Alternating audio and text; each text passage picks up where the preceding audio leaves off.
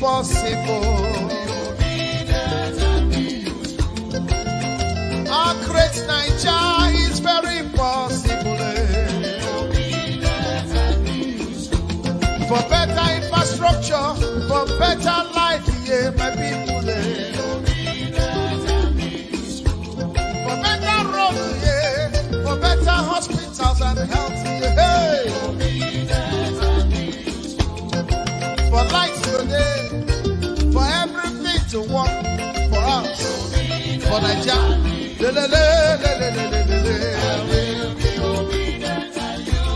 Yeah. No more hunger.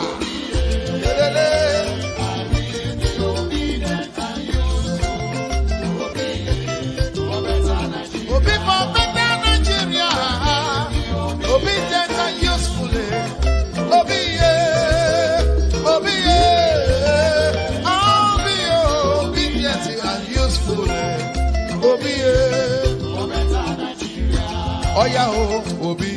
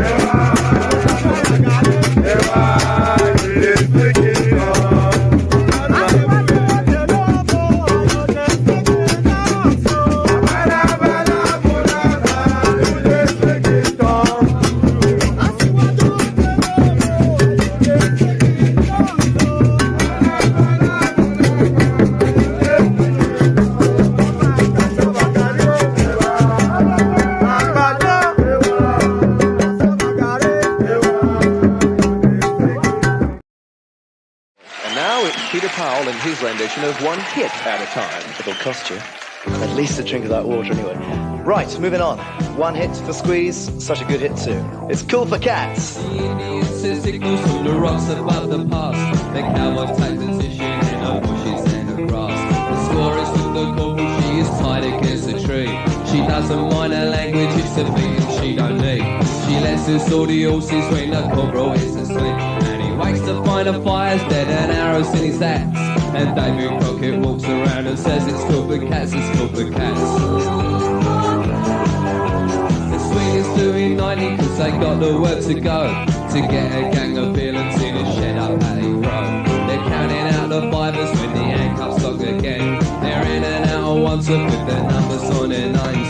It's funny how the missus, the wisdom's a blimmin' same. And meanwhile at the station there's a couple of likely lads who swear like as your father and they're very cool for cats, they're cool for cats. To change the mood a little, I've been posing down a pub. Not seeing my reflection, I'm looking slightly rough. I fancy this, I fancy that, I wanna be so flash. I'll give a little muscle and I'll spend a little cash. But all I get is bitter and a nasty little rash. And by the time I'm sober I've forgotten what I've had. And everybody tells me it's cool to be a cat, it's cool to be a cat.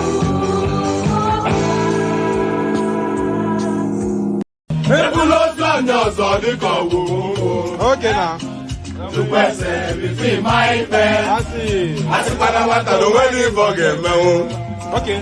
ọgbanyelu gị fim ikiri anya mama m si na nwa m etogo kwa maka na nwa m jelu mba o wee bute ike ọganilu na-ebute ilo nwanne m ọtaga nwanne ya dịka akwa ya jọkwa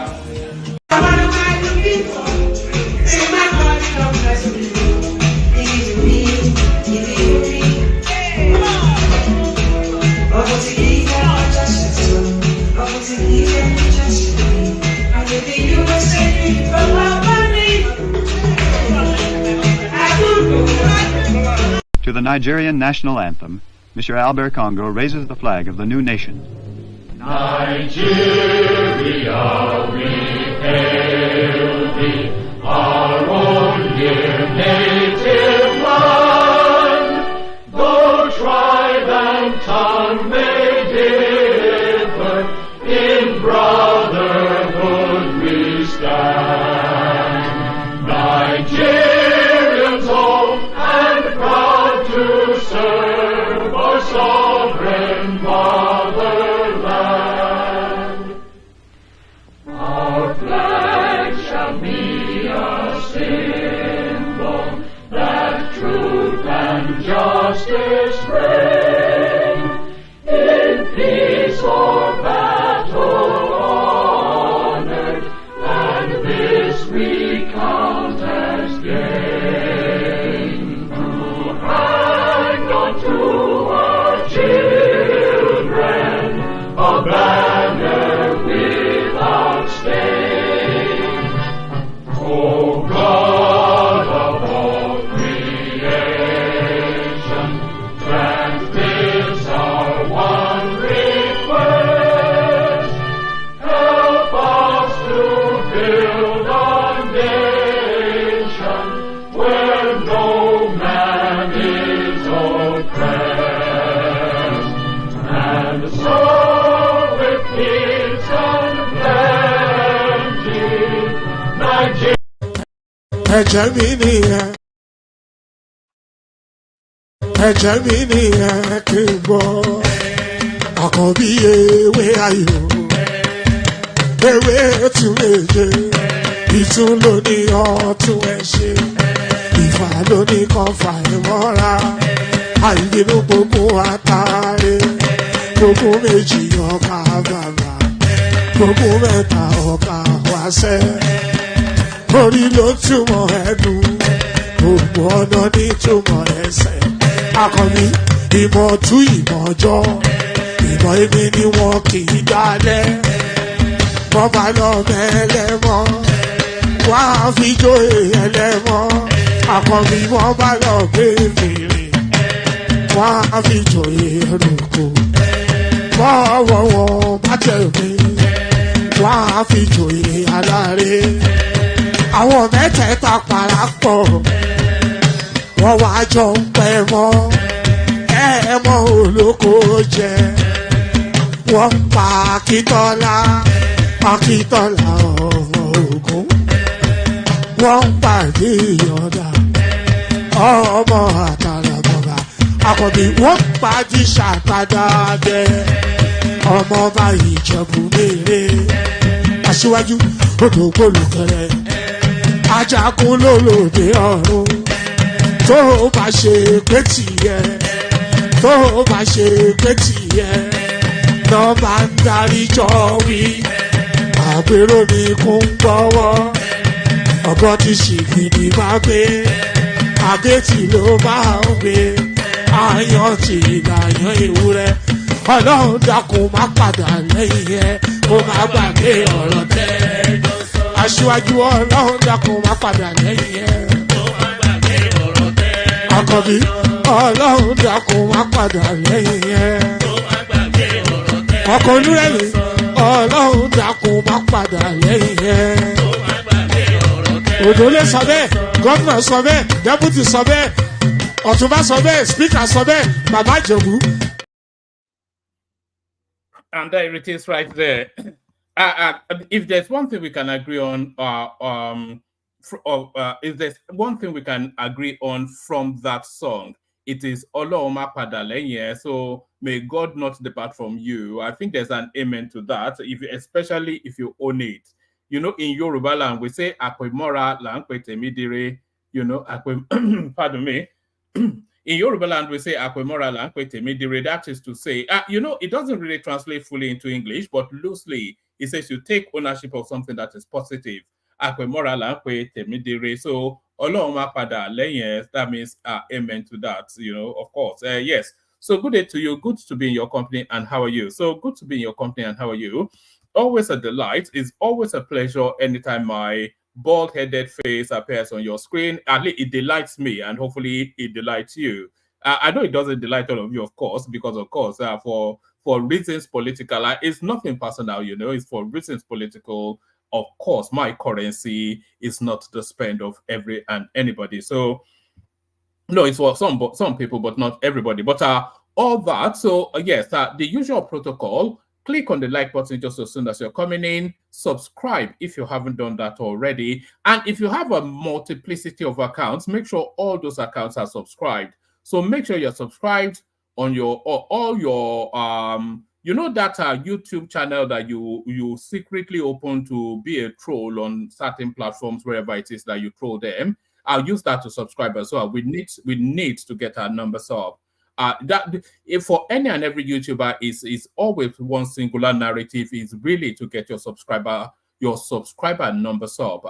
We're no different, so we're always in the chase for new converts. So you'll be a new convert or be converted multiple times if you have multiple accounts. So the curious thing is somebody like Pansat is an example. He has about 20 accounts and is subscribed with all of them. So be that sort of person.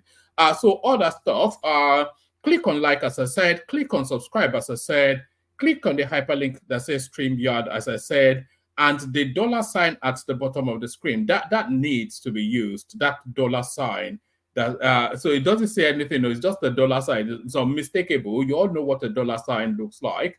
That $sign invites you to super chat to the stream. So click on it, and then they will pop up a pop-up window, and then use that pop-up window then to not liberally but generously just launch at the stream. So do that. Click on like, click on subscribe, click on the hyperlink that says StreamYard, and the $sign at the bottom of the screen. Use that to super chat to the stream. Consistently, we want a minimum of 5 super chats, but not derisory amounts. So not some annoyance of a $2 super chat. Don't do that. Just don't do it at all if you're going to do that.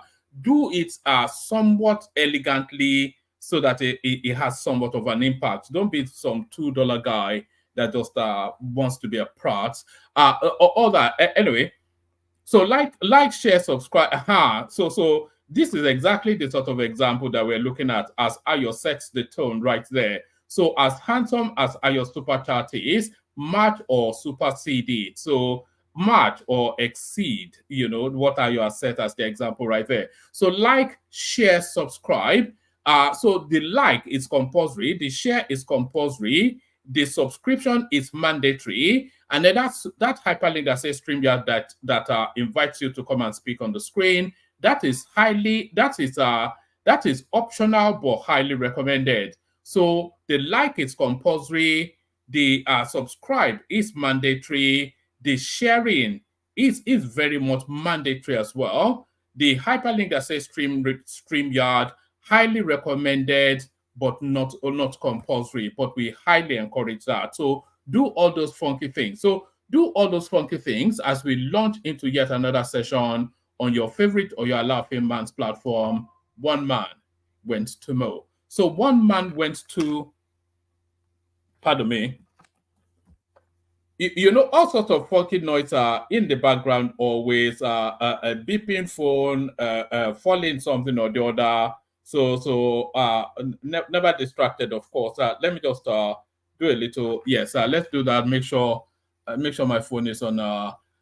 You know what I usually do? When I'm streaming, I turn down the volume of my phone. But then when I finish streaming, I forget to turn it back up. So next time I pick it up, it's just a series of missed calls. So that's just that's just some of the background stuff. So all that.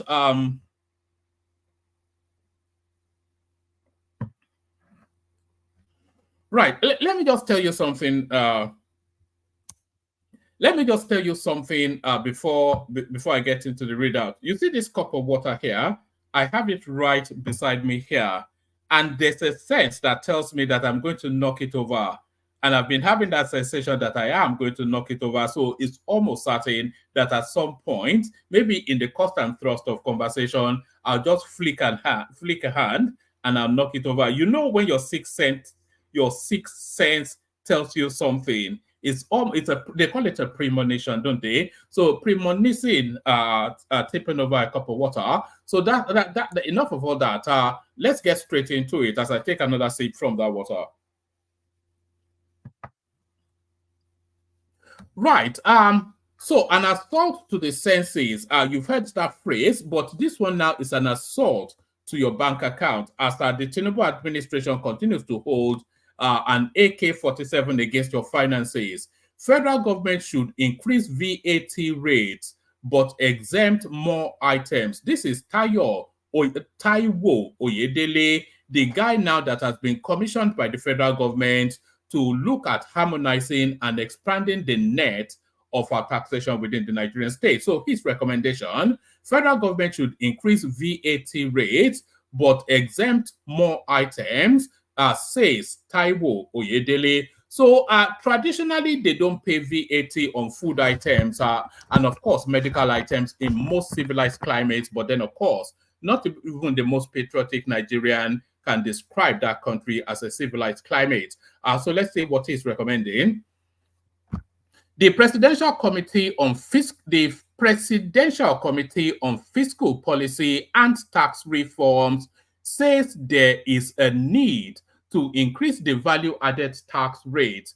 Taiwo Oyedele, chairman of the committee, spoke on Monday whilst disclosing that the VAT revenue sharing formula should be reviewed. So let me just pause here for a moment because this recommendation here addresses one of the long-standing controversies within the Nigerian space. Let's take it from the top again to land on that highlighted paragraph. The Presidential Committee on Fiscal Policy and Tax Reforms says there is a need to increase the value-added tax rates. Taiwo Oyedele, chairman of the committee, spoke on Monday whilst disclosing that the VAT revenue sharing formula should be reviewed. So the VAT revenue sharing formula should be reviewed. You all know where the argument is. You cannot have a bottle of beer in Kano before you wouldn't even have popped open the cap of that bottle before the Ishba police come and take that bottle of beer off your hands and smash it on your head. So we all know that alcohol is banned in the vast swathe, especially of the conservative North. They don't allow alcohol, but the VAT that is charged on alcohol products, they are not averse to that. So you cannot ban one item as being haram in your territory, but happily stretch out your hand like Oliver Twist when the VAT collected from that particular item is being shared. And I think that is the space that Taiwo Oyedele is speaking to. The Presidential Committee on Fiscal Policy and Tax Reforms says there is a need to increase the value-added tax rate. Taiwo Oyedele, chairman of the committee, spoke on Monday whilst disclosing that the VAT revenue sharing formula would be reviewed. Not even should, but would be reviewed. He spoke at a policy exposure and impact assessment session organized by the committee. Nigeria's VAT rate is currently 7.5%. Oyedele also said the committee has proposed reviewing state and local government share of VAT revenue to 90%. According to Section 40 of the VAT Act, the federal government gets 15% of the tax revenue, states share 50%, and local government share the balance of 35%. However, Oyedele said the committee is recommending reducing the federal government share from 15 to 10%. We are proposing, but what is the rationale behind that? I was expecting actually a more elegant review. The space that really needs to be addressed, of course, is that VAT on alcohol, and if the northern states should have any entitlement to that. Oyedele also said the committee has proposed reviewing state and local government share of VAT revenue to 90%. According to Section 40 of the VAT Act, the federal government gets 15% of the tax revenue, states share 50%, and local government share the balance of 35%. However, Oyedele said the committee is recommending reducing the federal government share from 15% to 10%. We are proposing that the federal government's portion should be reduced from 15% to 10%. So I guess that everybody is going to concur with that, of course. Nobody is averse to the federal government getting less. All the approval for this will go in very quickly.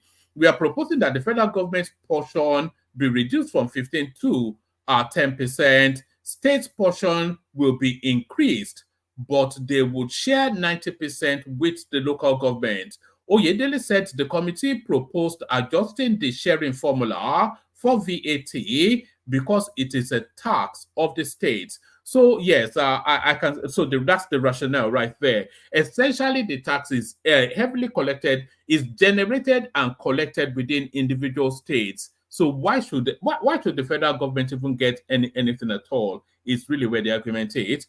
In 1986, we had sales tax collected by the states. The military came up with the VAT in 1993 and stopped sales tax. So they said it would collect. So they said it would collect VAT and return 15% as cost of collection, and that is the 50% charged to that. Let's do that. I'll do that entirely all over again.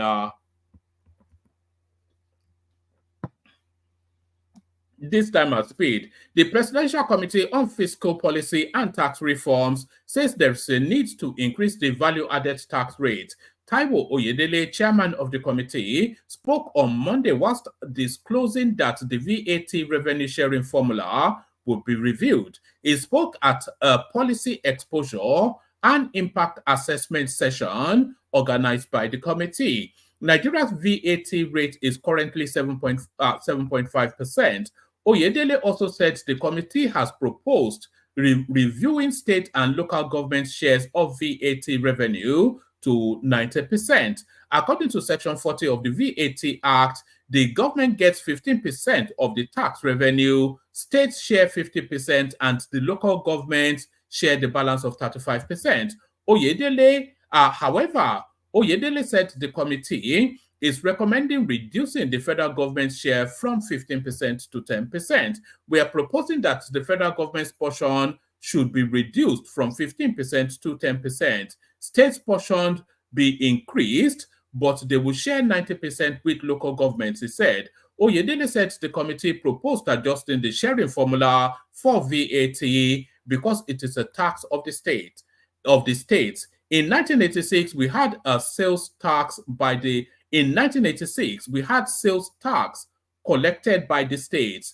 The military came up with the VAT in 1993 and stopped sales tax, so they said it would collect VAT and return 15% as cost of collection, and that is the 15% charge today, but we think it is too much. So that essentially is what that means.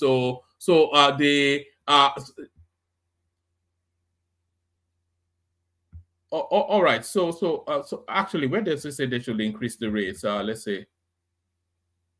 The tax expert added that the burden of VAT should be on the ultimate consumer. So we must make it transparent and neutral, and this is what over 100 countries where they have VAT are doing. Nigeria's economy is more than 50% in services, and if I just stop at this, many states will be broke because VAT collection will go down by more than 50%. So where is it proposing that they increase the rate? So we therefore need to adjust the VAT rate upwards. We should ensure that it doesn't affect businesses. The only thing is to look at basic consumption from food, education, medical services, and accommodation will carry 0% VAT. So for the poor and small businesses, no VAT. So essentially, he's looking to increase the VAT. So we leave that there. So that's somewhat convoluted.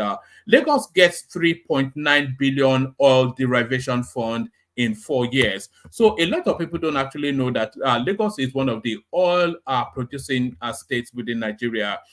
Lagos state government said on Wednesday, May the 8th, that it has received a total of 3.9 billion naira as its share of the 13% derivation fund since becoming an oil producing state in 2013. According to the government, production has been hampered due to challenges faced by the company managing its exploration.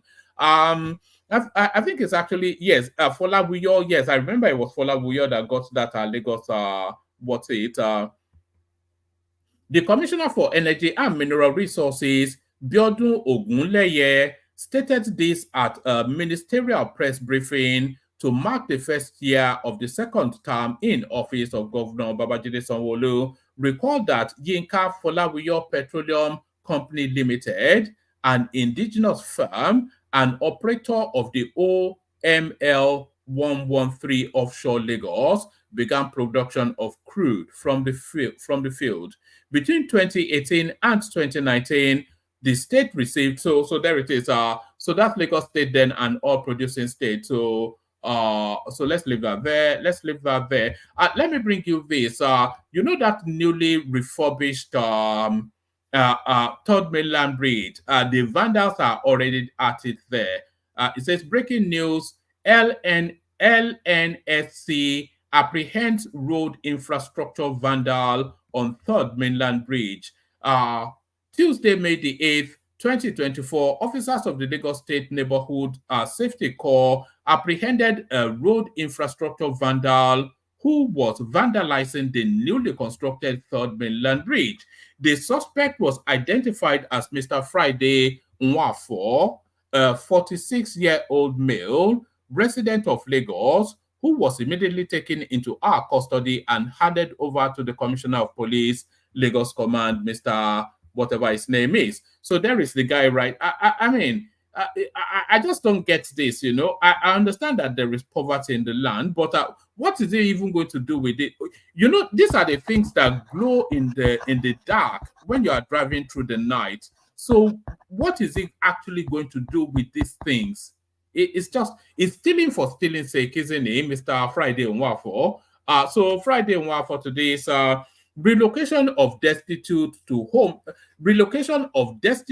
home states will continue. So this is Lagos State government doubling down on that controversial move that they made a few days ago. A few paragraphs from this: Lagos State government has maintained that the relocation of destitutes from the state to their respective states of origin will continue as part of measures to free Lagos of visible security risks, amongst others. Though the state government confirmed that it relocated some people to Osun and other states on their request to be helped back home. You know, there are vagrancy laws in Lagos, by the way. I don't think a lot of people are aware of that. There are vagrancy laws in Lagos.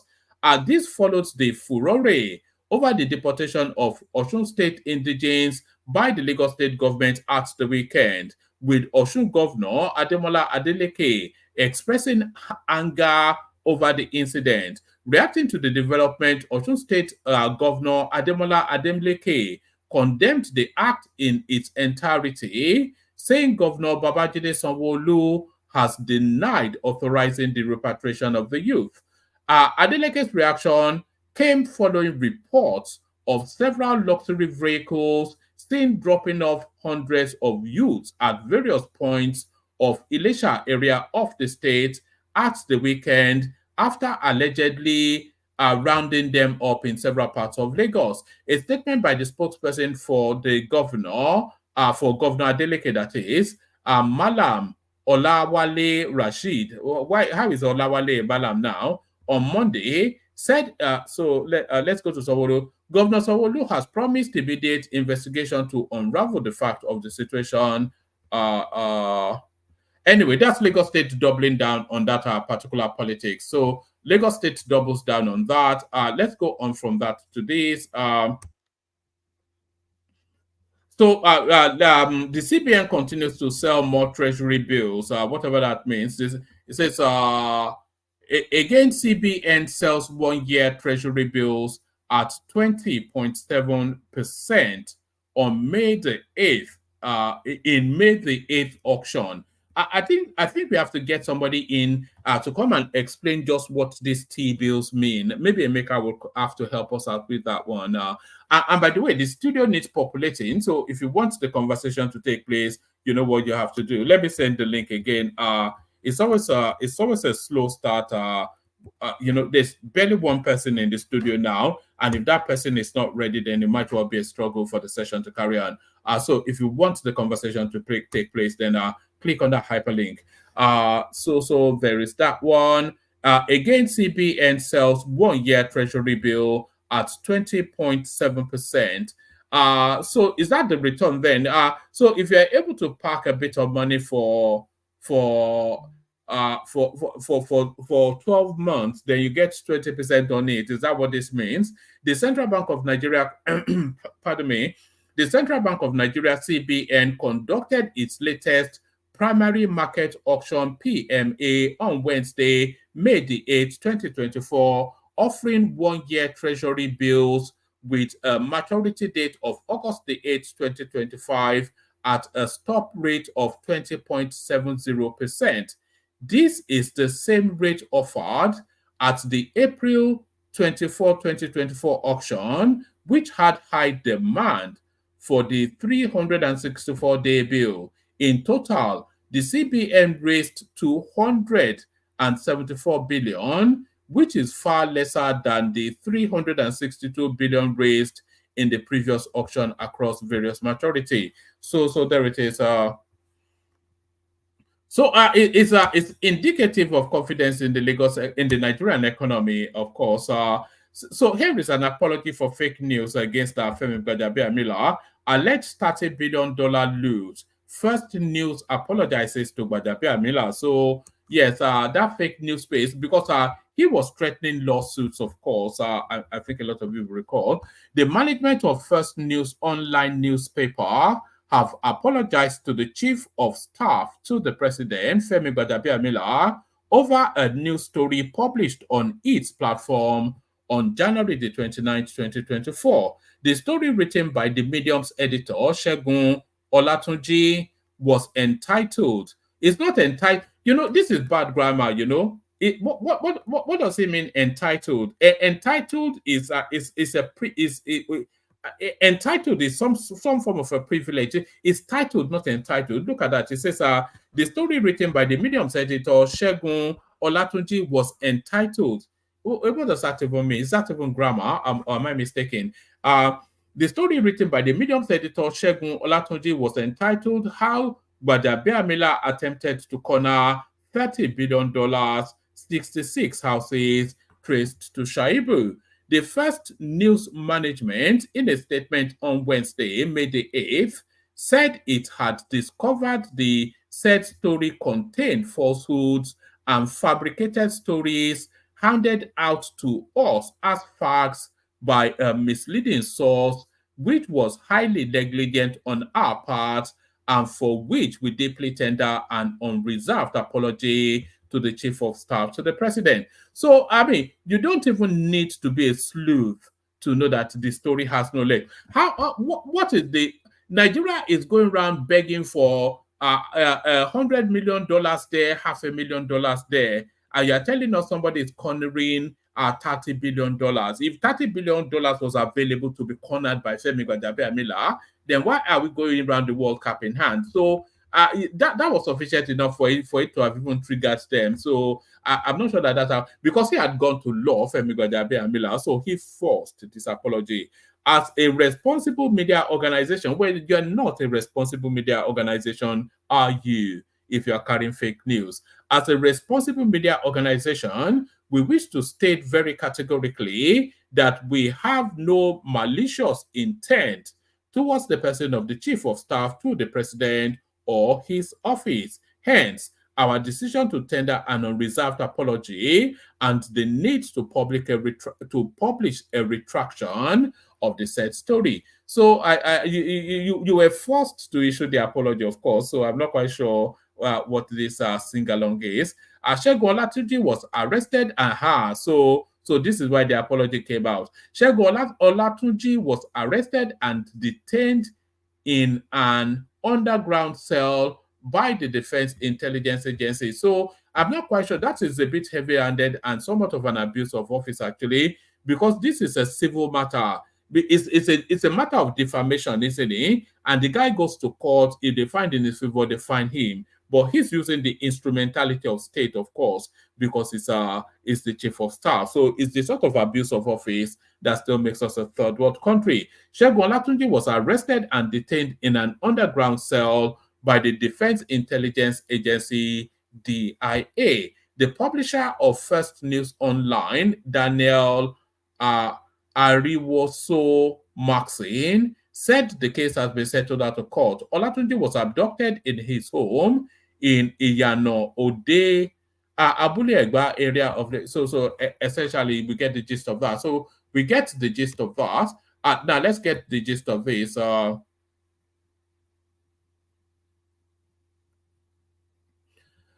Let's get the gist of this. EFCC to arraign Sirika daughter over fresh 2.7 billion naira contract scam. So this guy, if there's one person that's set for jail, it is. And by the way, we should be saying more of the super chat. So let them stream in. We only saw Ayo.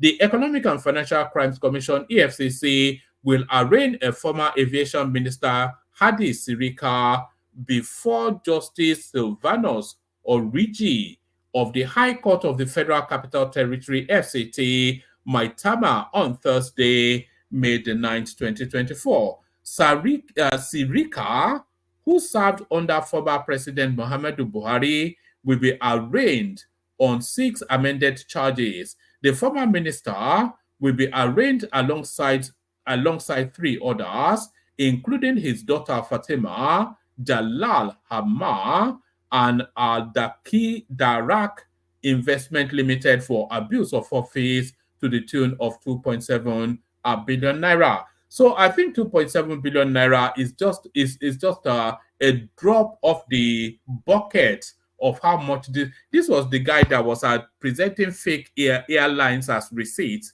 So we are not talking about $2.7 billion. So naira, we are probably more talking about $2.7 billion.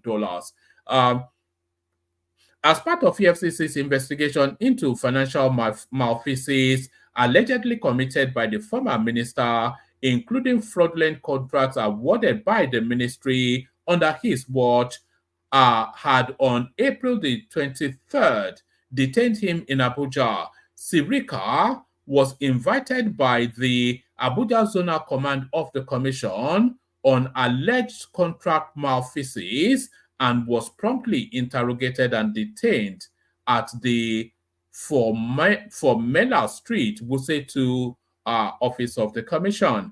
The former minister Sirika was invited for questioning by investigators handling the alleged contract fraud under his watch in the ministry. He honored the invitation and has been detained as I am talking with you now. An EFCC source said on the condition of anonymity. The source also said that EFCC had been investigating the alleged contract fraud while the minister was in office, and he had even met with investigators before he was detained. So it's an open and short case against this Sirika. He's as criminal as they come. So that whole controversy yesterday has been suspended. I think somebody dropped that in yesterday's session anyway. Suspend charges on deposits till September. CBN orders banks. So that is that, what's it called? Cybersecurity levy that they were talking about. Relocation of destitutes to home states will continue. Lagos State, I think we've already covered that. Let's go on from that to this. Yes, we've covered Sirika as well. Last one. So now, a lot of people sent this storyline in, but I'm not aware of the backdrop. So that's why I've not yet brought it forward. But so many people have sent it in. Let me just present the headline anyway. And if anybody knows the backdrop to this, then we can expand conversations around it. And by the way, nobody in the studio just yet. So if you want the session to take place, then click on the hyperlink that says StreamYard. Nigerian police detained serial scammer Fred Ajudua in Abuja over forgery land fraud. So this is the character who apparently is a serial criminal. Just 3 paragraphs of this. The Nigerian police force has arrested and detained a suspected serial fraudster, Fred Ajudawu, in the Federal Capital Territory, Abuja, for land fraud and forgery. Correspondents learned from police sources on Friday that Ajudawu has been arrested and detained in Abuja for 3 days now. The lawyer is known as one of the pioneers of advanced fee fraud 419, who reportedly scammed several people in his own state of Delta State.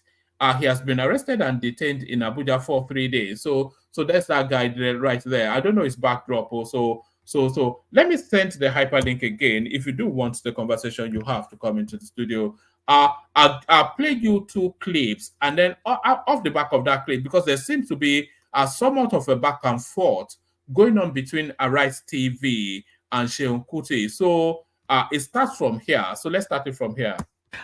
He also talked about, the moment Leila questioned David Umahi and said that she disrespected the minister. Yeah. I mean, Sheun, go ahead. All right. Okay, so I'm going to just concentrate on Sheun's tirade, on which he launched on, his social media platform. And I was quite disappointed. I think that's a very mild word to use to describe my thoughts towards that video. A few things I'd like to address in what he said. Going to your first point around him saying that the coastal, once it's built, will now be affordable. I hope he knows that there are plans to toll that road. So there would be money taken from people to because they're going to recoup the investment that they put on that road. So I hope he's aware of that. The second aspect is that if the government, sometimes we allude to the private sector, the responsibility of government.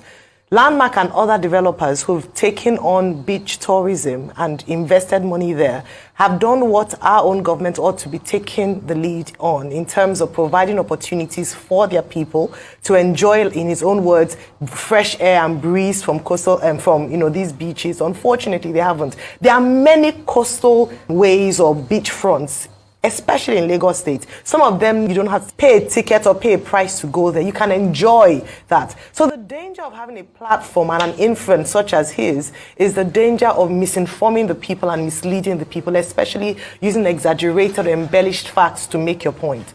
Then I'd like to go to what he said with regards to the encounter between Leila, Arise journalist Leila Johnson Salami, who has been praised from different quarters as to her professionalism as a journalist in asking questions to the Minister of Works, Mr. David Umahi. First of all is that the journalists, the media in Nigeria have a responsibility backed by the Constitution to hold government to account. So she was doing her job.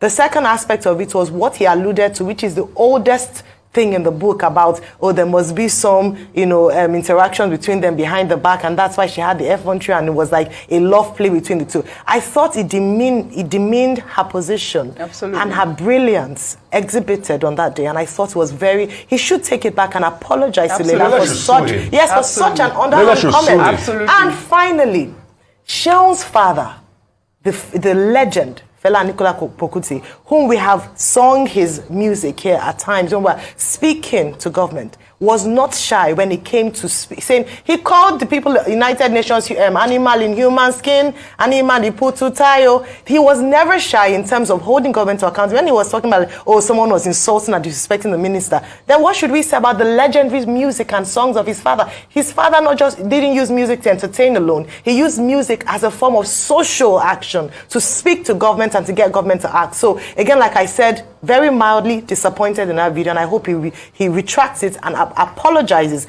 not just to the Nigerian people whom he has misinformed, but also to Leila, who was doing her job. To our Leila Johnson Salami.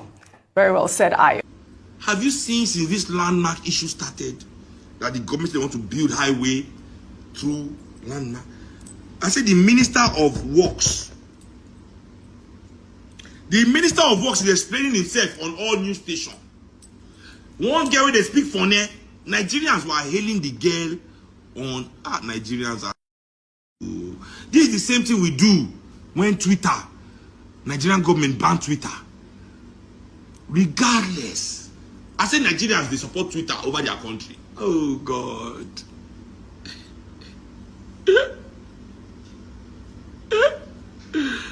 Nigerians, they support Twitter. Won't get the disrespect our minister. The minister God deserve disrespect. So what you consider, what you want to talk? When you don't go toast that girl, I sure see that man don't toast that girl before. What was happening there was a kind of maybe I toast you, they do idea. I don't want you to talk. And you will hear what I'm saying. I don't hear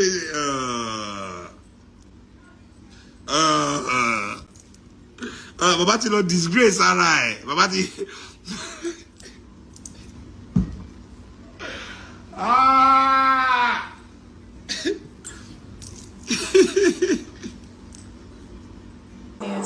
You mentioned the ESIA is currently being carried out by... Sister, I was raised in the village. Me, I'm not here for me. Well, sorry. So try to speak. I can't help the way I speak. You mentioned that the ESIA was being carried out at the moment. The EIA Act of 1992... I need interpreter. Well, you have enough people next to you. The EIA Act of 1992 states that an EIA must be approved by the Federal Ministry of Environment before the commencement of any project. No, unless an exemption has been given. It's not done so. There is preliminary approval. There is final approval. Okay, so that's the precursor to what went on. So that was Leila, something or the other, Salami, Johnson Salami, apparently her name is. The minister was accusing her of affecting somewhat of an accent, putting on an accent, which we call phone within the Nigerian space. So it was somewhat teasing her that I know they understand what they talk, but I think that was just gentle banter on behalf of on the part rather of the minister. That was just gentle banter because Dave Umahi, for all of I am from the village that is saying. It's my expectation that all of his children would have been internationally educated.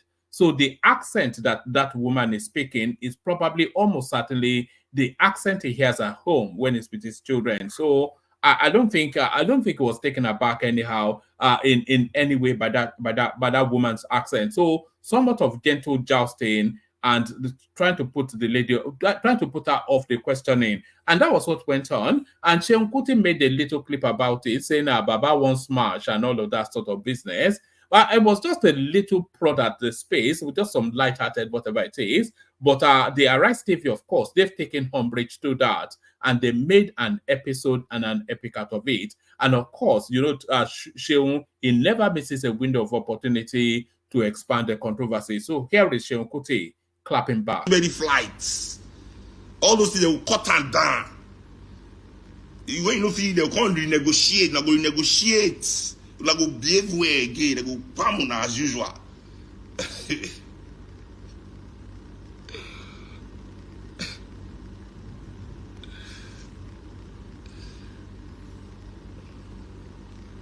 They say they are disappointed in me, Ruben Abati and in clowns.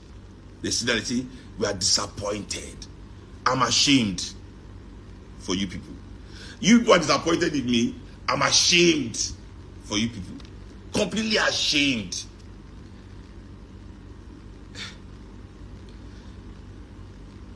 completely ashamed. So keep your disappointment in me. You know, but as a Nigerian, I look at the journalism, Arise TV News, what the people are doing there, and I'm ashamed. Ruben Abati, when you were the spokesperson for President Jonathan, how many times did you shout down people that were trying to ask simple questions of the presidency? How many articles did you write defending the nonsense that Jonathan did in this country? How many articles? Not going to bring them outside. How many people did you talk? Tap. Is it you today that wants to talk about anything positive for Nigeria? You see, this is the problem. That nobody will look you in the face and tell you this. Now, because me, I'm a musician, it is unprofessional of me for you as a media person to call me, say, Shehu, come to the radio show. Me, I say, twa, come talk with you. That's why I'm sitting down close to somebody like you that has his hand directly involved in the destruction of this country. Will you sue me for that? Let's meet in court too. You are part of the people that destroyed this country. You destroyed journalism. I remember when you did for journalism for a Guardian early in the days. I know the kind of articles you wrote. So that I know you people's spirit. Pro people, union man, talking, government this, government that. The same you, as soon as they give you your share of the cake, your mouth change. Instantly, your mouth change. You started attacking the people. Supporting the same things you wrote articles upon articles against. A hypocrite. I'm ashamed. I'm ashamed. Now, nobody that is near. All right, so that's the back and forth between Arise TV and Shehu Kuti. It goes on for a bit longer, of course, because you know, of course, Shehu Kuti, in matters like that, is like a dog with a bone. He's never going to let it go. Remember, that guy is fast gaining a reputation as a controversial figure. He's still coming just fresh off the back of his back and forth with the ladyboy in Finland, Simon Epa. And now he's into it with the ladies. And when I say ladies, I exempt only Ruben Abati from that studio, the ladies on Arise TV. So that's Shehu Kuti just luxuriating in that. Let me give you one last readout. This has been requested by Money More. So I was going to try and avoid this because it goes to a space that will only really end in controversy. Section of the country believe drugs, scams, only gateway to riches. This is Senator Nala saying this. So just off the back of that headline, you already know where the storyline is likely to go. Section of the country believe drugs, scams, only gateway to riches. So Senator Nala making this rather controversial comments. Former lawmaker Senator Bala Ibn Nala has accused a section of the country of making it difficult for Nigerians to legitimately move around the world. So we already know, we know where he's speaking to, and we know who he's speaking about. Nala, who represented Kogi Obokebi. Former lawmaker Senator Bala Ibn Nala has accused a section of the country of making it difficult for Nigerians to legitimately move around the world. Nala, who represented Kebbi South Senatorial District for 16 years in the National Assembly, said the unnamed region of the country erroneously believed drugs and scams were the only gateways to riches. In a post on his Twitter handle on Wednesday, the former lawmaker said it was becoming increasingly difficult for Nigerians to legitimately move around the world because of the conduct of a few citizens, predominantly from a section of the country. He said, it is becoming increasingly difficult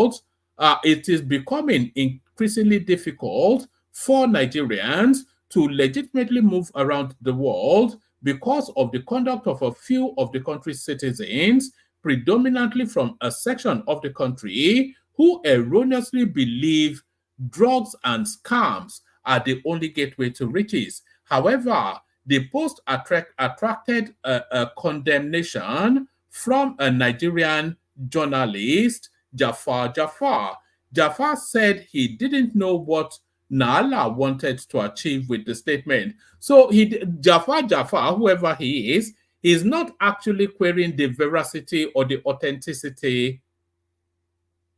Jafar is not actually is not querying the veracity of the authenticity of what's been alleged. It's just querying why the guy is choosing to express. It's an unspoken truth, isn't it, that we all know, but we don't really speak about.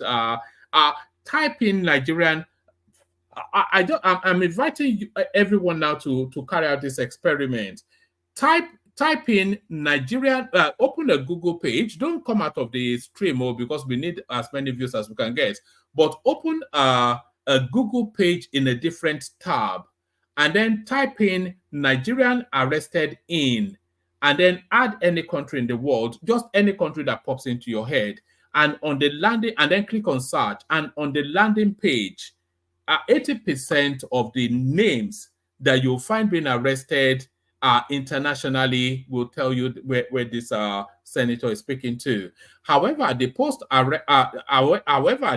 attracted a condemnation from a Nigerian journalist, Jafar.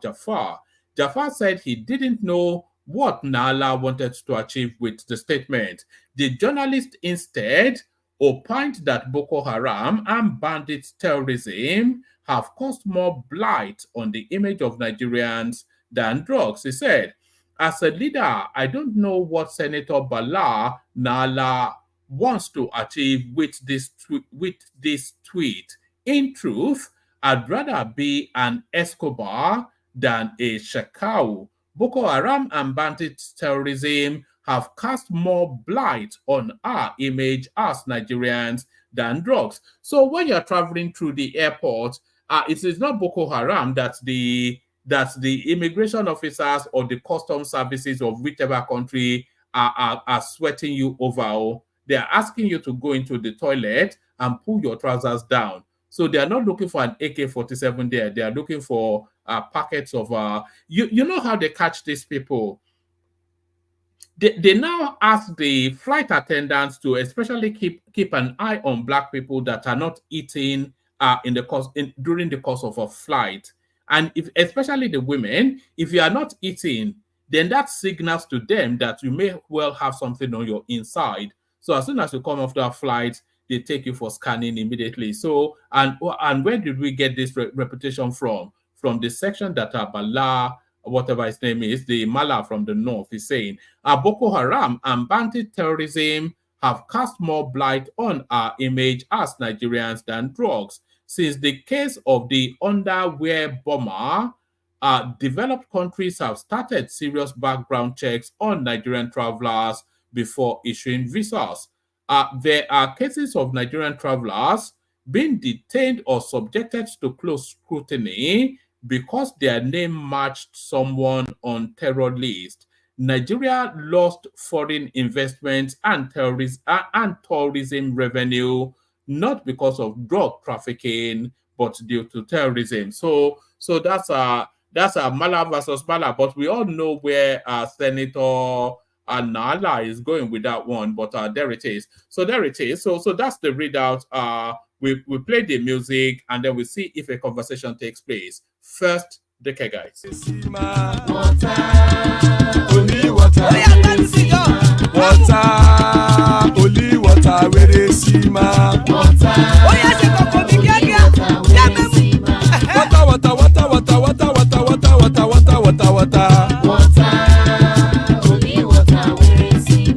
Hapa o naido. Hapa o naido. Hapa you don't come o. Hapa o naido. Hapa o naido.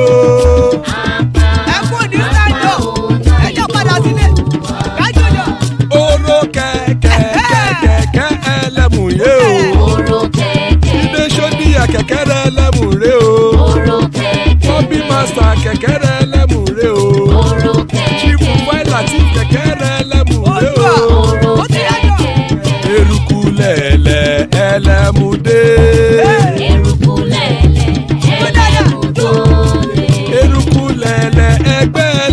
dodo jàre o. Eruku lẹ̀lẹ̀ Ghana ti dé ẹgbẹ́ bọ́dì o. Ọmọ ẹlẹ́yẹ ẹyẹ o ó dilé o. Odúyẹ̀lá ẹyẹ o ó dilé o. Petrosonana ẹyẹ o ó dilé o. Petrosodunke ẹyẹ rẹ̀ ó dilé o.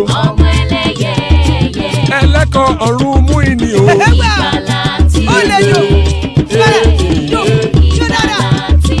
Àkùkọ ọ̀run mẹ́kọ̀.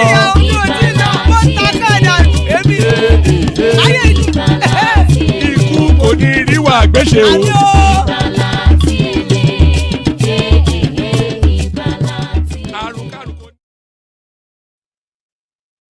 And there it is right there. Ikoko Niru Agbeshe, may death have nothing to do with us. So, amen to that on behalf of myself and you, my friends. Hassan joins us at the last minute. Hopefully his connection is good. Good to see you, Hassan. Hopefully we do see you. Ajanle Koko in the house as well. So we have somewhat of a conversation possibly taking place. Let's kick it off. Let's kick it off with Hassan. Hopefully the connection is good. Hassan.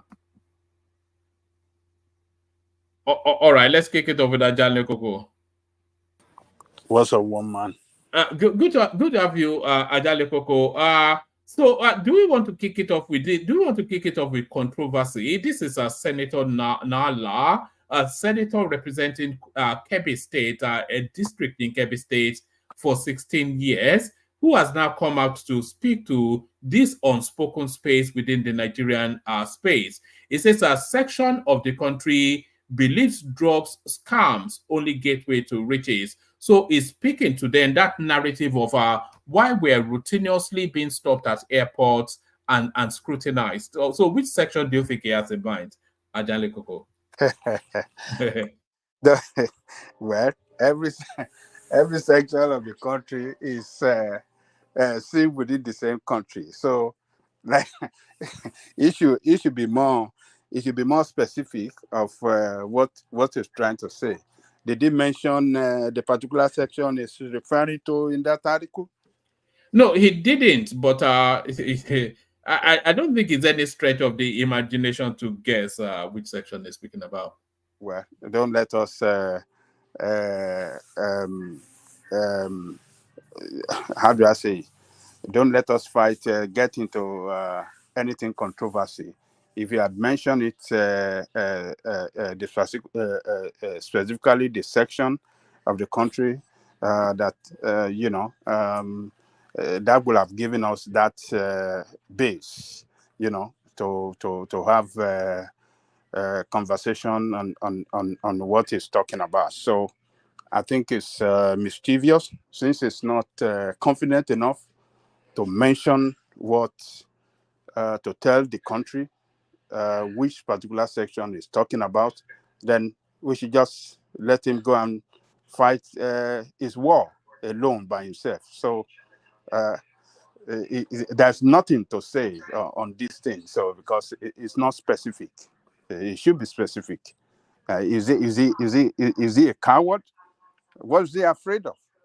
We are in the same country. If any section is doing anything wrong within the country, you should be able to say it. And mention, instances, facts, to back it up. Come up with facts to back it up. That is how, leaders, anybody that found himself in a position of leadership, should speak and not be perambulating or not specific of what he's talking about. So let us let his fight for him alone to fight. Don't let us get involved in this mischievousness, Can you hear me? Yes, perfectly. Nicely avoided, Ajanle Koko. So you dodged that bullet, Abi. Okay. Let me take you to this one. I'm not going to fight his war for him. Let him. Yes. But is that elephant in the room, isn't it, Ajanle Koko? We all know, but we are a bit reticent to go there as a conversation because of the sort of undertones. We all know now.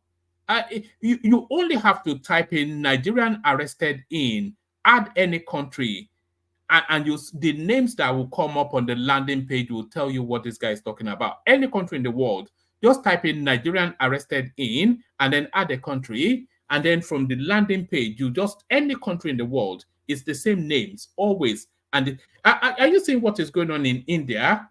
Are you seeing what is going on in India? You know, they are parading. Okay. Anyway, like I said, let's just leave it because we all know though, we all know where our bad reputation is coming out of. But let me. Yeah. I think yeah, you are right. So, but whoever, particularly him, we don't know the basis of his utterances and why he's saying this.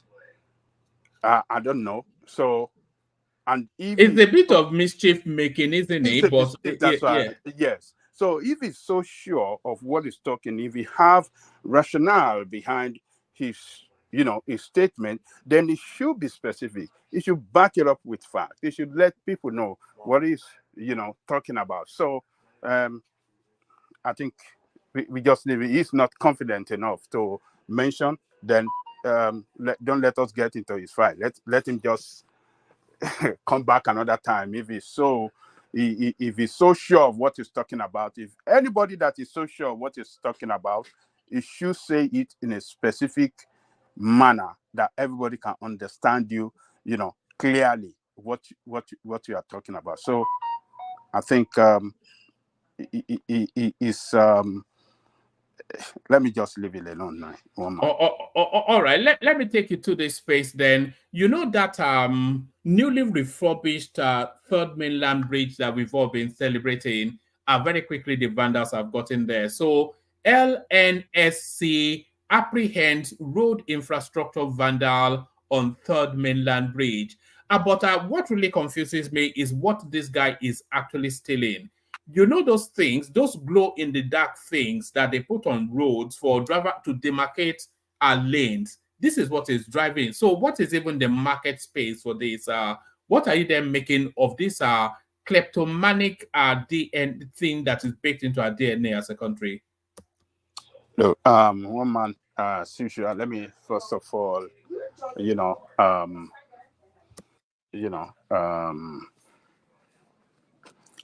say, greetings to our listeners around the world.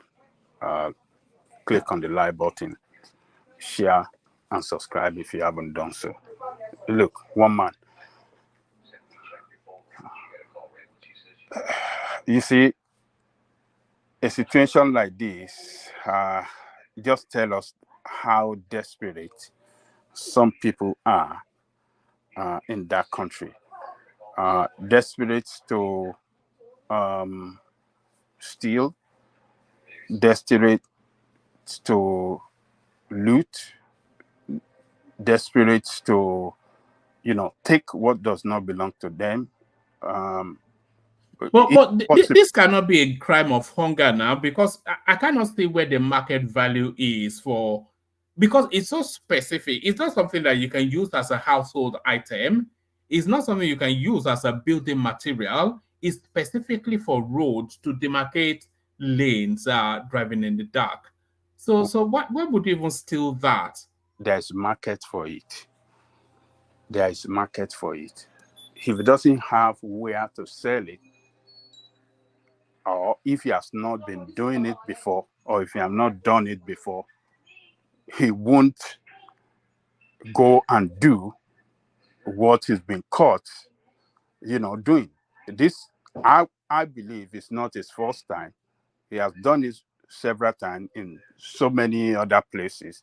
So it's just unlucky that they caught him doing this. So he have market, he have people buying it.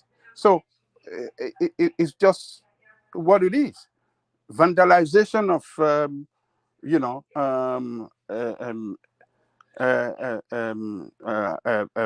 public asset everywhere. So it's all over the country. Even some people, this train track or this base beneath that train track, some people will take it out and go and sell it. That metal, that strong metal, they will take it out under that rail track. They will dug it out and, pull it. You know how long is that going to take? They will do it sometimes in the night. They will do it and go and sell it. There's market for it. There's market for it. So it's government has to be very, very firm, in the punishment that be meted out on this kind of people, because this is how do we describe this guy now? Is he a saboteur, or what can we call him? So that cannot be the term now. There's no sense of ownership of that country by the citizens of that country. There's no sense of patriotism. Why would they even steal? I mean, why would you steal that? And what risk are you putting motorists to when you do steal that? It's just, I just don't get it sometimes. I understand there's hunger in the land. I understand a lot of things, but I don't understand this. They're making money out of it. They look, even some of these, what do you call it? This aluminum roadside guard and the street light pole, they will cut it and go and sell. There's market. Those are the, aluminum stuff that they use it to build this, these big pots that, they sell in the market that is used for cooking of jollof rice and all those stuff. So it's all over the country. So what this is telling us is that building infrastructure is one thing. Securing that infrastructure to be there for a long time and to work for the interests of the people of that country is another. So when infrastructure is being built, the government must look for, what they should do to secure that infrastructure. I think it was a day before yesterday, I was thinking of that coastal road. I said, we're going to have a coastal road from Lagos to... What about securing this thing so that enemy of the state or terrorists or they will not go and vandalize this? I was thinking of this. I don't know how it just came on my head. I was just... I was reading about this thing, and I was reading on that Lagos Coastal Road, and it just popped up in my head that, what about the security for this thing? This is a long road project. What of the security of it? This is a country that is being ravaged by insecurity. Can they secure this thing? I think the government should look into this. When they are building infrastructure, that infrastructure must be secured as well. What can they do to secure it? That is very, very important. So this guy, because I don't think it's the first time of doing it, he has done it several times, and that's why you look at this new this new thing that's been put in place, and he said, "Oh, there's a market for it. This a quality stuff that they put on the ground. Let me go and take it out and go and say there's market for it. They will buy it. Anything goes. Nigeria is anything goes. Anything that your hand lay on, they will. Some people are somewhere in a marketplace that are ready to buy it. Because we have several countries around us where this thing can be taken. If you can't sell it in Nigeria, they can take it to Republic of Benin or take it to Niger or any other country around us. It will be sold.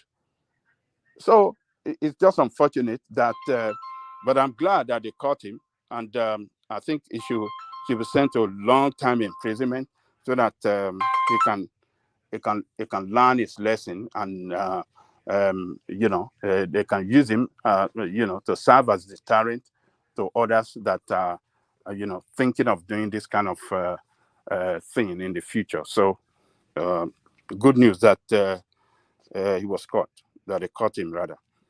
All right, Brendan. To the headline on the screen, EFCC to arraign Sirika daughter over fresh 2.7 billion naira contract scam. So yes, if there was anybody that is a low-hanging fruit, isn't it, Sirika? Because he's told without any sophistication or anything. So if there was ever a low-hanging corruption fruit to be picked, it was Sirika. So no surprises that they are arraigning him, but 2.7 billion naira is not even the beginnings of what this guy would have stolen. Look, let me tell you, one man. We want to see it happen. These people that have looted the resources of the state,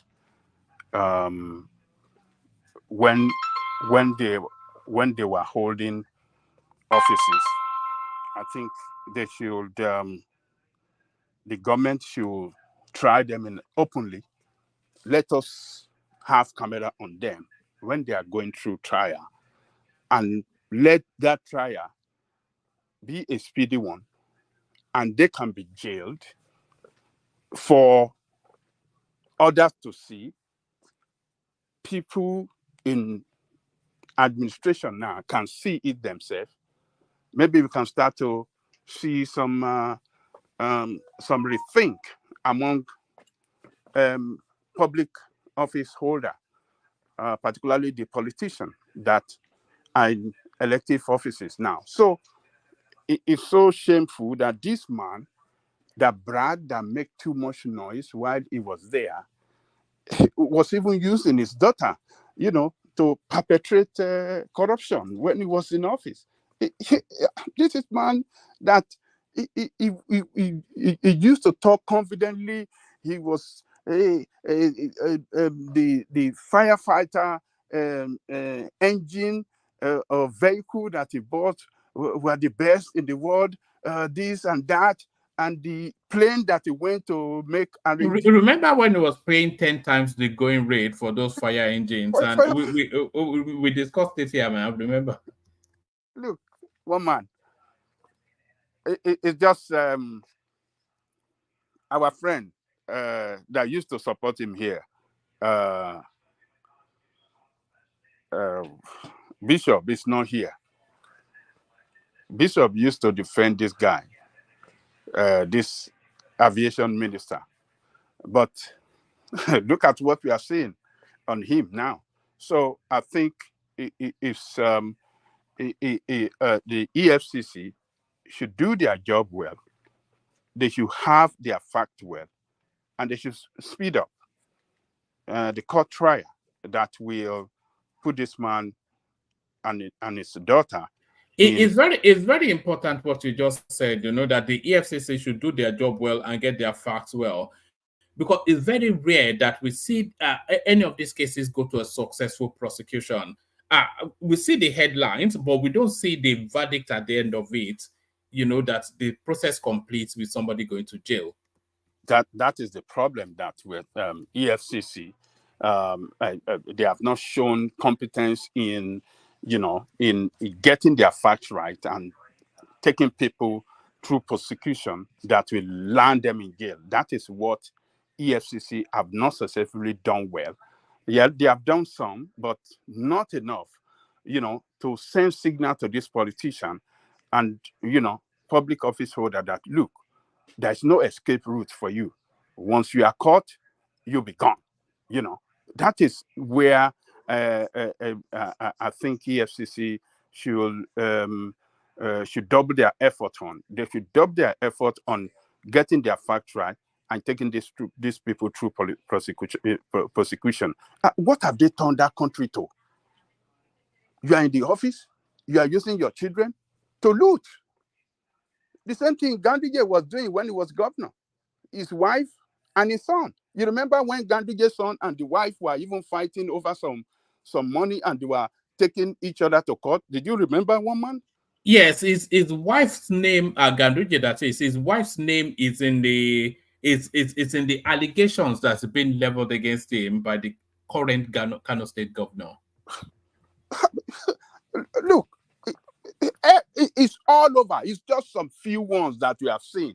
But if they have to search well on these people, investigate these people, you will see that their family are involved in their corrupt practices. Family, close family, wife, children. It is just shameful. So, but well, it's this is coming out more to tell us that that man, when he was serving as aviation minister, the worst aviation minister ever in the history of the country. And why I call him the worst aviation minister, he was the one that should have make it possible, supported, use his offices, to support and to project and promote our aviation industry, particularly. I mean, we can contrast him against Festus Keyamo, so that is how to do it and how not to do it. Look how quickly Festus Keyamo got a earpiece slot in the UK. Something that this guy couldn't do. Instead, he was going to Ethiopia to paint aeroplanes. Oh God! For 8 years, 8 years, we achieved nothing in that sector. Nothing. Everything was going down. Look at just few months that this guy came in, Keyamo, just like you said. Look at few months, we started seeing hope. We started hoping for better aviation industry. Nigeria started, World Peace started flying to London. Now they're about to start flying to America, to some other countries in America. Look, it is not difficult to govern well, one man. It is not a difficult thing. It is just these people that are highly corrupt, that always looking for what they are going to make out of everything that they want to do.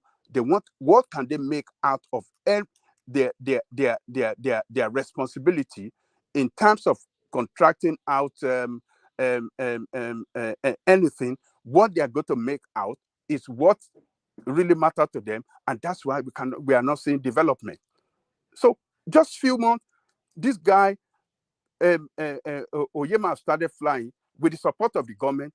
Few months, he has started buying. He has ordered for more plane, so that he can, get prepared for more international flight.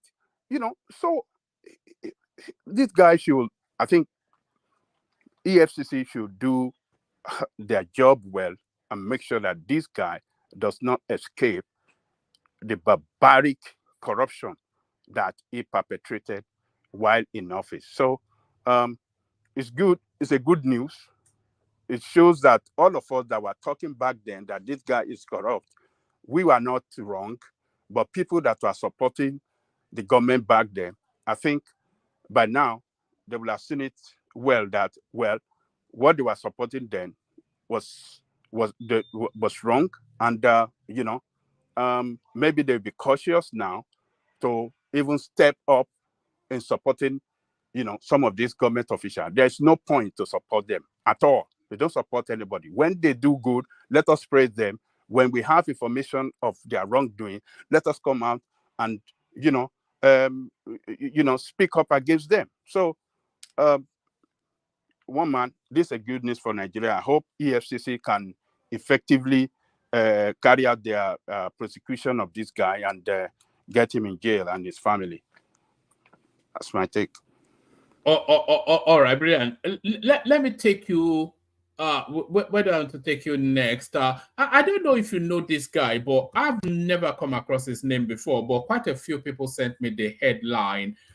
It's a guy called Fred Ajudua. Do you know that name? Ajudua. Apparently, is the okay, the drug guy now. Yes, it's the original 419. He created the industry space. Finally in police custody. Over forgery,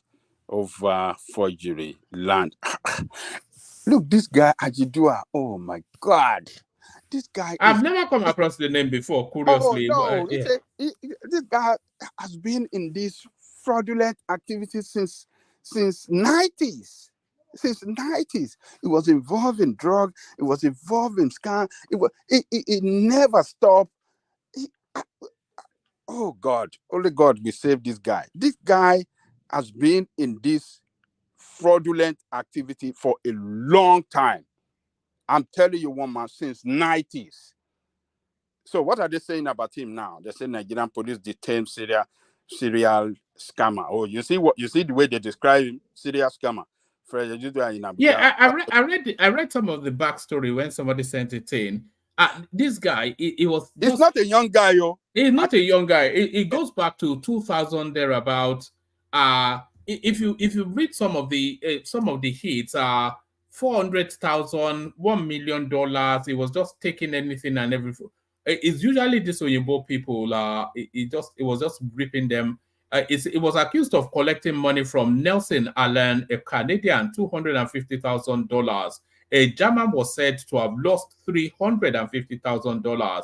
He was said to have defrauded 2 Dutch nationals of more than $1.69 million. He was defrauded some German aristocrats, and he settled at a court with that. And on and on and on. Guns. Fred Ajua confessed in the audio that he had over 30 AK-47 rifles and other weapons. So this is a big-time criminal. Oh, yeah. I think with his age, it looked like this guy will spend the rest of his life in jail. He's been in and out of jail in the past. He was a drug baron in the 90s. It was in several other fraudulent activities. I don't know why this guy never stopped this thing. Well, maybe these have, activities that he has done in the past, several years back. Maybe they just discovered all these things against him now. I'm not sure if these are recent. It might be, but if this guy with his age is involving in this kind of thing, it just show that it looks like he will be in his early 60s thereabout. Just from his backdrop, from the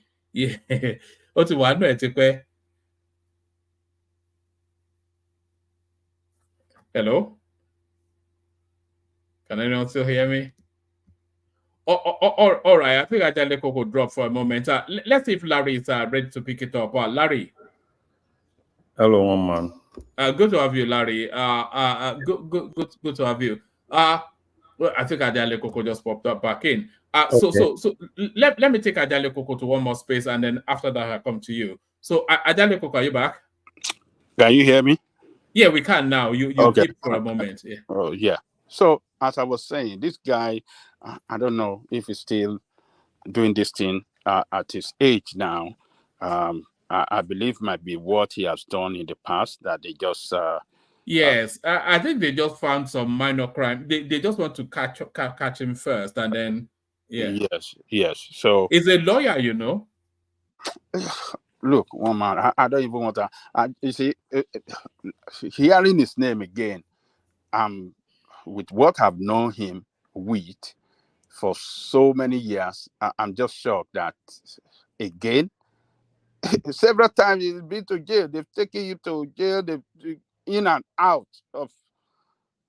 Well, let's see what they're gonna do with him this time. But he has a way of going, and he will come out again, winning the cases and stuff like that. But he is known to be a fraudulent guy, a scammer. It never do good in any business. It's just shady business. This is what this guy is known for. So, but let's see what's going to happen to him. Let's keep watching and monitoring that space. All right. Let me take you to one more space, Ajanle Koko, and then I'll go on from you to Larry. relocation of destitutes to home states will continue. So this is Lagos State doubling down on what they did to the supposed Osun indigenes. I'm not quite sure how they established that they are from Osun State, but they are doubling down on that. Because there is vagrancy laws and laws against destitution in all of the statute books up and down the country. So they have legal footing to do this. Adeleke complaining quite heavily that why have you come and dumped these people on me? But what are you making then of this now clean the streets stance that Lagos State has adopted? Well, I think Lagos State have responsibility. They have responsibility rather to clear up destitute out of the street of Lagos. People that are homeless, hanging under the bridge, sleeping under the bridge, or that doesn't have a particular location where they live. I think they don't. What are they doing on the street? Why should they want to be? Why do they want to loiter around? In the night, no particular place to sleep. So, because we are in a very, very dangerous. We are going through a very you see, bad situation. There are too many unrecognizable and unrelatable two faces in Lagos. You just walk on the streets of Lagos sometimes, and you look at some faces, and you don't feel a connect. They don't look like you. The physiology of the Nigerian is quite unique, and I'm not even talking about. They don't just look like they belong anywhere. Their language, their demeanor, it just doesn't fit in. Sleeping under the bridge and all, it's just. I'm not. I agree. Let me just be honest. I agree that they should clean those streets and get rid of these people. Look, I'm on board with you. They should clean them out. If possible, if Lagos State can set up a government agency that be very effective in carrying out this responsibility, I think I will go for it. They should take people that doesn't have a place to live out of the street of Lagos. Because look, one man, from all over the country, people are moving into Lagos. People from outside the country, people from Niger, people from Chad, all these failed states that are around us, they move into our country through the north, and they boom, they enter the truck, moving down. Some with dangerous weapons. And it's all those children that are. It's almost like being in Kano Central, the Babiala that you now get in Lagos. It's almost like being in Kano Central or something. They should clear them out. They don't have no. I mean, all these beggars with children all over the place, loitering the streets, and I mean, they should just take them to where they belong, and let there be space. Let there be peace on the street of Lagos. Already, Lagos is congested, over-congested. And additionally, they don't know conduct. That's more the thing. They don't know. A good example is that guy that is removing street road markings from a newly expensively refurbished bridge. They don't know behavior. They don't know conduct. They don't know the landscape. They don't know the language. They don't know anything. They come with the barbarism that is the norm wherever it is that they are coming from. And I don't want to use the infestation. I don't want to use the word infestation, but there's no other word than to say to come and infest Lagos. Just send them back to Kepi or wherever it is that they come from. I agree with you. They should pick them up, take them to their state, get their governors involved. We have all these people on our street. We have 500 of them from your state, and we are bringing them by buses to deliver them to you. I would not say they should be maltreated. They should not. They should No, they should be maltreated. In fact, you know what they do in the UK. You know that the UK is actually deporting people from this country to Rwanda.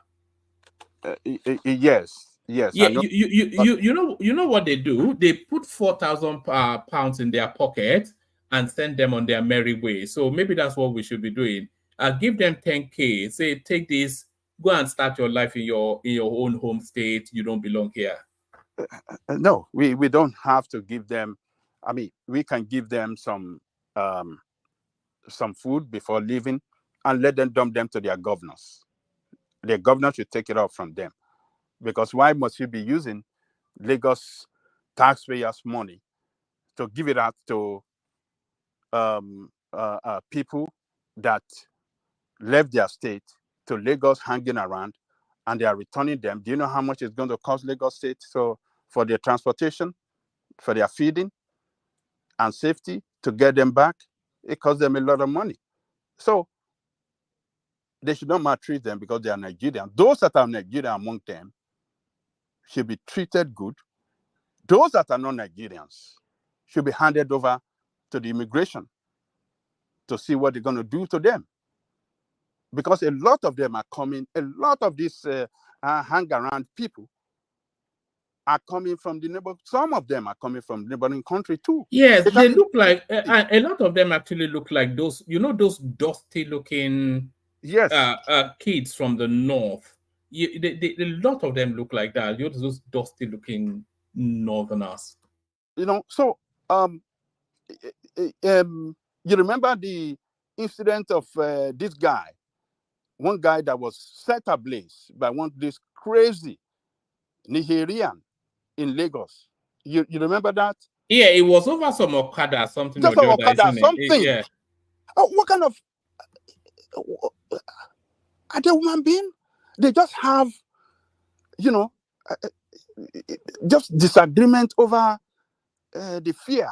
Maybe you're supposed to pay him 100 naira or 2,000 naira, and he said no, it is 1,005, and then boom, before you know, you just spill some petrol on him and light him up, set him ablaze, and kill that guy there.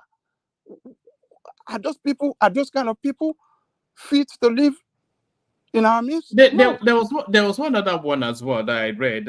This Okada guy, he brushed against the wing mirror of a vehicle, and the vehicle owner got down in protestation and he stabbed him. He stabbed him for protesting that he knocked his wing. And you can guess where he's from, of course, from the north. Look at this other case where it's just too much going. It's because of their criminality. Those Okada riders, many of them from Niger, many of them from the northern part of Nigeria, they were causing a criminality in Lagos, was responsible for the ban of Okada. Do you remember that? Of course. Now, it was off the back of those sort of stories, the one you narrated and the one I narrated, that you cannot come and intimidate us in our own city, So Lagos State is not an ordinary state like other states in the country. No. And the way someone is positioning Lagos State now, it's trying to position it as an international space. If you look at the body language of governance in Lagos State, they are trying to position the state as an international city, an international state. So there is no real room for this sort of elements there. It is an international state. Everybody all over the world knows Lagos. So, and everybody, many people want to come to Lagos from many parts of the world. Is it this people sleeping on the street? Is that the way we want to show our Lagos? No. So this guy should set up an agency of government. Do you think Sanwo-Olu should just shoot them? Make it make it easy. Just shoot them. And because they did not, that's what they would do. They would just shoot them, you know. You see, it is set up a government agency that will carry out this job effectively. It's a big job for Lagos. If Lagos, but do you think they left it too long? Do you think they let it linger for too long? No, yes, because, yes. Those people now, they're embedded into the fabric of because if they had sent if they were deporting them quite aggressively, they would have sent the signal to their home to, you know, when they, you know, these people now, they come and get up to all sorts in Lagos State, and then when it's Salah time, they go back. And then they are the local champions. And then another set of them will come that, you know, we can't have it now. We can't. Look, all these kind of shanties, illegal structure everywhere should not be allowed. All this kind of roadside selling, or this bend down select, or Jankara nonsense everywhere. They should do something about it. They should do something about it. If Lagos State want to do something, all those traders hanging on the roadside, they should pick them up. They should tell them, they should have their, what do you call this thing? This public orientation agency go around telling them loudly on megaphone that it's criminality, it's a crime to sell on the street. When you are caught, you go into 3 years imprisonment, or 6 months imprisonment, or fine, or both fine and imprisonment. They should carry out this orientation loud and clear across the state. And whoever that is caught, they should, you know, do the diligence. They should use the law against that person. And Lagos State should find a way to build more market than accommodate a lot of people. So when you are taking citizens out of doing some things, give them opportunity how they can succeed as well. Build more markets for them, take them out of there, and then a government agency must be set up to carry out these things. As a matter of fact, if they can decongest Lagos by 15-20%, it will really it will make it the most livable space in Africa. You know, if they can get rid of the bottom 15% from the state, send them back home. Particularly with the emergence of this rail services that is, you know, coming up everywhere, the blue line, the red line. I mean, once the transportation problem is solved, Lagos State will be a very conducive place to live in, because transportation problem make it a very miserable place for anyone to live in. Yeah, but part of that transportation problem is vagrancy now. You know, navigating all these people are coming to sell you things as you drive along is a good 10%, if not 15% of congestion, you know, because you can't drive through them and they're all over all the major streets, you know. But, you know, that one will automatically die if we have free flow of traffic. If we have all these rail services working, you know, functioning well, the road will be clear. There'll be easy movement for vehicle all over the place. There won't be, you know, traffic congestion. It is when there's traffic congestion, you see them standing by the roadside trying to sell to people. But when there's free flow of vehicle, who want to stop on the road to wait for somebody to you know, this is not a new conversation, Ajanle Koko. We had this conversation severally on this platform, and I've suggested that anybody coming into Lagos, they should be quarantined for 2 weeks and made to go through some orientation sort of thing. And you guys just slapped me down when I said that. But you know, so they have to know how to behave now. You can't take behavior from Yobe State and bring it to Lagos. you know, I mean, we don't clear our throat and just spit and then open defecation or this, not having a bath, you know. I mean, see, you see, yes, Lagos have responsibility. And to carry out this thing, I don't think the government, Lagos state government alone can do the job. They cannot effectively carry it out. The local government have responsibility too. They have to carry out the local government. They have to fund the local government or allow the local government to function. They just have to give the mandate to local government. The governors have that power to mandate chairman of local government. Do you think they should be fumigating them? You know those no, I've seen it done before, you know. You know those things that where now, you know. You know those things that fire brigades use, those hoses, and you put disinfectant into them, and then you to go and under the bridge, just hose them down, sort of a thing with insecticide. Don't kill me, man. Don't kill me. I cannot laugh. I can't stop laughing. Fumigating. One man, are you sure you will make heaven like this? You know, I say that in jest, but man, our people here, you know, part of the fear of going to Lagos is those people now. You want to be contending with some way, you know. One mama me job, please, for God's sake. It's like I never had this. I never had this before. You see, fumigating human being, I've never had this before. Please, just don't kill me here. Look, woman, Lagos State have responsibility to take these people out of the street. Lagos State must be a state where people can go about their businesses freely, easily, with, you know, sense of security. And all these shanty, rascal people all over the places in the night hanging around, I think, you know, they must find solution to it. They must, because we're in a very, very dangerous country. I mean it. Very, very dangerous in that country in terms of security. The way.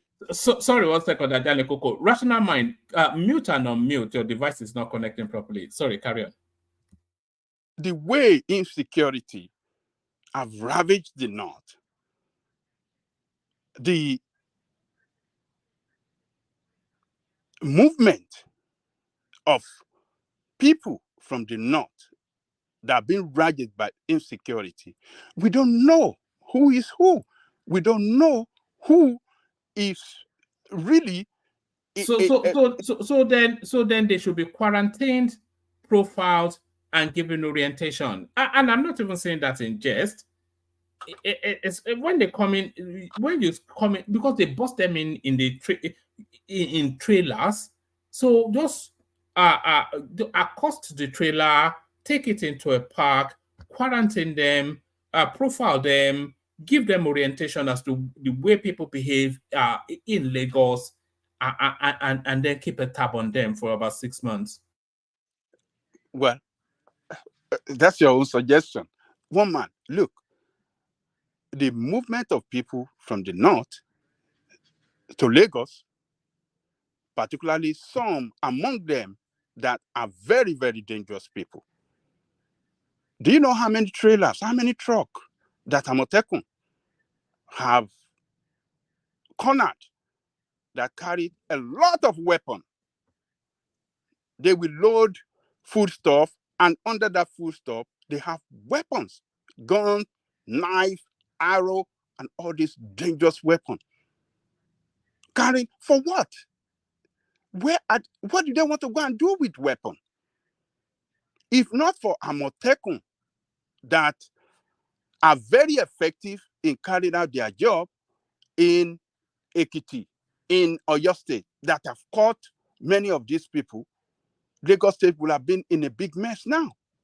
If Amotekun had not been set up, we should give thanks to Sunday Igboho that, you know, they took it up to challenge those criminal Fulani herdsmen that you know, uh, um, um, uh, prompted the state governors and all, and the noise that were made on internet by Koiki and all of our people shouting everywhere, that push all the governors, including the traditional leaders, to say, you know what, enough is enough.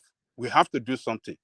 If everybody has calmed down, saying, oh, nothing, oh, let us wait for Buhari, oh, let us, as some people are suggesting, oh, what Igbowo was doing is illegal, what the way they were chasing these people is illegal. If they have not done that, if the leaders have not, you know, took it up as a responsibility with the leadership of the, what do you call this former governor of Ondo State, may God Akeredolu, if God have not used that man to stand up against his ruling party, against the president, against the attorney general, Lagos will have been in mess now, because everybody is heading to Lagos. Everybody heading to Lagos. So, but Amotekun has been the savior, has been the how do I say, has been the immigration, a kind of serving as immigration services against all these criminals coming down to the west, coming down to Lagos, being able to save arrested a lot of them, saving Lagos from, you know, having a lot of criminal moving into there. So Lagos being what it is now as an international city, Sanwo-Olu building infrastructure everywhere, making it more attractive for, you know, investors, for tourism, and, you know, many people all over the world to come in. He must make it safe. He must guarantee the safety of life and property in Lagos. And that is why he must carry out this job effectively, carrying the local government along in effecting, you know, carrying out this job, picking up people on the street in the night, people sleeping under the bridges, people that build shanties, they should be pulled down, and let us know who is who in Lagos. If you don't have no house, if you don't live in anywhere, you are not fit to live there. Go back to where you're coming from. So Lagos should intensify. And when they see the effort that Lagos is not joking with this thing, local government by local government in Lagos, including the state government, if it is clear to everybody that no, they are taking this thing serious, you see everybody in other states that have nobody to come and stay with in Lagos will stay where they are. So I think I'm on board with Lagos State on this. They should do it well. They should get local government involved and, you know, fund it well to achieve, you know, success, so that everybody, particularly we from the diaspora, we want to go to Lagos, we can know that, yes, we're going to a very safe place, not that we be afraid of going on in the night, walking. So there are some places you can't walk in the night. You can't go there in the night. It wasn't like that when we are growing up. It wasn't like that. You can walk to anywhere in the night in Lagos. Nothing will happen to you. Population does not mean that, yeah, you know that as the population increases, as good people moving into that state, you know, bad people will move in as well. So, but government have responsibility to, you know, effectively fish out criminals among this population, so that those that are not criminal can live well and enjoy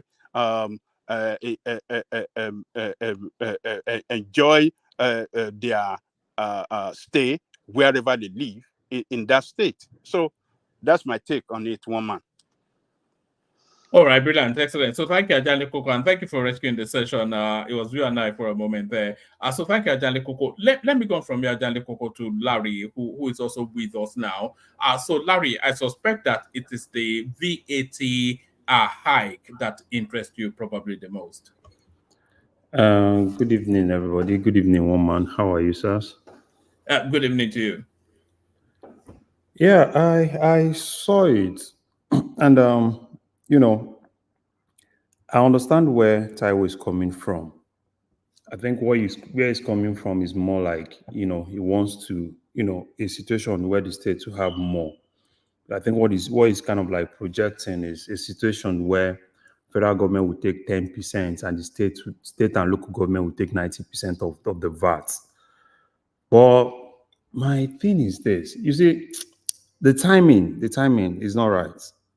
It's a whole lot of things, and even though it's actually something that is good if they can actually increase VAT and let the state have more, because most of the states are actually presently, clamoring for more resources, right? And if the states can have more of those, but unfortunately, even the states, even when you give it to them, it's still the same thing. But I think what they should just take a hold on it for now, and let's see how it goes. Even though it's good, if they can increase it and let the state have more, and help to streamline some of those other taxes, all those informal taxes that most of the states, collect. If they can actually have everything holistically put into one unit, and the state actually have more, I think it's good. But it's just the timing. I don't think the timing is right. They have a lot of things. If we set aside the increment and we look at the review of the sharing formula, what he is suggesting, Taiwo Oyedele Ayodele, what he is suggesting is that because the sharing formula at the moment is 15% to the federal space, 50% to the states, and 35% to the local government. It's slicing off 5% from the states, from the federal space, and saying 90% should go to the states and local governments. Do you think that that's the Yeah, they can actually do that. I think the major thing is for FIRS to do more, right, in terms of ensuring that they actually collect more of those taxes. You don't even need to increase tax, right? You just need to ensure that you do, try to like digitalize things and see how you can actually, put more people into that bracket, even when you still have this, it's more like looking for a way to put more people into that bracket, and where what you're actually collecting increases, and let the federal government kind of like, 10% is still good for federal government. If the states and local government can actually, take 90%, I think it's actually good. I think another thing with this VAT of but just before you go to the other thing, so if the 90% goes to the state, should the federal, because there's a lot of concerns that the money is meant for the local government, and should they find a way to unbuckle local government financing from states oversight? Because they're just. I was even reading a headline earlier on that Fubara has paused the allocations to the local governments because, of course, he has to go through his finances to get to them. Yeah, it's so unfortunate, and it's still going to be like that until probably we have another external body, that runs local government election. If it's still the same state, the state electoral commissions that run this local government election, it's still going to be the same thing, right? Those guys put in whoever they want to put there, and you see one particular, the ruling party in the state still have it. Even when you say, you want to even give it to some of those guys directly, there are still one or two ways that some of these governors still find way to get some of those things back from the local government. But when you have a situation where people get more interested in that local government, if you look at local government in Nigeria now, you hardly see people getting interested in their elections, because people see it like it's a normal thing, right? If it's PDP that is in the state, obviously PDP is going to win all the local government elections. If it's APC is going to win everything, right? So I think it's something that probably, the National Assembly really needs to look at, because you can't be talking about autonomy for local government without looking into election into local government, because that's the major thing. If an external body, I don't know if it's a way for them to kind of like still talk to INEC, if INEC can still handle that, and ensure that local government elections are actually done where it's free for everybody, where everybody will get more interested. Then you start seeing people challenging the status quo, because the way it is now, even when you said, oh, local government is going to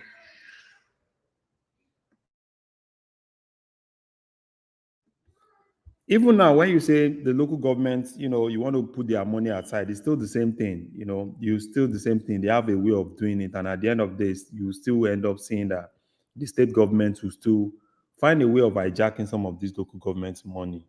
But probably when we are ready, we want local government to be autonomous. Then they know what to do. They just have to like unbundle that process, and hopefully we'll get to that point. And you can see more effective local governments, because there are a whole lot of things. Most of the problem we see in Nigeria today is just because the local government is not effective. Because there are a whole lot of things that that are within the scope of what local government is supposed to do.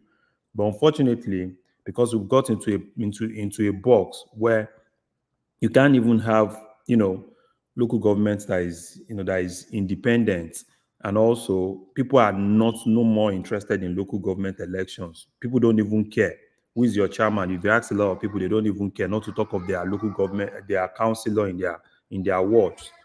So hopefully when we get there, then I think we can actually start looking at how to really make Nigeria good. That's what I think. Going back to the VAT space, do you think it's the case that the tax net is not it is because the informal sector, for instance, which is a good by my guesstimation 40% of the Nigerian business activity, I don't think the VAT extends to those sort of spaces or even any real form of taxation. So do you think it's more widening the dragnet than increasing VAT? Yeah, that was what I said, right? That's why I said FIRS need to be more effective. Put more people into that space. There are a whole lot of people that presently, if you ask them about tax, they don't even know anything about tax, right? So I think it's more of them putting more people and digitalizing that space. It's not just the big guys that just pay VAT, right? Let them, get into that other people. Let them look for one way or the other to pay that VAT. So it's just like that. It's just for FIRS to do more work, because even if you can't be increasing interest rates. You want to increase VAT? No, there are a whole lot of ways for you to really still do it and ensure that you can put more people without even increasing it. One man. Hello? Yes. You see, VAT, I think it's a robbery that the military government introduced in the 90s or so, or maybe late 80s or in the 90s, because before then, it was sales tax that we had that states were the one in charge. They're collecting that sales tax, for their state, as a form of revenue. But since they introduced this VAT, the military introduced this VAT so that they can control everything in Nigeria. Control the military, control the resources, control the revenue, be in charge of everything. So I think the man that is the head of this commission that is lowering that percentage for the federal government, I think it's even fair to the federal government. Federal government should not have anything on this, because federal government created no enabling environment that is responsible for this revenue. They created no base for this revenue collection. They created nothing. So it should be between the state and the local government. Like in my own city now, the sales tax that we pay on every product is 9.25. 7% to the state and 2.25 to the local government, to the city. federal government should not have, why should federal government be collecting VAT from every state of the federation? It's a robbery. It's a financial crime. And then when they collect this, the sharing formula now give the lowest percentage to the state that contributed more. Yeah. I mean, what kind of arrangement do we have in Nigeria? Nigeria is a country where everything there's so much injustice, there's so much unfairness in the sharing of resources and revenue. They collected so much from Lagos State, and when they're sharing, they give the less to Lagos State from what Lagos State contributed than Kebbi that contributed like 1% or nothing. It's a robbery. This is what our politicians should be doing. These are the abnormalities created by the military government that should be corrected so that the state and the local government to enjoy their revenue.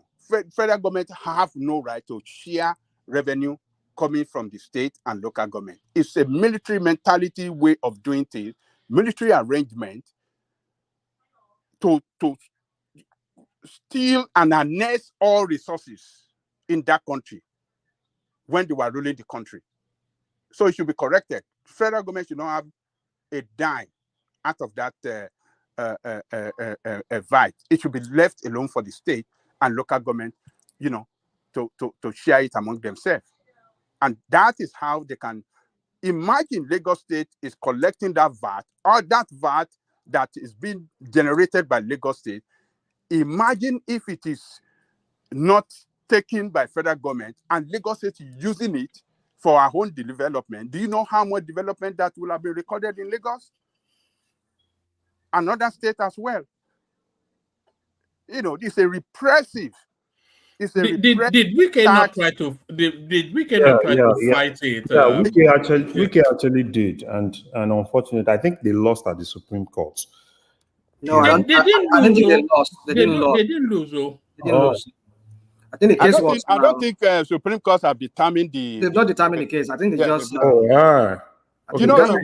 won at the Federal High Court now. He won the first trial. And at the first trial, he won. Yeah, he won. But then you see, let me just say that. After that victory, the northern states were begging him that he should learn to be. Yeah, I think that's another thing, and they kind of like settle out of court. I don't know, something like that, or maybe they just. No, they didn't settle. He didn't. I don't know whatever. But I know they've not really ruled on that. It did not agree. They went to appeal. No, okay. What happened was, I think they went to appeal. They went to appeal. Appeal. So they went to appeal. I think federal government won at Court of Appeal. No, I don't think federal government never won anything. Yeah, they won. I just looked it up. If I don't know if any or somebody is here that is July 25th. I just looked it up. July 25th, 2022. They won? Yes, Court of Appeal upholds FIRS power to collect VAT. Okay, what of Supreme Court? You see, for me, I think Lagos is also joining that case against. Yes, Lagos State joined federal government. So if Lagos State did join, it means that Tinubu, before he even became the president, he was in on it too. That Lagos State issue. It has always been like that, because I remember that time in National Assembly, Lagos State, they had to raise a bill that they want to get some percentage, at least, kind of like just like you see with petroleum, from what they collect. And I think the whole northern senators and everybody was really against it. So they killed that bill. So for me, I think it's actually good. It's just that they won't want to leave it. There's nobody you give free meal and you want that person to leave that free meal, because it makes some of the states even they tend to be more lazy, right? Because they know. Are you supporting it? You sound to me like you're supporting that. No, I'm not supporting it. I'm actually supporting Babajale Kuko based on what he said, right? I'm supporting, but for me, one thing is for us to say this is what we want. Another thing is for us to, I would rather want to talk of what exists now, right? Because I can't wake up tomorrow and say, okay, this go and do it like this. So sometimes you want something, but probably because of one or two things. So I would rather want to talk on what exists now, and and see what we can really do with it. But in a normal sense, the normal thing to do is to kind of like allow each state to, arbitrarily. Some states can do 10%, some states can do more than that. It depends on what each state wants. Take, for instance, in the US, there are some states in the US that don't collect personal income tax, right? Like Tennessee, Texas, they don't collect personal income tax, but they make more money with sales tax. You understand? So while some other states that collect personal income tax, their sales tax is kind of like lesser. So which is, I think that model too will definitely work for Nigeria. Hold on. Do you know the reason why they opt for tax? I mean, they opt for VAT instead of doing like what you say, sales tax and income tax? It's because the country does not have a database of who is working outside the organized labor kind of like companies that are registered. Say, for example, I run a poultry farm in some isolated area farm, and I run business like that. Nobody knows if I don't register with the CAC, the corporate affairs. Nobody will know, and I don't pay tax, and I employ people. Nobody will know. I could have like 10 people working for me, have a poultry farm, and maybe a piggery and all of that, and then I hire people to work for me. So I don't pay tax. But maybe when I get a CAC, and then that is when I would go on the database of the government, and then they start asking me, do you have employers? Then I start listing my employers. So the point is you see, I just want to say this: we just have a bunch of leaders that are clueless. They don't have the answers to this question. They don't know. You see, governance is all about method. Governance is methodical. You didn't prefer anything to because I was listening to I was waiting to see where you landed that. Well, you see, what I'm saying is like I'm about to say. I will say I need to find a solution. Let me say this is my solution, but I want to critique the whole thing first. Is that governance is all about methodical? It's methodical, it's systematic. That's what I want to use. You don't expect to get something done once. You can do something and create the avenue for the people to come after you. Well, you see, the thing about the Nigerian leaders is that they just want to rake whatever they can rake in and make name for themselves without having to do the work. I mean, some people don't want to do the heavy lifting, the heavy work. They don't want to do it. They just want to like do whatever they can do, rule to the answer. No, you don't do that. If Tinubu came in and focused on gathering database of people, at least get database of working people in Nigeria, even all those yalojas there, get them to have some form of like registration, whereby you can monitor what is going into the account. That way you'll be able to tax them and try to do this multiple taxation that they are doing in the local government, try and streamline everything, talk to the states. You see, it's a convoluted space. I think the only way for them I agree with you. There has to be some sort of harmonization in the taxing stuff. Because if they don't want to do that, let them just go through this VAT. And then if they go through this VAT, for me, I would suggest that they should focus on states that are generating more VAT for the federal government. Those states should be giving more money whenever they are sharing their allocation or wherever they do it. So states that are not doing well, they should just do the calculation and give them whatever that accrues to them from their own VAT, from their own space.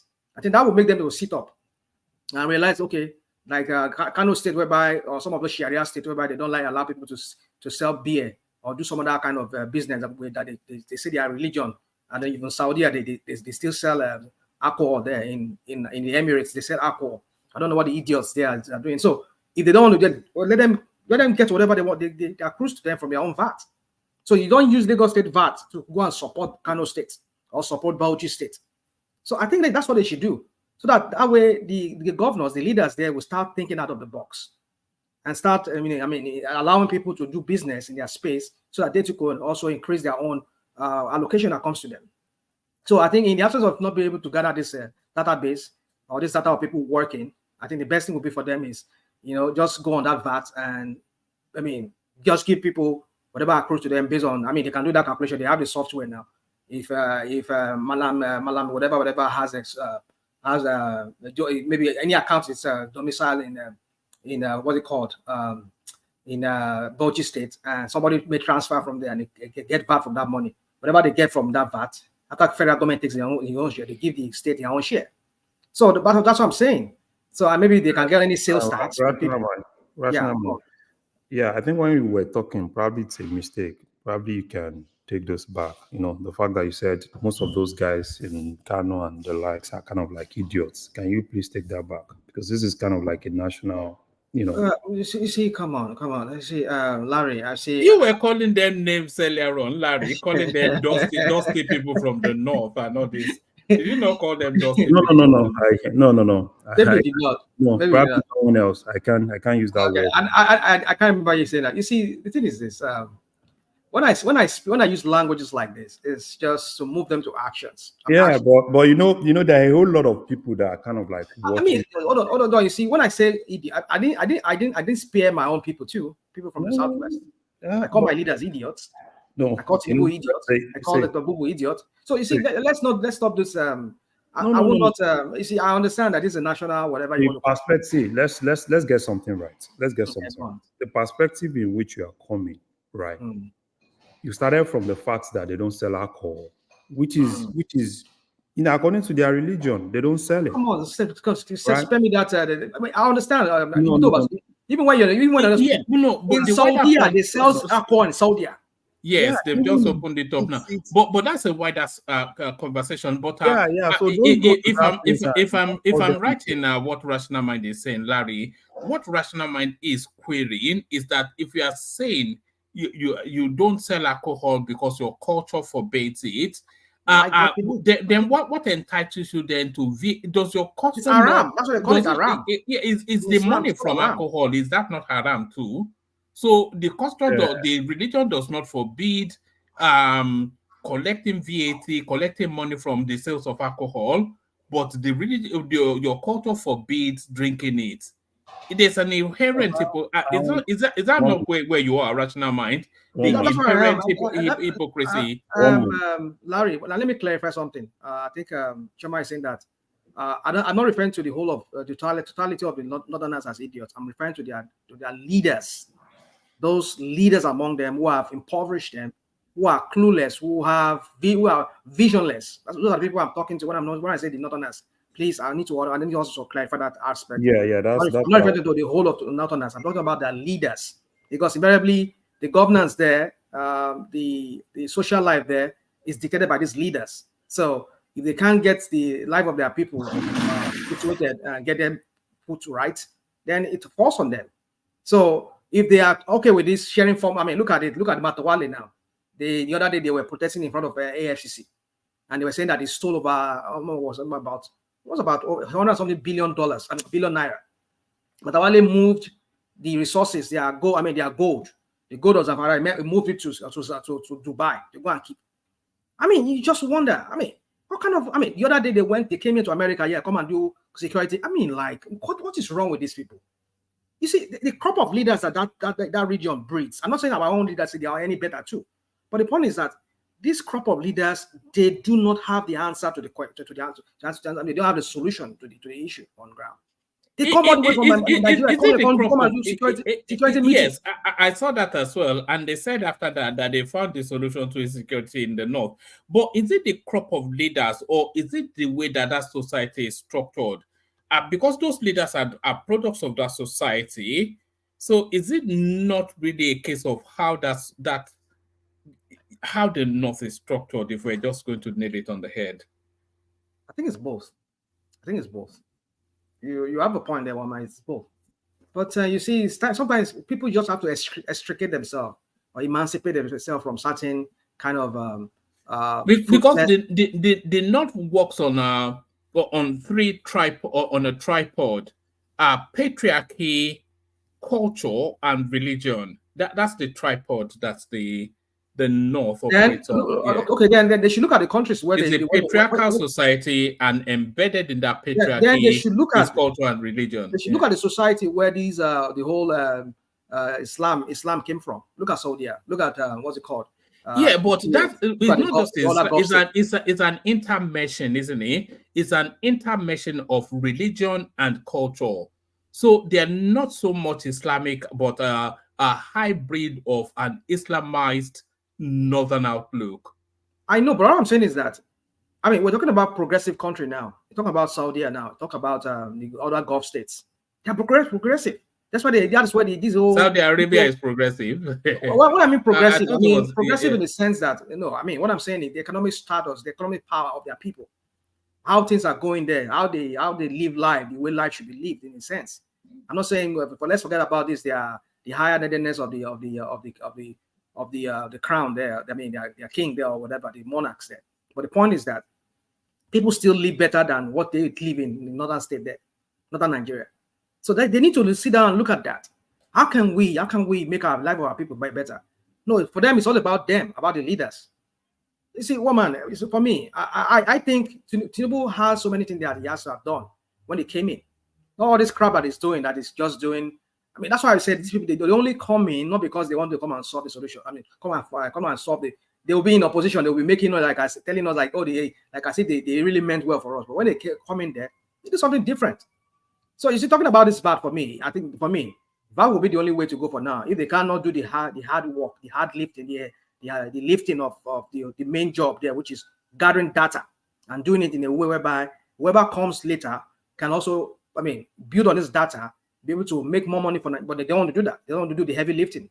No, they don't want to do roll to the answer. I think they are doing that now because I think that they are trying to. So why are they going this route of wanting to increase the VAT again? No, it's two different things now. Rational man. Well, you cannot tax people too much now. You just have to. Look, listen. You said you're talking about data, right? And you're talking about VAT, so it's two different things, right? So it's two different things. Having a unified, solid database, right? It's different. I think they are presently doing that because I know this guy, is it Bosson or what's his name? Is really, I think they've invested a lot in that space, kind of like trying to unify things. But yeah, like you said, you can't even plan anything without the right data, right? Because and that's why I think the states, I did mean it's the states. It's easier for states to get some of this data that you're actually saying than a federal agency to be involved, because averagely every state, they know what's happening in most of the markets. They know what's happening in most of all those small, SMEs, but what do we have? So for me, I would rather say, most of all these things, there are things that are good that we want, but unfortunately, most of those things may not really happen, because if you take it to National Assembly, it's not going to pass. You understand? Because they still have the majority, and every now and then, until probably when we get to that point of, truthful restructuring, then, we can actually have that point where people can always control what they have. But the way Nigeria is being set up now, I don't see it happening, even if you take it to National Assembly. I think the best way they could do it is to go through the courts. But unfortunately, I don't see them getting it through the courts. If they had gotten it through the courts, that would have been a very good thing for Lagos, because Lagos has actually been fighting for this for long. They've been fighting, they've gone to National Assembly, they saw the blockage from there, they went to court. So for me, I think worst case scenario, they just it's just more of the states like Lagos State, states like Port Harcourt, bringing a better case, right? Then to kind of like, okay, fine, you're giving the whole states 90%. What's the sharing formula across the states? Because I don't expect you to use the same sharing formula which you use in sharing state all these allocations to use in sharing VAT, because it's different. So those are things that I think the states should now do now. First thing, if they can get that 90%, let the states now come out. Because if you are saying you are sharing across local governments, if when looking at local governments, the North has more, they have more local governments compared to what we have in the South. So look at the states like Kano. That means Kano will be getting more than even the Lagos that is even generating the money. And Kano might actually be even getting more, Kano, Castina, they can actually be getting more than probably what is going to Port Harcourt. So I think those are things that the states need to now sit down and see how to really get what really belongs to them, rather than having these flat rates where everybody come in, and the states that have the larger local governments, more local governments, they get more. And that's why every day I want Nigeria, when people talk about restructuring, I think it's really going to help, because if you really want that development to be rapid, I think we still need to get to that point where it will even make those that are lazy, because we have some states that are outrightly lazy, because you see them, they don't even care about generating anything. All they need to wait for is to wait for the federal allocation, and if they don't get the federal allocation, look for a way to look for loans, and kind of like use that to sum things up. But when it gets to that point where the federal allocation are not even coming, so the states need to now be proactive, look for ways to generate money for themselves, and probably they will need to cut costs. All these, you see a state that is not even generating anything, go and look at the government house, go and look at all the cars, all the bulletproof cars and everything. They still borrow money to buy bulletproof cars. That's how, sometimes when you look at what is happening in Nigeria, you just laugh, because a state that can't even pay salary, but they can look at their governor's convoy, you see like 3-4 bulletproof cars. Did you hear Larry, did you hear that Tinubu recently said the Nigerian government wants to start supporting the Nigerian car manufacturers now? Yeah. Should that not have been his priority as soon as he got there first? No. I think it's part of his priority. That was why they had a single minister for steel. So because the major thing is to look for ways because you can't be talking about producing anything without even having a solid steel sector. So, and I think that guy, I was watching that guy today, and I like the fact that he actually picked someone from that state, from that Kogi, because I've not really seen, ever since that guy came, I've not even seen anything coming from him until today. That is trying to say, okay, fine, I think he said they need like $8 billion or $6 billion to revive Ajaokuta and all these things. So if that guy can actually achieve something, if we can $2 billion, he said, 2 point something billion. Okay, 2 point something billion. Okay. So I don't have the number. So if that guy can be successful, because that's the number one thing, because if you can't be talking about manufacturing without having a solid steel sector. But if they can revive that, if they can revive Ajaokuta, or probably look for ways to kind of like still get some other places, to be able to, like, at least let's get the ones that we can actually use here. I think it's something. The thing is, he has some of all these guys as ministers, and for me, some of them, the last time I saw them was probably when they were inaugurated. Until this point, but probably if those guys can be more proactive, do more, let's know what you are doing in those sectors. We can't have minister of gas when there is shortage of gas. You see all the power generated, everything is saying, oh, there is no gas. And he's been able to do it in such a way that there is a particular minister that is in charge of gas, which makes it easier. What they need to do is just to like be proactive, do work, let them work. If the Minister of Steel is able to do work, if his only achievement is to revive Ajaokuta, let him just achieve that. It will be good.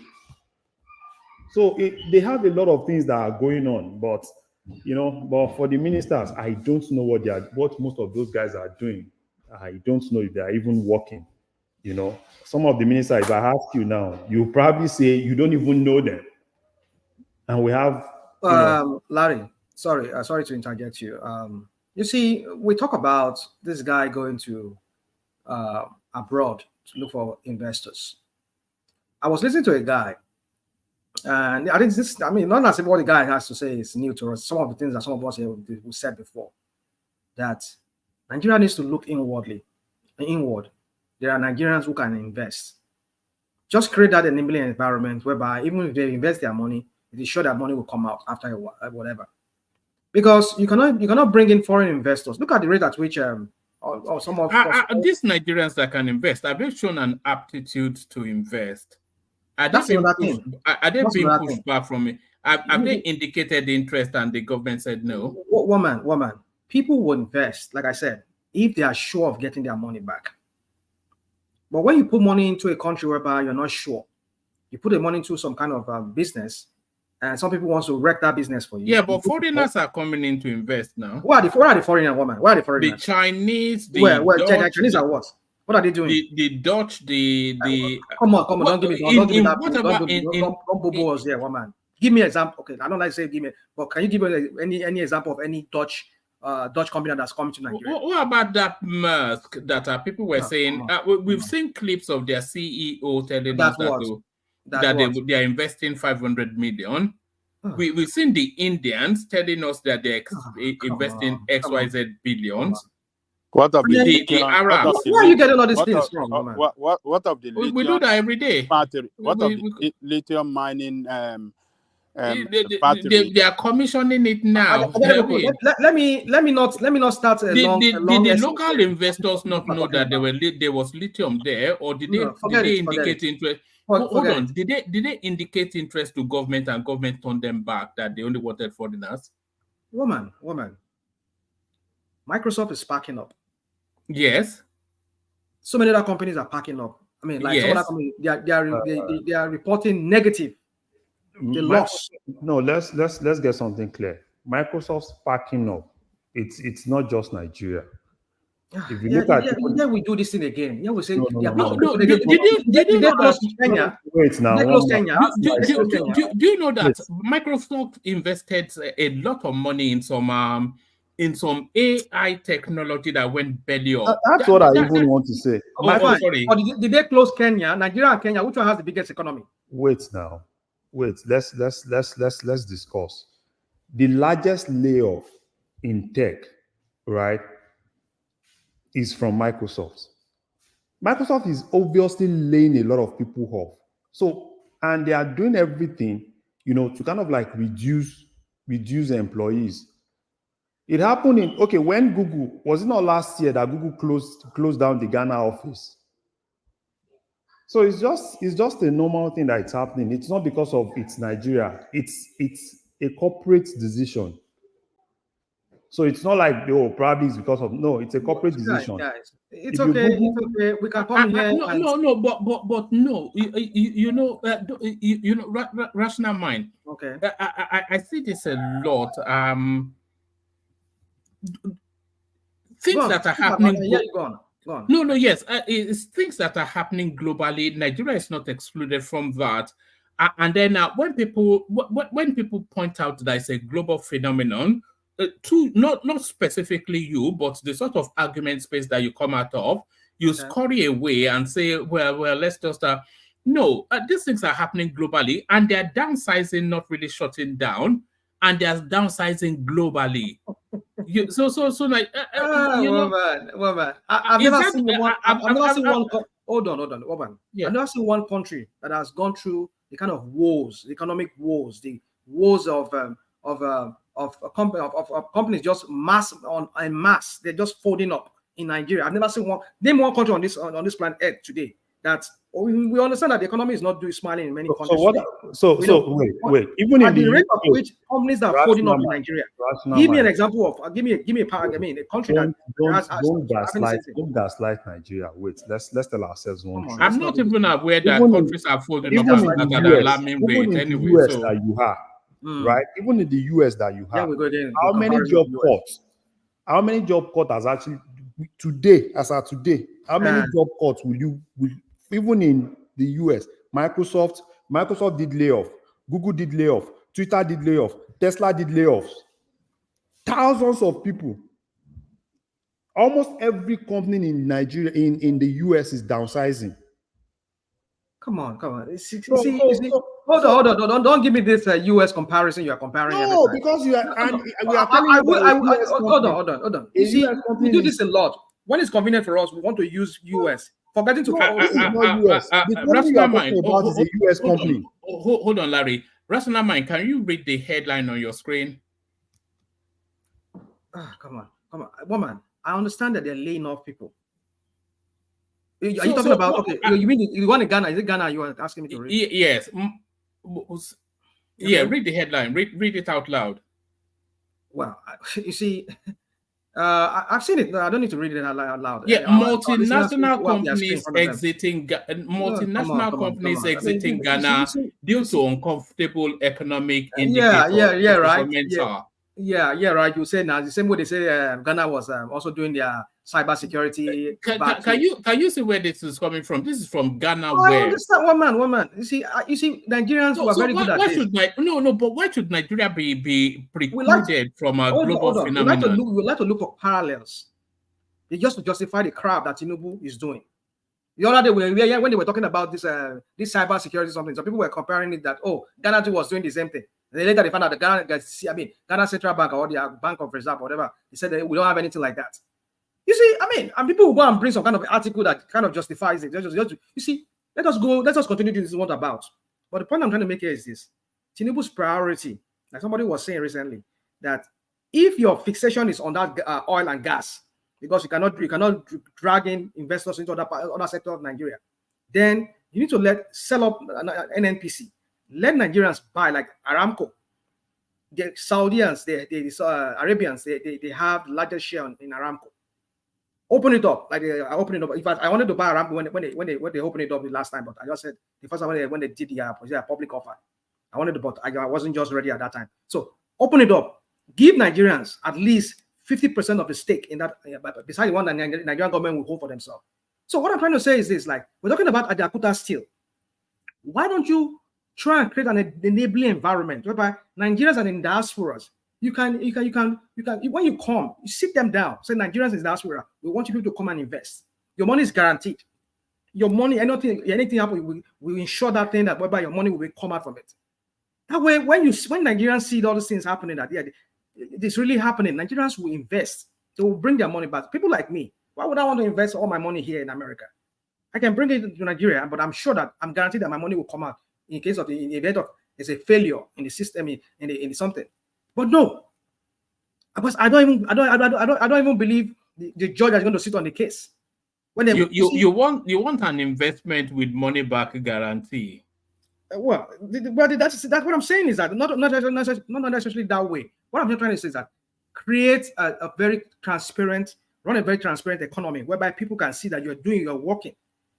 But when Nigerians are not even fearful of investing their money in their own same country where they were born, how do you expect them? How do you expect the country to? Nigerians are not fearful now. Nigerians are investing quite heavily within the Nigerian space. Come on, what man? It's okay. I did not. Have I said something that is untrue? No, it's untrue. It's untrue. It's untrue. Nigerians are not investing in Nigeria. Nigerians are shutting. I know many of my friends here that are closing down their business in Nigeria. You don't know a lot more. Many of your friends, it does not include 100,000. I don't expect you to have 100,000 friends. Neither do I expect you to have 200. I said many of my friends. If I sample 10 of they may have. There's a reason why businesses close down, right? Maybe they're not getting enough sales, and they're not making enough profit. They're probably not making enough profits. Who knows? I don't know the kind of business. It's the economic realities of that country. That's why it's not the economic. Let me give you an example. You're just trying so hard, one to convince me. There's nothing you can say. No. You cannot ostrich your way out of the economic realities of a global phenomenon. The global phenomenon. Yeah, come on, continue with that. Let me give you this example. There used to be this chain that was all over the high street in the UK called Blockbusters. Do you know what they used to do? They used to rent out video things, CDs and whatnot. You wouldn't find over the last 10-15 years, not a single one will you see. You know why? Technology took over. Woolworth, the high streets, clothing brands, all of these things, they've had to give way to evolution in time. So businesses will shut down for several reasons because the landscape's changed. It's not.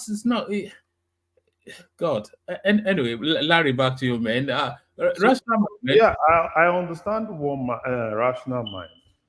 For me too, I want Nigerians to invest in Nigeria. One state, there's one particular state that if you ask me today, Anambra, for instance, in terms of individual billionaires, Anambra has a lot of them. And I don't see why a state like Anambra cannot kind of like call a stakeholder meeting, call all the billionaires in Anambra, let them put money together and give Anambra power. And Anambra give them, kind of like give them a 10-year plan on how they will definitely recoup their money. It's doable, right? Because most of all those things, sometimes we talk about, federal government do this, federal government do that. But I think the states too, they can always, because most of the states, lots of billionaires in that Anambra, out of patriotism, some of them will even want to invest in their respective states. If you can call all of them together, okay, fine. This is what it's going to cost us to be able to provide power for Anambra. And this is how much we expect you to invest. And tell them, just give them a 10-year plan, how they can actually recoup their money. I'm telling you, a lot of them, even when they are not even going to get profit, they are ready to bring down money. Who are they giving the 10-year plan to? What do you say? Who are they going to be giving the 10-year plan to? The investors. Who will be giving them? Is it the Anambra state government? Yeah, it can actually be Anambra state government. If they want to champion it, they can always champion it. Since, individual states can now, provide their own power, because they still need money rather than going to America or anywhere to go look for loans, because it's a huge project and they have the money. Larry, Nigeria has so many opportunities. There are so many opportunities to make money in that country, but the fear of people not wanting to invest their money. Because I don't look at that power sector you're talking about. Rational mind. People are not afraid in investing funds in Nigeria. So you are saying something wrong. The stock exchange is not agreeing with you. Stop providing this kind of information. The stock exchange, even the stock index and market capitalization is not agreeing with what you are saying. Businesses are starting up. Go to CAC. What is the stock exchange saying? What is it saying? Google it. Go to CAC and go and see the number of businesses, startup that is registering. But I should not stop this scaremongering news. And people are investing in Nigeria. Stop this fear-mongering news. It's not fear-mongering. What is fear-mongering? That's what you are doing. You are giving a fear-mongering news, and you are not backing it up. You are not backing it up with data. When we ask you, you say your friends. You tell us your friend. You tell us you know a lot of your friends. A lot of your friends is past 10. What is the stock telling you?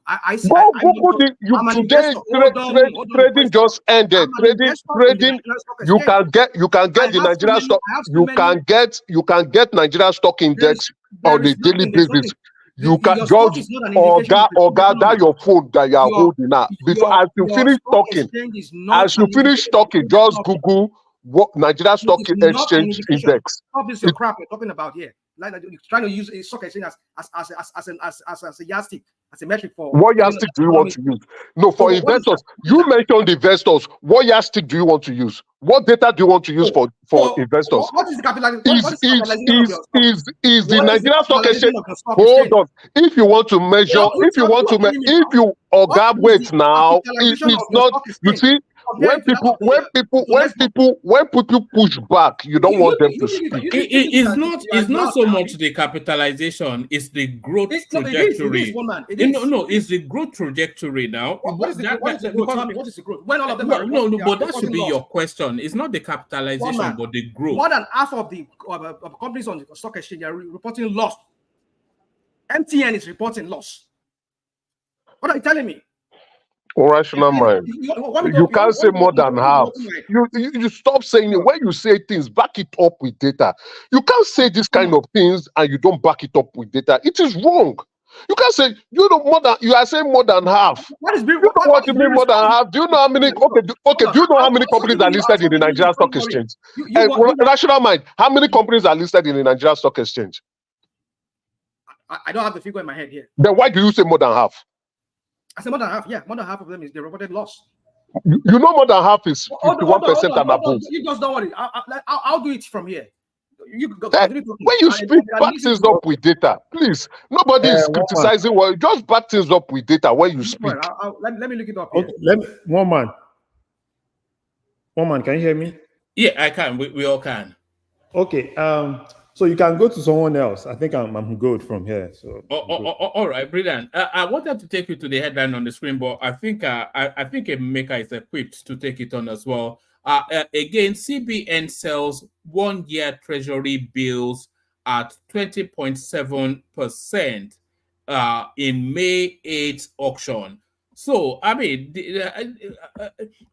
a lot of us don't fully understand that T-bill space, but what we do understand is borrowing money against the future, and this is a 12-month turnaround that's 20% plus interest. So what's going on there? These are daily selling of T-bills. No, but they've actually said that they were going to say this is the second round, right? There will be 2 more rounds. They are going to do it for 1 year, right? So this is an open market operation process, mopping up excess liquidity from the economy, right? So, and as they are taking out the money supply to control, it's still one of the ways to control inflation. And then these funds will now be applied by the government either to fund some budget deficits. So this is like an internal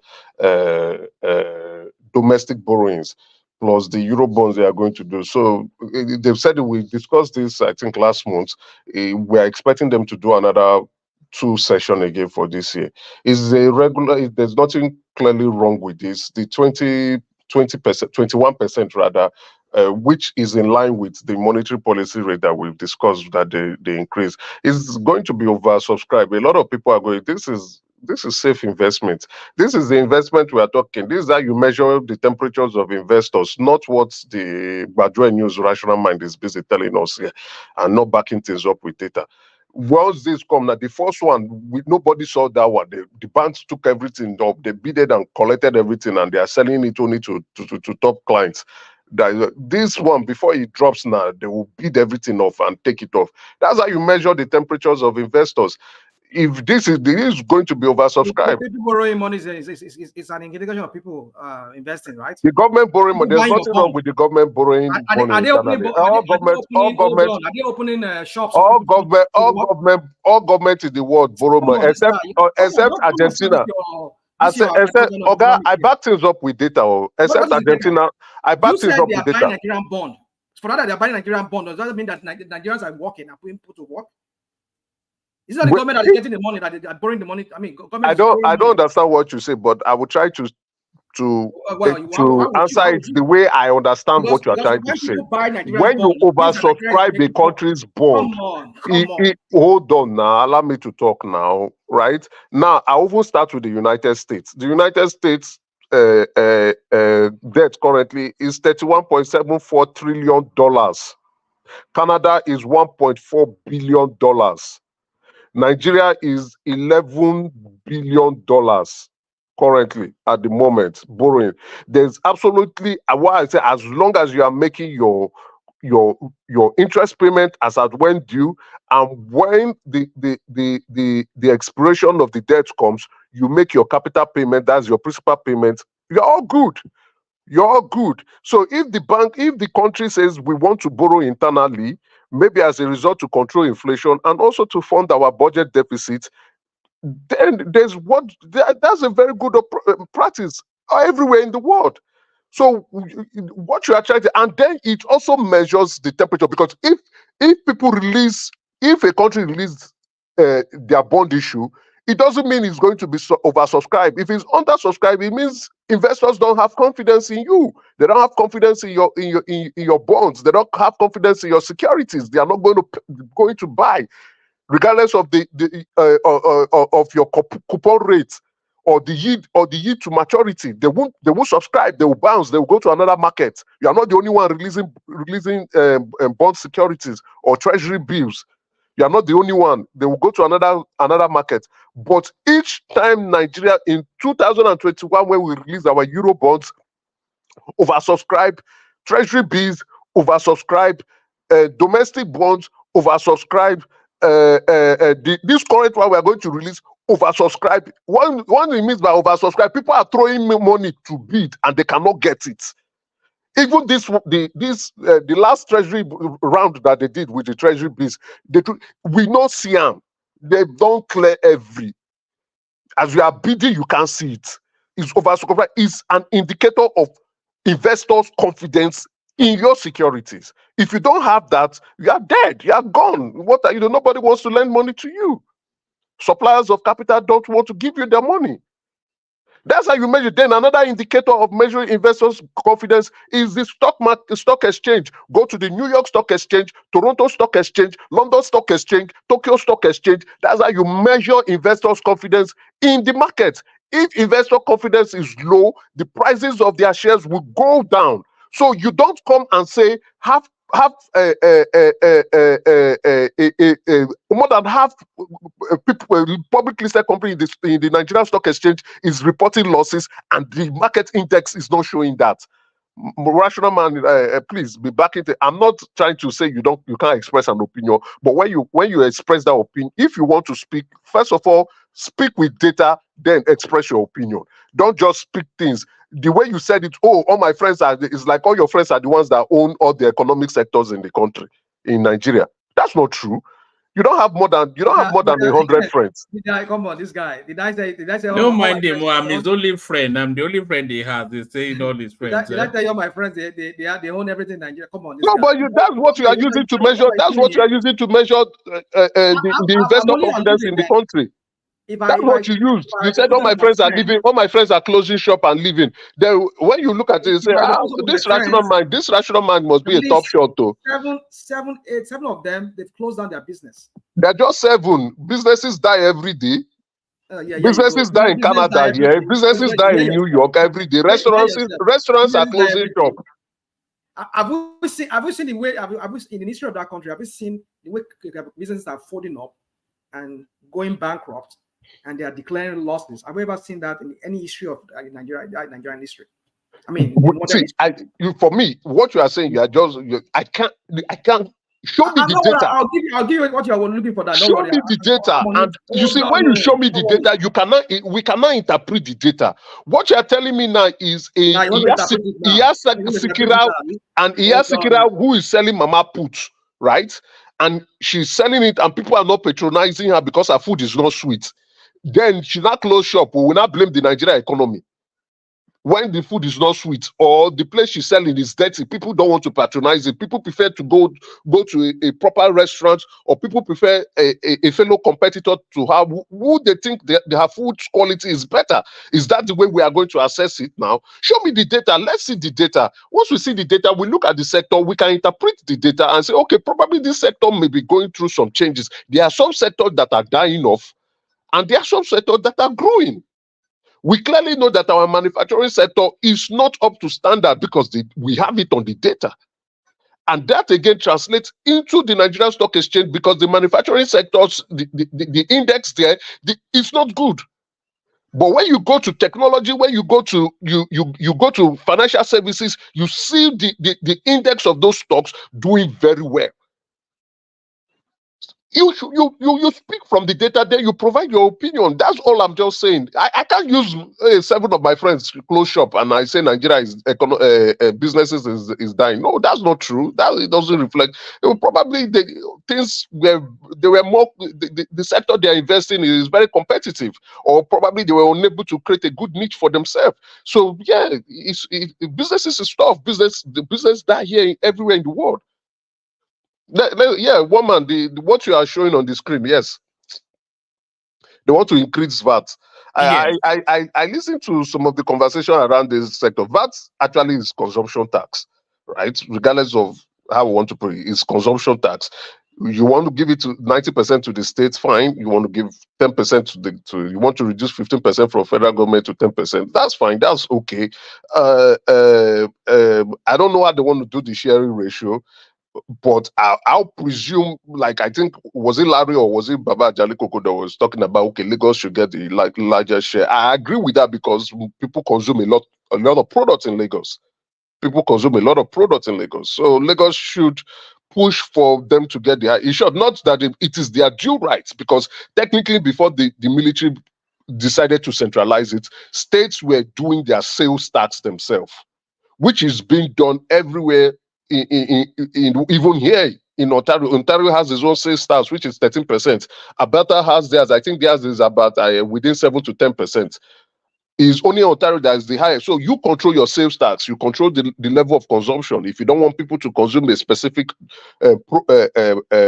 product range, you can increase the sales tax. If people are consuming too much tobacco and alcohol, you increase the sales tax to fend for your social welfare and healthcare sector. So that we are regulating this thing in the country. We centralize a lot of things that do not need to be centralized, in my own opinion. I think if states are being given the powers to manage, collect, control, and distribute their sales tax, or VAT, that's the best. That way, they can also go to companies that are also operating within their state and get the sales tax directly. And if you are distributing your product to Lagos State for Lagos residents to consume, you have to remit the tax to Lagos. So for a state like, let's say, which state can I use now? Let's say Anambra State. There are a lot of them are consuming Hero. Hero will be paying them there. Hero beer will pay the sales tax there. Similar thing, but if a company or a, like now, let's use Rational Man's friend, who might probably be a tailor, but is not distributing to Anambra market. He's not supposed to remit sales tax or VATs to the Anambra State. But what they are trying to now do now, which I think that's the way they've been doing it, is they have a central purse, and out of that central purse, they now share it equally to all the states. I don't think that's the right way. Correct me. I'm not saying I'm right, but I think I'm presuming here, because I remember Wike going to fight and say, no, this should not be this way. That state should be. I think Wike was the one who took them to up to the Supreme Court to get this, and I need to update myself on that record. But if we are going to be increasing sales tax, but what he said is there are some other consumption tax that other states implement, which is true. There are some local government in local government areas in Lagos State that apply some consumption tax to their residents. And that's double, if not quadruple taxation. A lot of taxes are coming up. Yesterday, we were talking about cyber security levy. Today, now is VAT. Tomorrow, I don't know what tax are we going to be talking again now. So, I would presume that with what he's saying, I agree with it. If they want to, because VAT is 7.5, I'm thinking they want to push it up to 10%. And so that then they cannot collapse other consumption tax that other states are collecting. Everybody focus on VAT for consumption tax. Once that money goes to the central purse, the sharing formula as agreed can go. But if you ask me, states that manufacture a lot or states that consume a lot of product and services should have more VAT. Then in this aspect, I think there is no VAT applied to businesses that are involved in services. So that's what he's looking at, to ensure that those who provide services are also being levied for VAT, because it is also a consumption tax. You are providing something for the end users. So the end users have to pay for what they are enjoying. So I agree with what he is trying to do. We have to streamline our tax system. We have to really look into it properly. A lot of things go differently in Nigeria anyway, if you ask me. But with the cyber security level, I don't support that. Now, yesterday I had a very good discussion with Paddy. I don't know if Paddy is still listening. Paddy, you can still jump on the platform. I've gone to go and read up again. Paddy, you are not right. That tax is going to hit Nigerians. It is on electronic transfer. So what are the exemption that they give is, if I have an account in GT and I have an account in Zenith Bank, and I transfer from GT to Zenith Bank, I am exempted. If I transfer from my checking to my savings account in Zenith Bank, I am exempted. If I'm making educational payments, tuition payments, or some of those exemptions, I am exempted. But if I'm transferring to one man from GT to Zenith, I will pay that fee. Confirm. I'm going to pay it. So, Paddy, you are not right on that. You told us yesterday that it's purely the business segment that was listed. No, it is actually Nigerians that will pay it. So if that's why I'm saying it now, if I transfer funds to one man or I transfer to my very good friend Rational Mind, I will pay it. If Rational Mind has an account in First Bank, you are saying Paddy is wrong, but you know that Paddy went to Harvard. I don't know. He went to Harvard. Though, how can you say somebody that went to Harvard is wrong? No, I'm not calling out his education. I'm just saying he's wrong. Because I've wrong now. How can somebody that went to Harvard be wrong? Even people who go to study in the mood can be wrong sometimes. When it's good he went to Harvard, that's the nice one. I appreciate that fact, but it doesn't mean he's wrong. So, and sometimes we are wrong. When we are wrong, we'll admit. But I went to check. But the conversation yesterday was very nice. I enjoyed it. I enjoyed it because he brought up more insights. Because I have not read that act, and I've not even finished reading it too. So there's confusion. The CBN said 0.5%. Some people interpreted it as 0.005%, which is not true. It's 0.5%. So I'm hearing CBN is saying suspend it till September. I'm hearing the Nigerian lawmakers are now saying no, that they are not going to suspend this. I'm also hearing NLC saying they are going on strike. I'm hearing TUC saying they are going on strike. Do they need to go on strike? I think I support them going on strike because but it's a targeted levy though. It's not targeted at them. Our consumer goods are exempt, education exempt, food items exempt, a lot of things exempt. No, are you transferring funds for food items? You are not transferring funds for food items. The main focus is that once you transfer funds, you are going to pay that fee. But if you are transferring funds from your account to your other account in another bank, you are not paying. But if you are transferring funds to your sister, you pay. In another account, you pay. If you are transferring funds within the same bank, within the same financial institution, you won't pay. So if you have the Zenith Bank account, I have a Zenith Bank account, and I transfer funds to you, I'm not going to pay. But once I transfer funds from my Zenith Bank to First Bank that does not belong to me, then I'm paying that fee. And if I do it 3 times, I'm paying 3 times. So if I continue it that way, so if I'm transacting with you regularly now as a business, right? I have a business concern with you, one man. You are supplying me stuff, or I'm buying stuff from you on a regular basis. I'm going to be paying that thing as long as we're in business. That was what I was telling what's his name yesterday, True Naija. I hope True Naija is listening. He can jump on too. This is a level, True Naija, when he hears security, he has a hat on. This is a levy that we will pay till infinito. And once we pass on, our children will continue paying it. But like I was telling Paddy yesterday, this planet Earth has this kind of things that you're talking about? You said? What country on this earth that has cyber security payments? I am not aware.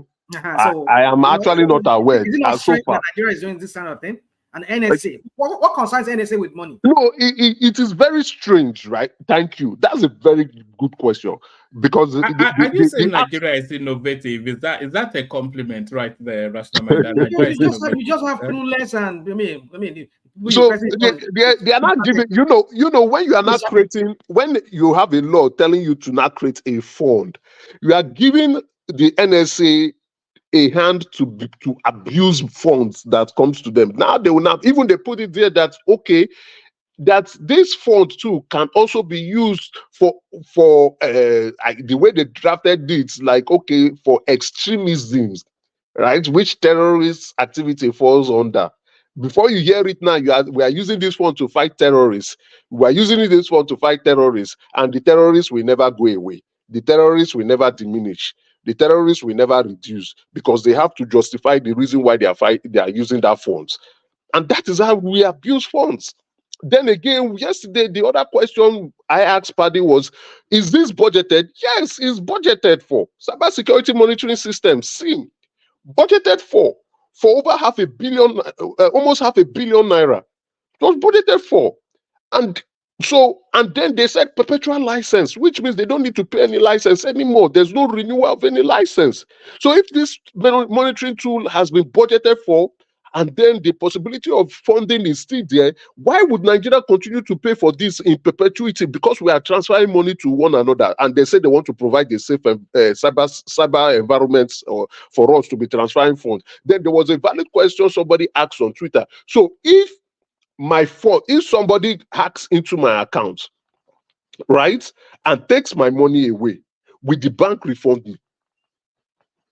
Or would I just suffer the loss alone? So those are valid questions, and then I'm still paying for fine. It doesn't guarantee us that the NSA will make cyber security a thing of the past, cyber threat a thing of the past. It doesn't guarantee that. It's just setting up shop, according to my own interpretation. Paddy, I hope you are listening. Jump on board and tell me I'm wrong here. I've gone to read. I told you I was going to read it. I'm not even done reading too. So which means this conversation is still ongoing. The one I've read a bit with the free time I had, I looked at it and said, no, Nigerians are still going to pay for this stuff. And not that Nigerians are going to pay for it, and they are going to pay for it till they go to heaven. What possible does this serve? When you're talking like as if you relish, you just you like it. That's how it sounds to me. I don't like it. Why should I mind? What do you? It's critical. At least it was yesterday. Critical of the policy. I'm very clear. Nigerians does not need to pay this. You say we go pay them like that. You say we go pay them like some. No, because there is a law. There's a law that is saying that their back seats. Number one, CBN has already issued a circular 2 days ago, and so they said the bank. They're now revoking, and they said are revoking now. They said that bank should start collecting this money from 2 weeks. In the next 2 weeks, they should start remitting this money, deducting this fund and remitting it to the National Security Advisors Fund, or what do they call the name of that fund? Which means it is the implementation. Let me say this. Please, let me say why did the Remy came here yesterday and told us that they have suspended it? That's what I heard. This. No, there's the view of suspension. Then I think somebody raised it up in the House today, but they didn't get a majority vote. So which means the possibility of suspension is not there. The CBN has actually given the directive, and the CBN is not coming. So there is confusion. Is it 0.5%? Let me say this, Emeka. You see, when I say this guy that calls himself Tinubu, it's not a Tinubu act. It was 2015. It's not a Tinubu. No, it's not. No. Let's be right on this. Don't. Hold on. And it's not Tinubu act. I agree with you on that. I agree. It wasn't Tinubu's act. I agree with you. But Bubu did not do that now. If anybody needed money, Bubu was killing everybody now. Economy was hot now. How can Bubu implement it? Economy was hot. So Bubu understand it. At least Bubu still gets sense. He still gets some brain cells in his head. Compared to this one that calls himself you people call him master strategist. And then he's coming. You see this guy, I've said it many times on this forum. On this forum here. That said, this guy is you can land point. Hold on. Would you allow me just land this point for you? Because if you say anything now, we just forget what I want to say. Please. Okay. Please, I beg you, please. Right. So when I say this guy, everything he sees is just business. The same way he runs Lagos like a business. It's the same thing he wants to do. How can you? I've never had in my widest, in my education, I've never had that an NSA has some monetary aspect to it, whereby they will be making money. This guy just he just want to make money from anything and everything in that country. NSA, National Security Advisor, or National Security Agency. You want to monetize them. I've never seen this kind of thing in my life. Of course, this is one of the stupid bills that this will be passed into law. And now you came in on board as somebody who has brain cells here. You call yourself Mr. Strategist. Are you not supposed to understand that this thing is not something you should even do? You don't even touch it. It's left for him to want to touch it or not. At least if Bubu could skip it, he could not even implement it, or he doesn't want to implement it. It means that you understand the ramification of it. Now you're not monetizing National Security Agency. I don't know. It's just beyond. In my view, I think there's a lot of things wrong with this. I do not agree with the levy. Any levy that does not have an end date, I don't agree with it. I don't support we funding something that, typically, right, where you see one of the ways the country raises revenue is through taxes. One, we also have other revenue sources, custom, oil, and agriculture and the rest. The way customer tariffs too. So we can. I'm not saying we should go ahead to go and borrow, but then again, I don't think Nigerians should be taxed for this purpose. Equipping our cyber security space, fantastic. Having the best of the best tools and technology, fantastic. I support that. But there are different ways we can fund these activities. And then again, Nigerians, the way it is like we are not raising funds because it's an ongoing thing, is non-stop. So you are raising money for the Office of the National Security. At some point, are they still going to be with their expenditures will still be budgeted for one, or how are they going to apply the funds? What are they going to do? So it would give room for abuse. Thank God JAMB, the head of JAMB was able to even return the profits. Now JAMB, you say we are self-sufficient, we don't need to do any funding from the government, and we can do things on our own with the fund regenerates. Now JAMB is not being budgeted for, JAMB is not being accounted for, but yet it is accounted for as part of other revenue items, and they are good to go. But with this, I am really worried because once a security fund like to Nigeria will say nobody they audit them. Nobody they audit them. Anybody can dip hand and just start blowing funds. So, and we know we are in a country where our corruption index is high. Our corruption perception index is high.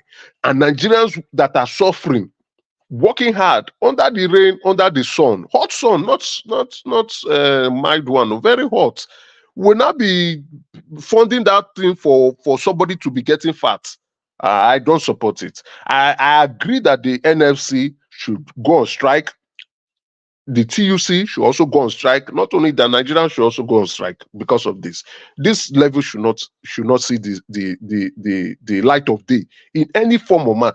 You see, there's a difference between there's a difference between the government sourcing funds from natural resources, and then we not being taxed, and that fund is being depleted or being stolen. It's like calling Nigerian suckers. No, I don't agree to this. I don't agree. And I don't agree. I wanted to say the timing is not right, but I don't agree to this levy. I don't agree to this fund. I don't agree in any way. I think it should be scrapped. The government should go and look for money to equip the cybersecurity space.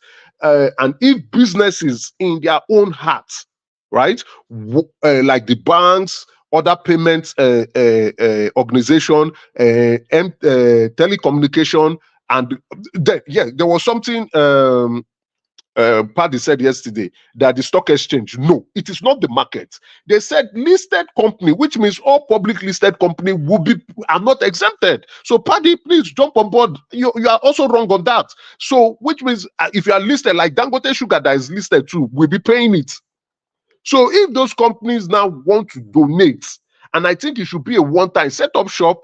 If you are recruiting people, like if you have recurrent expenditures like staff, those will come under the budget, which typically comes under the budget, and you fund for that. The government pays their salary. Why should they? Anyway, let's go to the next topic.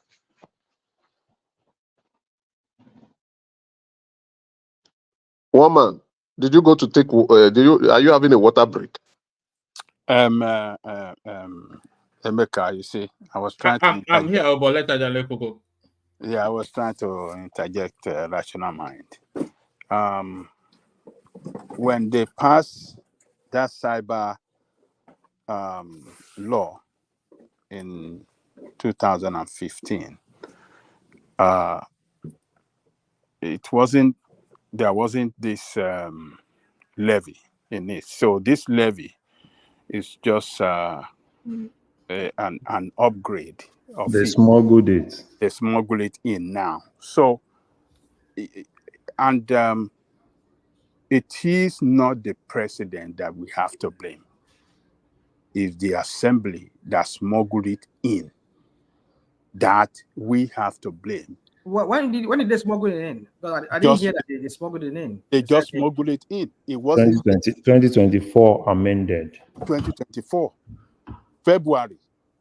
Baba Koko. You cannot exonerate it. Why do you think it's just national? Is it just a National Assembly thing? Yeah. Why is this a National Assembly? Is that they pass it into law? Yeah, they passed it into law. But do you know if there is a proposal from because this is because they don't national. Let's just educate ourselves a little bit. National Assembly don't just amend an existing act because it's been signed into law, right? Obviously, what will have happened would be probably the presidency, kind of like, through National Assembly, seek for an amendment of that. I'm very sure that National Assembly won't just wake up one day to say they want to amend an existing, because it's already a law, right? So let's not throw it to National Assembly. It's not National Assembly. National Assembly cannot even just wake up and say, okay, fine, this is it. It's something that is coming from the presidency. This is just, let's say the way it is. They just want to open shop for NSA to also have money that it takes care of. That's just it. Hold on. That's just it. That National Assembly is not exempted, because even that National Assembly as of today, they have banned cameras from showing their section. No, and as in henceforth, before you are able to enter that National Assembly to show anything, you have to explain yourself very well. No, they didn't ban camera from entering session. What they did was they just reduced the number of press that actually have access. They didn't ban. They just reduced some reduction in the number. It's still the same thing now. They reduce it to the ones they can control. No, it's not the same thing. Not entering National Assembly. We have a lot of them in National Assembly. Entering plenary when they are in session. It's not where you see everybody. Shouldn't they should be having more public coverage now? Why are they reducing they have public coverage now? If you follow Senate, you follow our house. I know that, but they should be allowing more press in their plenary section than reducing the number of media representative or personnel covering them. So get my point now. Get my point. So they should be, open to Nigerians on what they are doing. They are representing Nigerians. So rather than, and the media is the one that would pass the news to us so that we can know what is going on in the House of Assembly, rather than them saying, okay, we need this number of people that would in the media to cover us and giving them that media clearance and credential. That's not how it works in National Assembly. So okay, tell us how it works. Yeah, so there's a media unit where every media in National Assembly, they gather. So for the plenary, so National Assembly also have their own media so almost everything, probably if you've been following them, so they stream most of, they stream it live, right? If you want to see what's every plenary. That National Assembly. So they do stream it live. So the problem is this. You see, this media that you're talking about, the problem is this. You see a lot of unrecognized media. Everybody is claiming media, and it's a whole lot of things. So, but for me, I think it's not like they don't have access to National Assembly. They still have access to National Assembly. They have access to Senate. They have access to reps. But it's always good, at least, let everybody coordinate themselves into National Assembly media. Since they can always from there pick some of those things and stream it, which is too normal. So it's not like they are saying don't bring media. Larry, if you follow MTA, they stream live. It's not just MTA. There is even on YouTube. There's a Senate actually they have a YouTube channel. Senate, House of Rep have their own too, that you can always stream it live. Okay. So as I was that yeah, but go ahead. I'm not saying that that thing did not, this levy did not emanate from the presidency or for the National Security Advisor's Office. But what I'm saying, it went through the parliament, I mean, the assembly, they approve it. So any goddamn thing can come to them. Any goddamn thing can come to them through the presidency or from the executive, but they have a responsibility to say, look, this is impossible. That is to show they are truly representing the people, right? Even if you look at the fees and the charges, bank charges and fees on Nigerians, I just shocked that why should that happen on every transaction? You are charged in Nigeria. Every bank transaction, you are charged. Why must that happen in a country? There's no flat rate like we do here.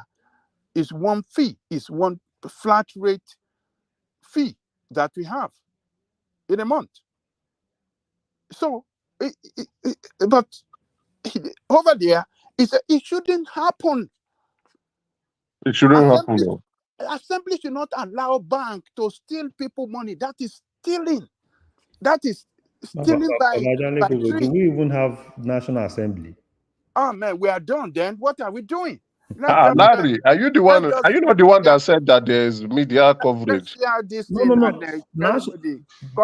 coverage. With this one that I'm saying, right? You know what? Anything that goes to National Assembly get passed now. Do you see anything being challenged? That's what I'm saying. Do you have that independence? Can you compare this same National Assembly to Saraki's National Assembly? If anything, haven't you seen most of what from Speaker to Senate President? Anything the President bring will sign. Anything the President bring will approve. I'm not even blaming the APC guys, though. Let's just be candid with ourselves. I'm blaming the opposition. Maybe we have Labour Party rather than them going on everywhere. If Labour Party don't say this now. At least you saw what happened to this man. What's his name? The guy who was talking about the issue of the pardon, what they did to him.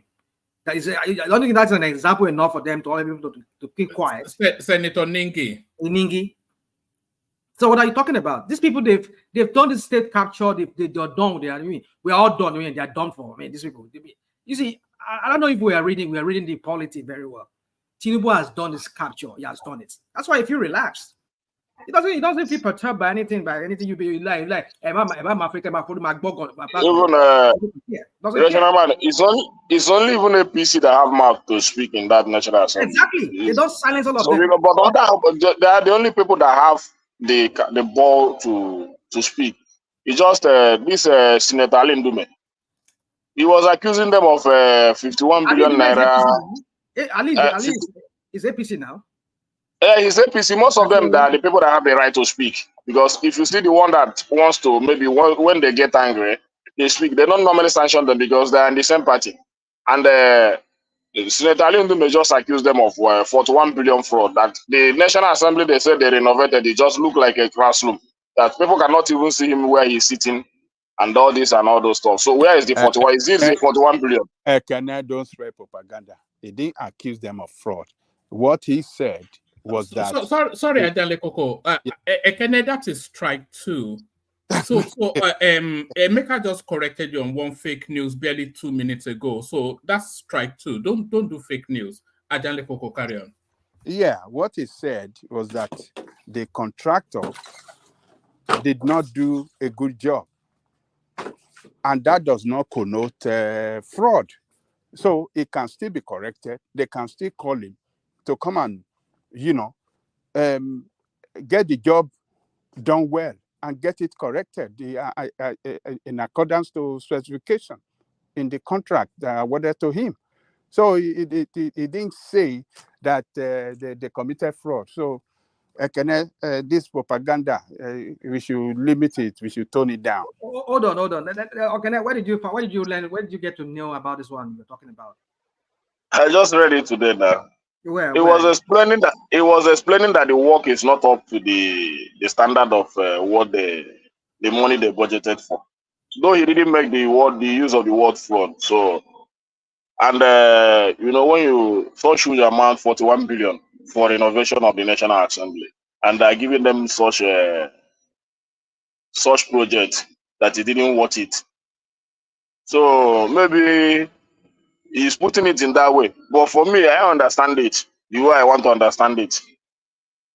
41 billion. Even that money itself, 41 billion for renovation of House of Assembly. Man, it's still a fraud to me, even if you don't want to call it fraud.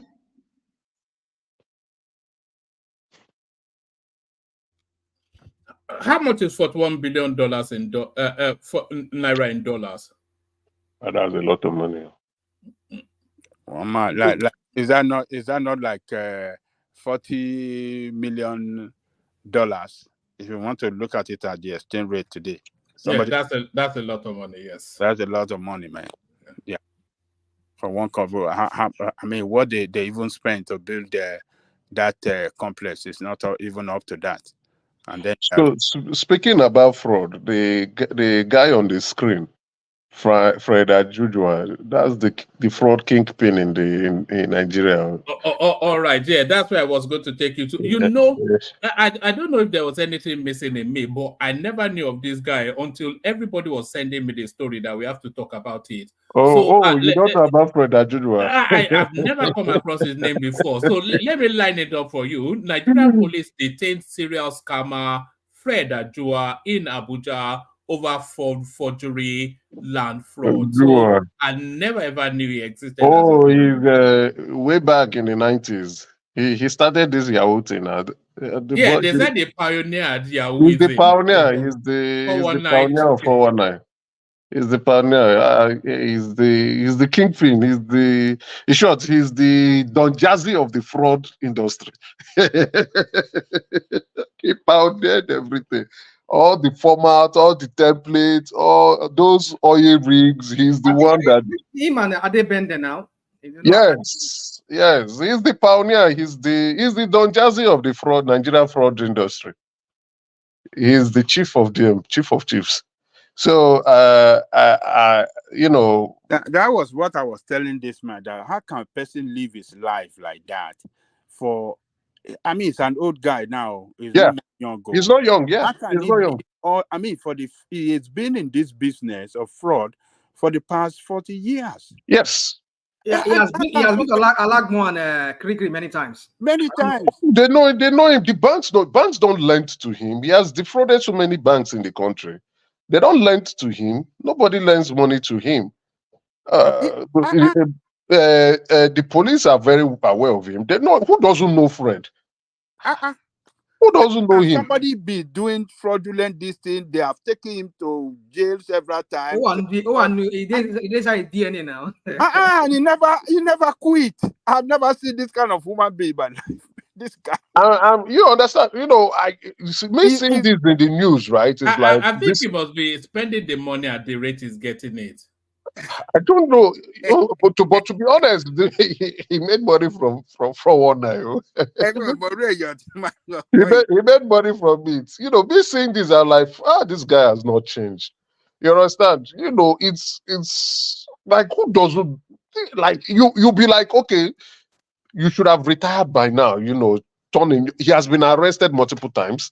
Turn a new leaf and focus on doing something useful with your life. But at your age now, they are still arresting you. Yes, to this man, this is not news. It's not a surprise to us. It should have been done way back. I don't know what the EFCC is waiting for. The way he played on, the emotions of Nigerians, the intelligence of Nigerians, and the level of the scam is just mind blowing and mind boggling. It's just I just can't explain why would you want to do it. It completely shows how devilish some people are and how they allow their greed to overcome their humanity and their call to duty and patriotism. It's saddening, very saddened the way this guy concocted the deal. Till today, Nigeria Air is still a cartoon.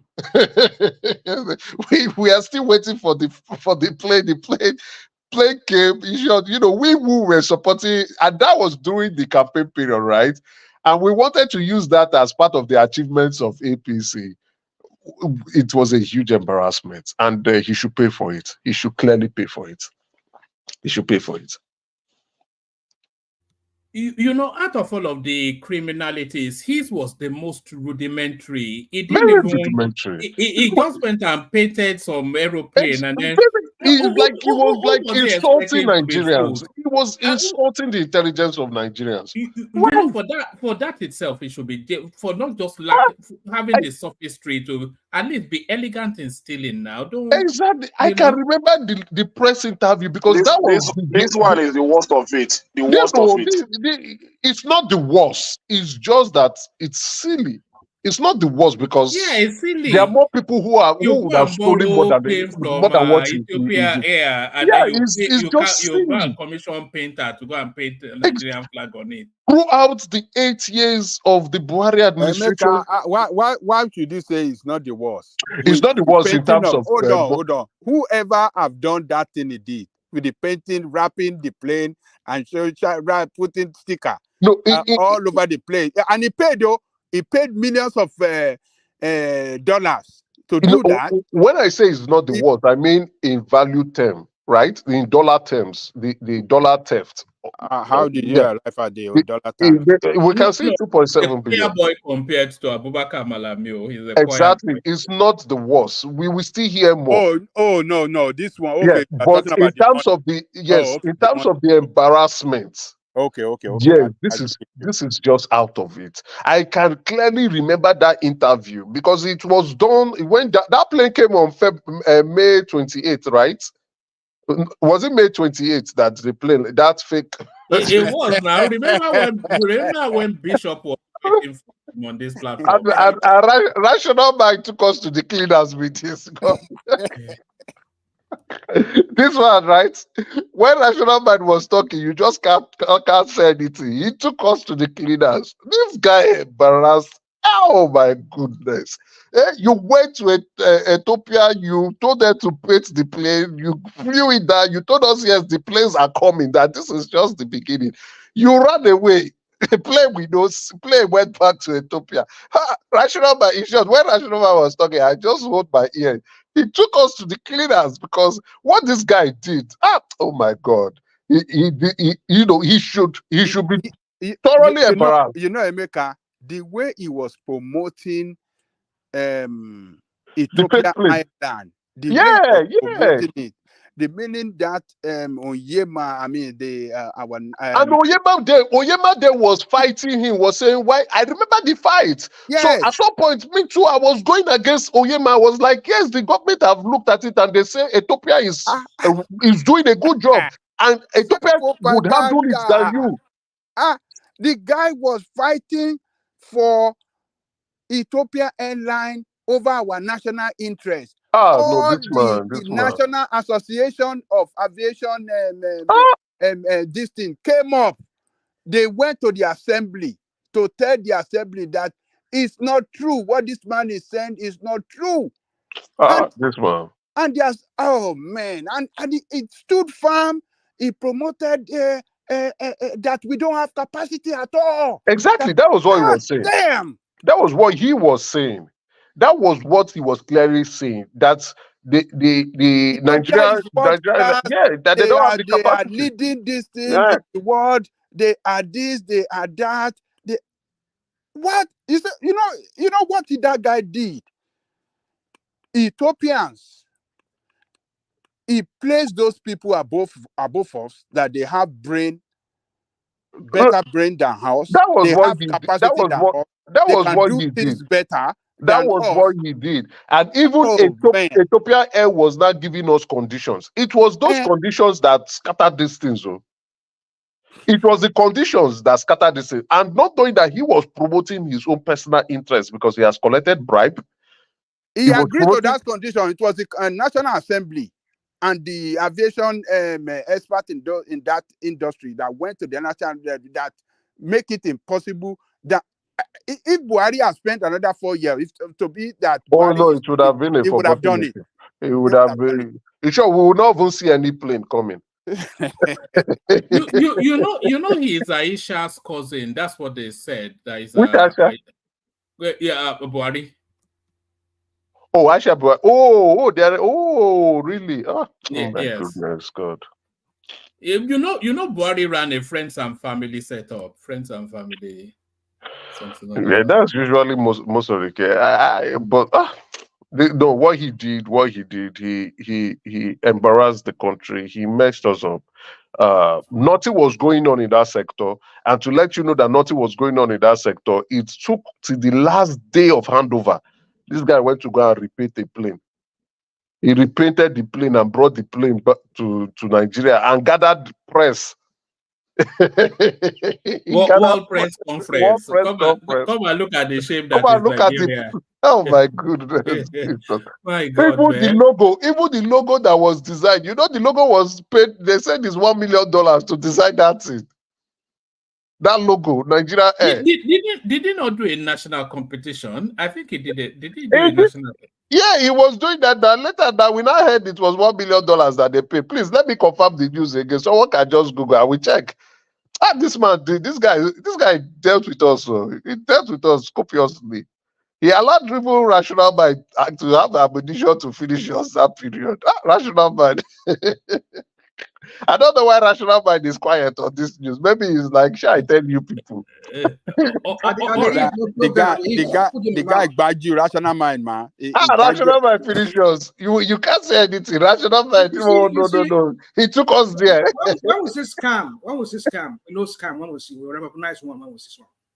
You see, people like Bishop, that day was fighting me here.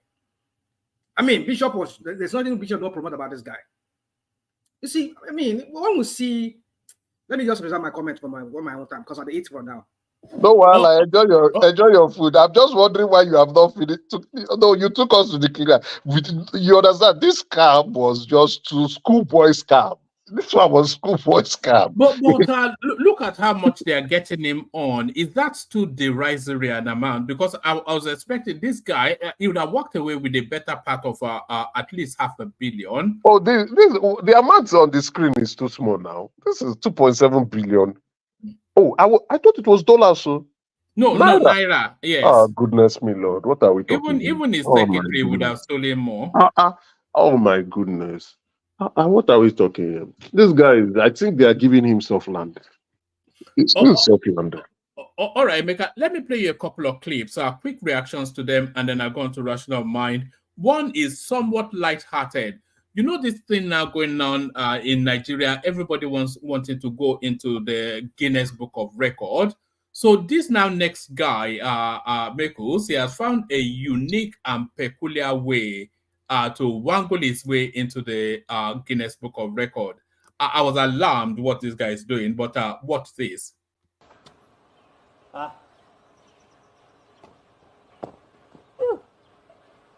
Guys, I'm in. This is the scary part. This is the most scary part of this video. Okay. Easy. Go down. Hey, go down.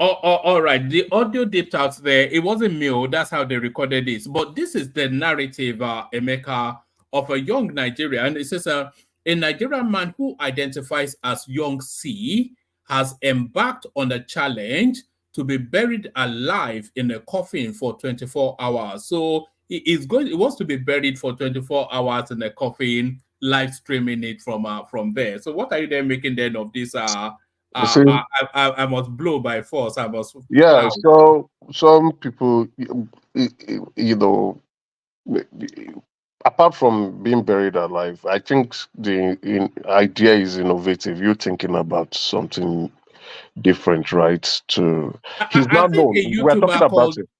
A YouTuber called Mr. Beast has done something similar. Oh, really? We are not talking about him, right? He wants to be known.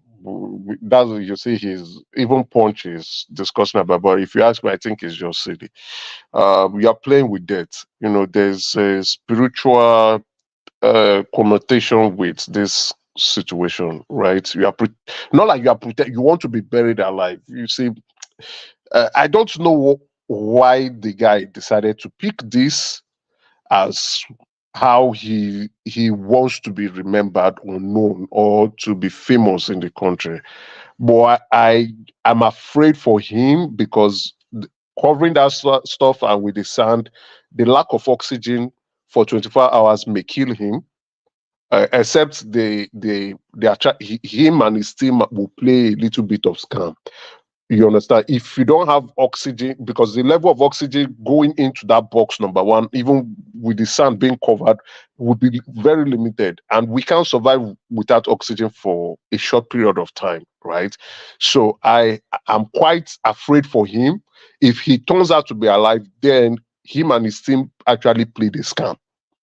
In my opinion, burying someone, you know, that's why you bury people who are dead. You don't bury people. No, I think he will have a funnel for air, maybe like a pipe or something. That's what I'm saying. That's what I'm trying to say now. That's the scam. Because you are saying you want to be buried alive. You should not put any funnel. Though the grave is shallow, expected. I don't expect a 6 feet grave. Completely, you just want to bury the individual. But I'm worried for him. I don't know how long he's probably still in that grave as we are speaking now. I don't know. Is this still that woman? He said 24 hours now. Where was this done? Was it recently or was it? It's recent. It's today. Oh, wow. So I hope people are checking up on him. I don't know if there's any updates. I don't know. I think if he passes away, those people in this video all be arrested. They are going to arrest all of them. You understand? They are going to arrest. So that's why I say this is stupid. What they would have done, they should have inserted the camera inside the grave, and they are monitoring his health status, and also probably some form of, I don't know how they are going to do the device to check the oxygen level, so that if anything goes wrong, they can quickly just say, this thing, no, it doesn't work, let's get him out. His health is more important, because if he dies, those guys, all those people digging grave and pouring those sand, all of them, they are going to cri-cri. They are actually, they've even booked one-way tickets. They've not just confirmed the tickets. They've booked it. They've not confirmed it yet. So if that guy doesn't make it out, they are going to quickly to go and spend the rest of their life for being stupid. So I don't know why he's doing this. Innovative idea, but crazy and stupid. You don't play with that. You don't joke with it. It's not something to joke about. There's some spiritual situation around it. And in my view, if he turns out to be alive, I give this guy just a few months, he's going to die. Because you don't play dead. You don't act dead. You don't claim to be dead, except you want to truly die.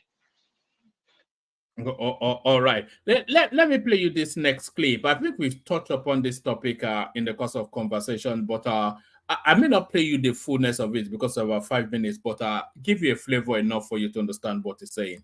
The Minister of Steel Development, Shuaibu Abubakar Haudu, says the federal government is committed to encouraging indigenous key players in the steel sector across the country, in line with the 8 cardinal points objective of President Bola Tinubu's administration to industrialize Nigeria.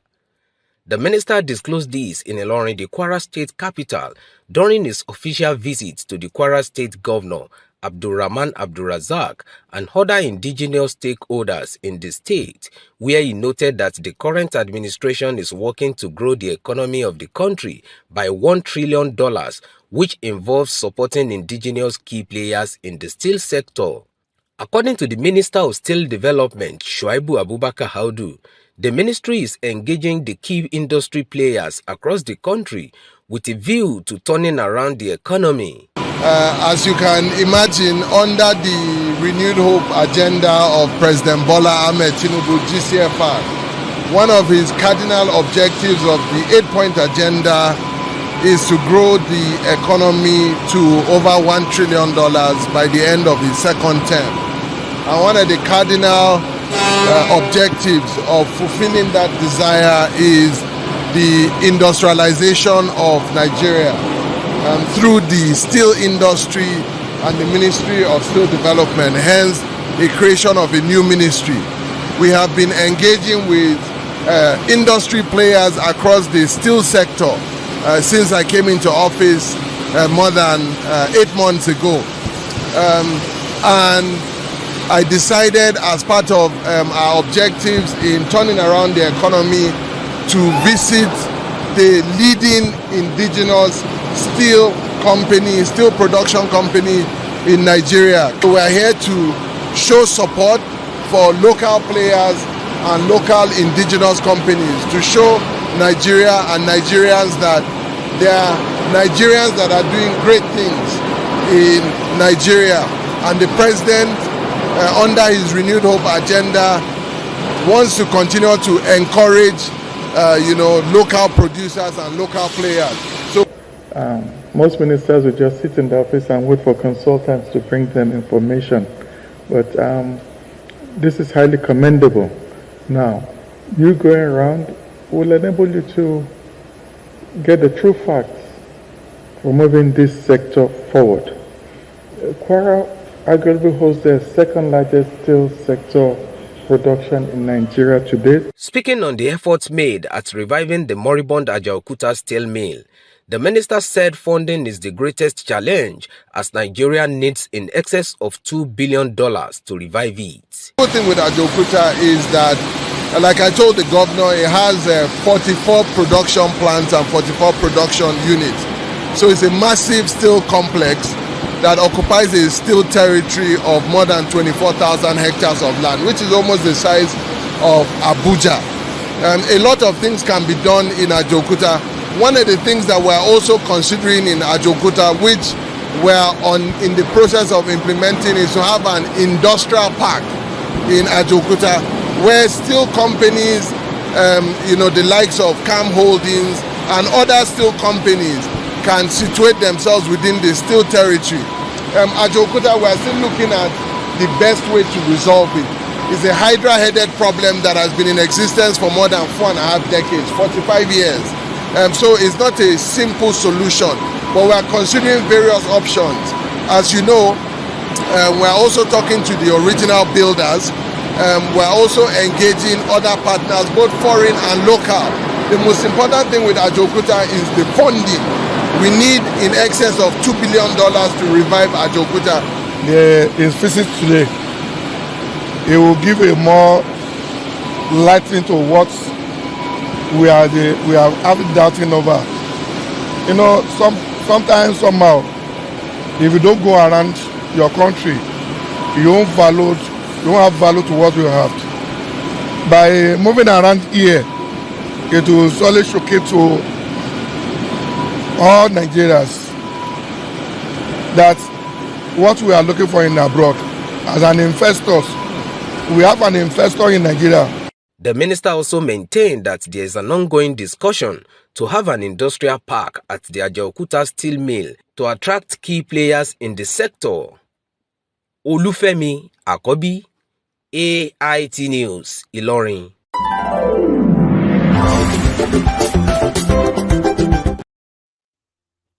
Yeah, one man. So there it is, yeah.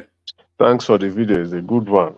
It's like Ajaokuta will kill Nigeria. Nigeria will not be able to kill Ajaokuta still. What I want to highlight here, I want to go a different route. This is one of the useless ministers we have in that country. He used 8 months to junket around, consulting with industry players, and cannot even mention more than one industry player in the steel sector. These are the people we are talking about, and they are praising him. You see how we glorify nonsense in that country. They are praising him for visiting around. Oh, even the Kwara State governor will say it's good that you visit around. Nigerians, we know how to. The government know how to embarrass us, and yet he's still saying that $2 billion. I thought the Russians said they want to buy Ajakuta and turn it around. Is it? I might be wrong, but I saw it in the news. And even with the 8 months he has spent in office, he still cannot even talk about a solution. We are still looking at it. So the guy has been looking at things for 8 months. Now gathered the World Media Conference in Ajakuta, and put helmets with his team. Everybody wore white helmets to come and talk to Nigerians and tell Nigerians more lies. Because there's rumor that they want to reshuffle ministers. Is that Ajakuta or somewhere in Kwara? I think that's Ajakuta is in Kogi. That's another steel factory. Is a private. It's a private factory. Yes, it's a private one in Kwara. You know, Emeka, there are 2 things that I said that struck. Well, 3 things really that I said that struck me. It described the landmass of Ajakuta, and it said it's as big or even bigger than Abuja, which struck me. It's a behemoth of a project.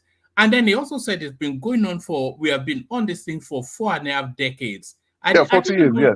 I didn't even know it was. Yeah. Ajakuta has never worked for one day.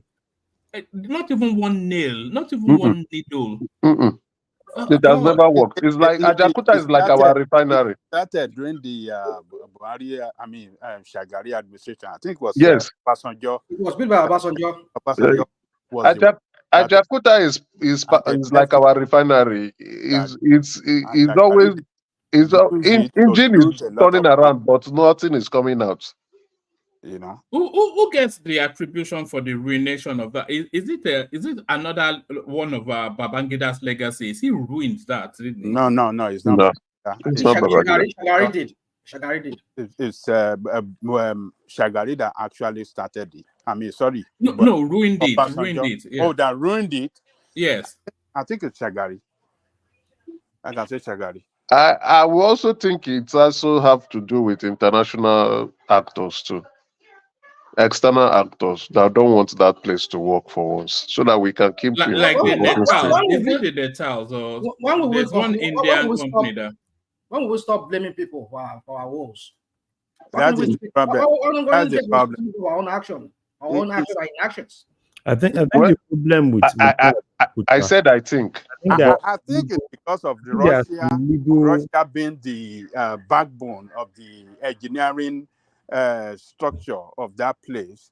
The West doesn't want that Russia to kick off. Yes, the Russia. Yes, so they kind of manipulating our leaders one after the other. Every administration making sure that is not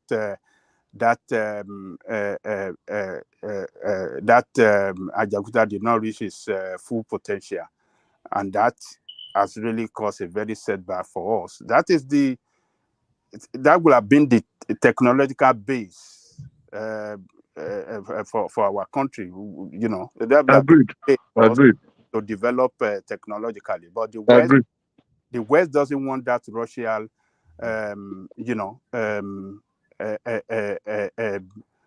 structure there, thinking that can give Russia that leverage to have, a strong presence. Is it the West, though? Is it not an Indian family, the Metals, that control global steel? No. About the Indians? It's Russia that were the backbone of the structure. I mean, engineering structure of that place. It was the Russians that built it. Russia. It was the Russia. So the West doesn't want it. They thought that will influence a strong relationship between us and Russia, and that will cause a very setback for their relationship in Africa. You know, Nigeria being the most populous black nation in Africa and in the world. So it's politics, and we allowed it. Our useless leaders, one after the other, allowed it to happen, and it's just unfortunate. Well, Baba, yeah, I understand the fact that we are blaming the West. How about our people? Do you know how much money we've invested in that Ajaokuta? It's like refinery now. We keep putting it's a black hole. Is it America that is just swallowing that money? It's a black hole. Now they make provision for Ajaokuta. Exactly. Yes. There's a thank you, Rational Mind. Thank you for bringing this up. In 2024 budgets, there's Ajaokuta still there, and he's still talking about 2 billion. He wants to play his own racket and collect his own share, like Saraka did his own. So that place, if you ask me, I think we should. I don't know. In my opinion, we should just move forward. Probably just if it's to either build another steel company, a steel factory beside it, fair, up to modernized standard, right? Or probably try to sell it off. Either both. I think selling it off is the best option. Emeka, one of the things they said was that it's a Soviet era technology. That was what they used. So, but if you have to revamp it, it's going to take a lot of money. So it's moribund now. That's what they are telling us. That's why I say just sell it. If you can't sell it off, build another one beside it, and let's move on. I just checked now. So they said we've spent over $10 billion. We never spent well. And not even a needle has come out of this. $10 billion. Oh my goodness! One man, please let me hand over to somebody. They've been scamming us. Some people say Shangolomba Nigeria know how to embarrass somebody. One man, National Mind, please take it over. All right. Thank you, Beko. So National Mind to you. Yeah, I mean, some people say they need to go and appease them. And you sound very good today. I commend you. Okay, thank you. No man Emeka now. When Emeka don't get in mood swing, that is mood swing. He go swing to like talk like an obedience. No, any day when talk well, we go praise him. It's curious that Emeka only has his mood swings once a month. What do you guys mean? Is there a Bobrisky element to all of this going on? There was all these monthly mood swings. What do you guys mean? I will react to the news and I will express what I think is fair. Emeka, you see, I don't know what this guy, one of these Agbado people on the Arise, this guy that calls himself Yoruba Union Worldwide Chairman or whatever he calls himself. That guy is a real stand Tinubu batified person. Come on, yes. I watched the video. Come on, see what the guy was vibrating today.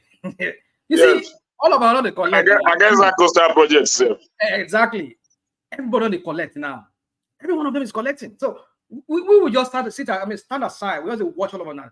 They just No, but we will speak the truth, right? So far, so good. There are ministers that are going to embarrass this administration, and it's high time the president stood his ground and get rid of them. There are so many ministers he appointed. He has the most ministers in his cabinet. Let's be very realistic. And so far, we can only mention at least just 5. If even that 5 is a struggle, 5 that are working. But one man don't used to play that kind of video.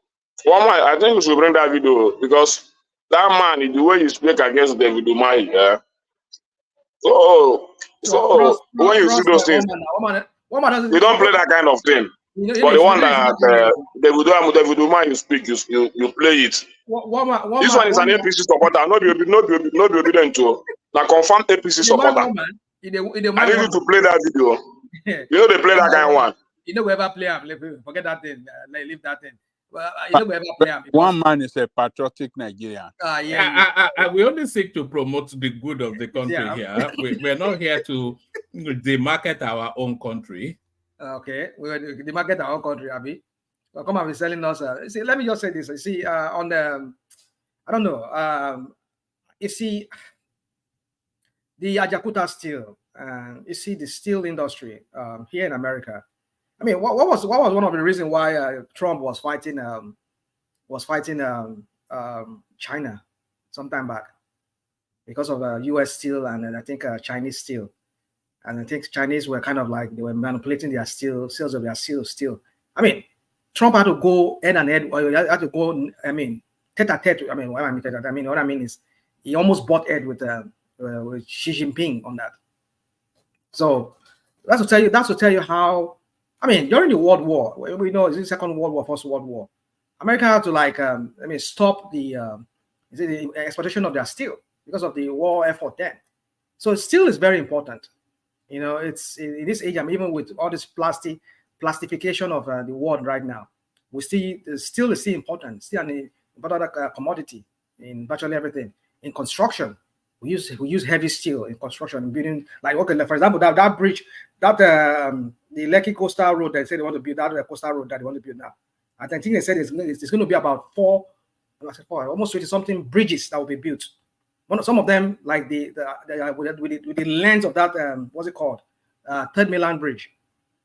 Same as that, the distance, that length of that Third Mainland Bridge. Even the road itself, you know, we are doing cement. It's concrete. It's concrete. It's concrete. So you still need the steel. So we could, rather than go and buy all this steel from China, we could do our own steel. You get it? And that would be, we'll keep that money in our own pocket. That's foreign exchange that is very hard for us to go and to get. We'll keep it like Oyema is doing with this airpiece, whereby, you know, formally you buy like almost $17,000. I mean, 17,000 naira. I mean, 17 million naira worth of ticket for business class to fly maybe BA or to fly KLM or Air France. I mean, he brought it down to 1 million, 1.something million. Before some of them were not playing games with it too. They wanted to drop down. So my point is this: if that money, because if Nigerians buy tickets from BA or all these foreign airlines, when it's time for them to repatriate their money back to their country, they'll collect the money in dollars. And we don't get dollars. We need dollars for our own manufacturers. So if this guy, I mean, if he could at least chop at least half of that money off to trap out within Nigerian space, at least that's money for our own industry. The same thing with this steel we're talking about. So you see, when we say we have visionless leaders, especially those are leaders from the north, it's just they ruined that. They just ruined our country. I'm not saying Southern built it, which is the person of Obasanjo. Obasanjo did a lot of things. He built a lot of things during his time. Actually, most of the edifices we have in that country, is it National Theatre? Is it some part of where Festac? I know Festac started during Gowon time. Some of those roads that Lagos Ibadan Expressway. There was one old clip where I saw Yadwa. Is it Musa Yadwa when he was commissioning that road? So I mean, you wonder, some of those things, it was built during the military era.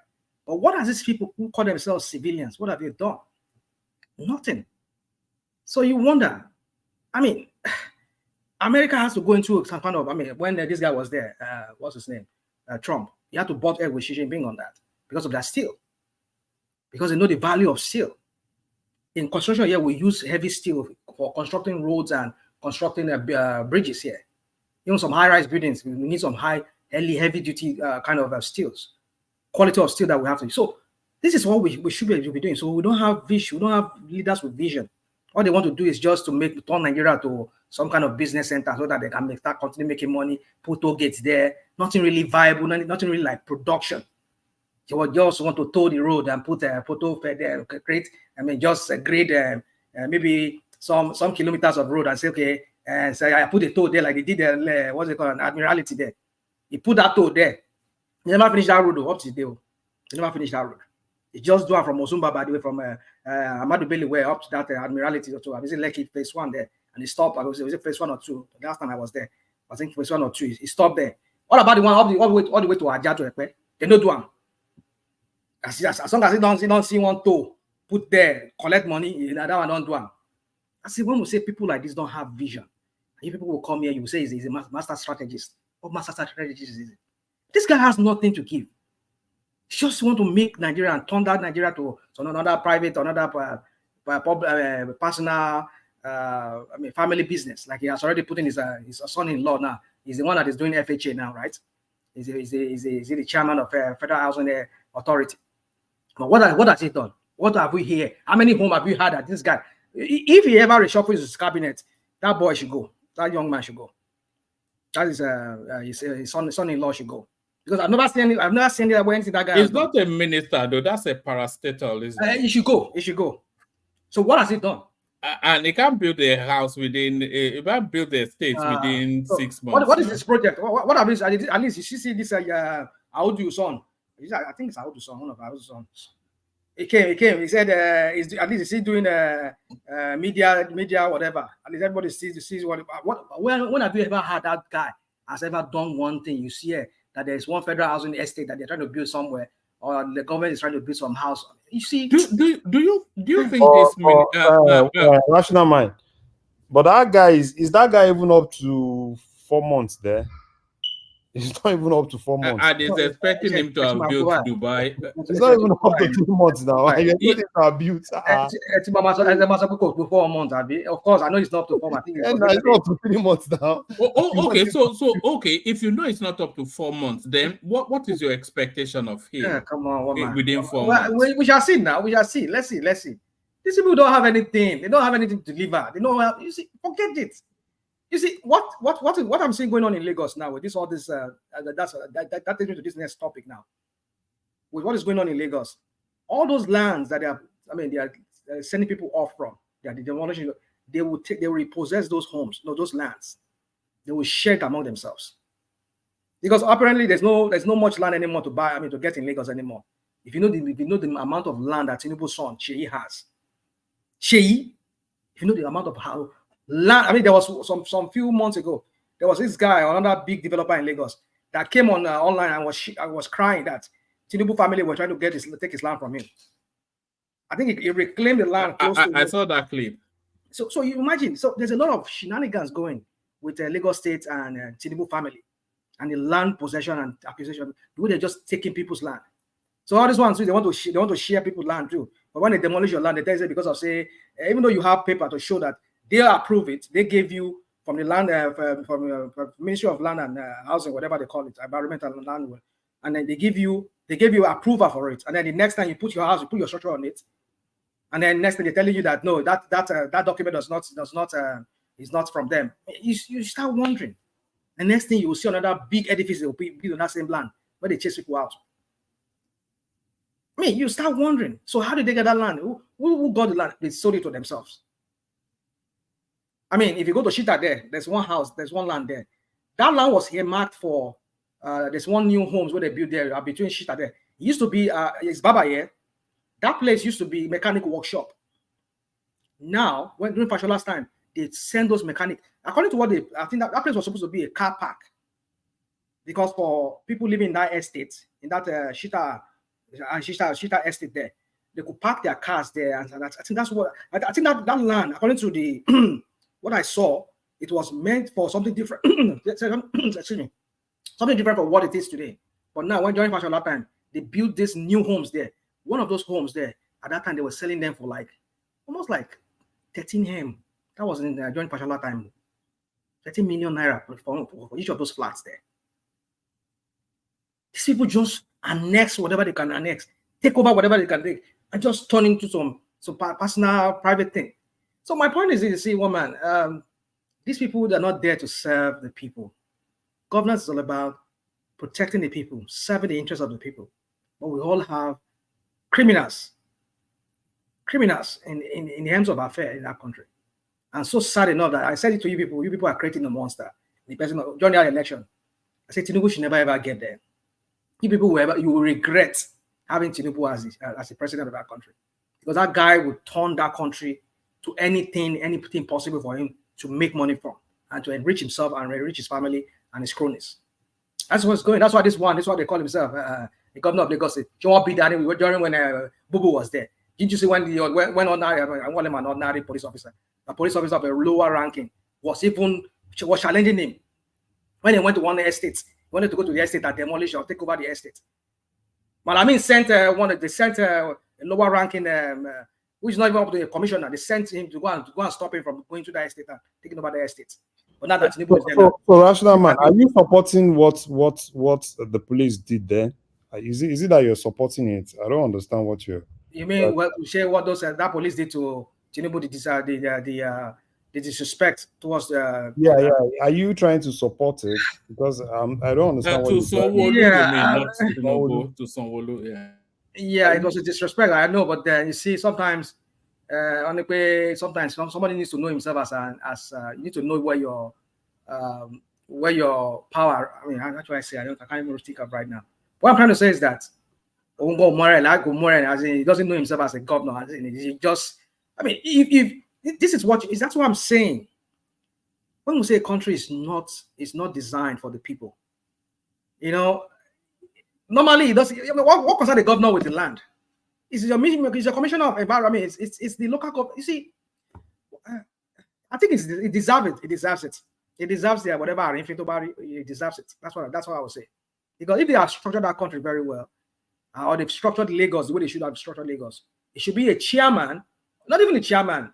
It could be the building department in that local government, the head of the building department, the building official of that place. It will be the one to be confronting him and telling him, look, this is what we have on the map.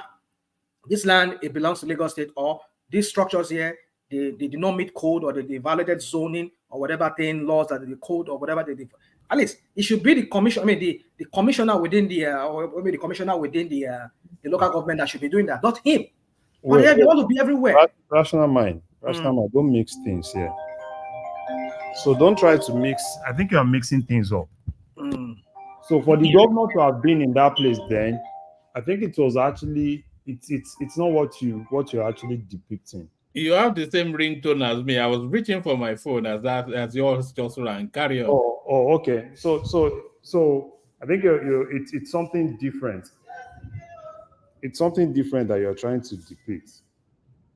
So it's not like the governor actually went there. That time there was a crisis. Okay. I think they wanted to demolish, and those people were kind of like trying to cause issues. So at that point, I think the governor being there kind of resolved a lot of things. So Lagos State were trying to demolish those places and take it over. Federal government. Is it federal government? Yes. No, I don't think so. You don't think so? That was what happened now. You remember those people when they cried to Abuja, they were saying, why should come and take No. Well, except I'm looking at something different. Go and try to understand what happened there. Okay. What I know was that the people cried to Buhari and said, look, Lagos State is trying to take our land from us. So they destroy some certain parts, and they want to come and finish up the other place. They said, no, that was when I think Malami had to send, had to instruct the people cried to Lagos State government. But it wasn't destroyed by the federal government now. It was Lagos State. Well, okay, that's Magodo now. Go and try to. I think it's Magodo Estate, something like that. Yeah, it's Magodo now. It was they cried to Lagos State government, but the guys from federal government said they had order from above.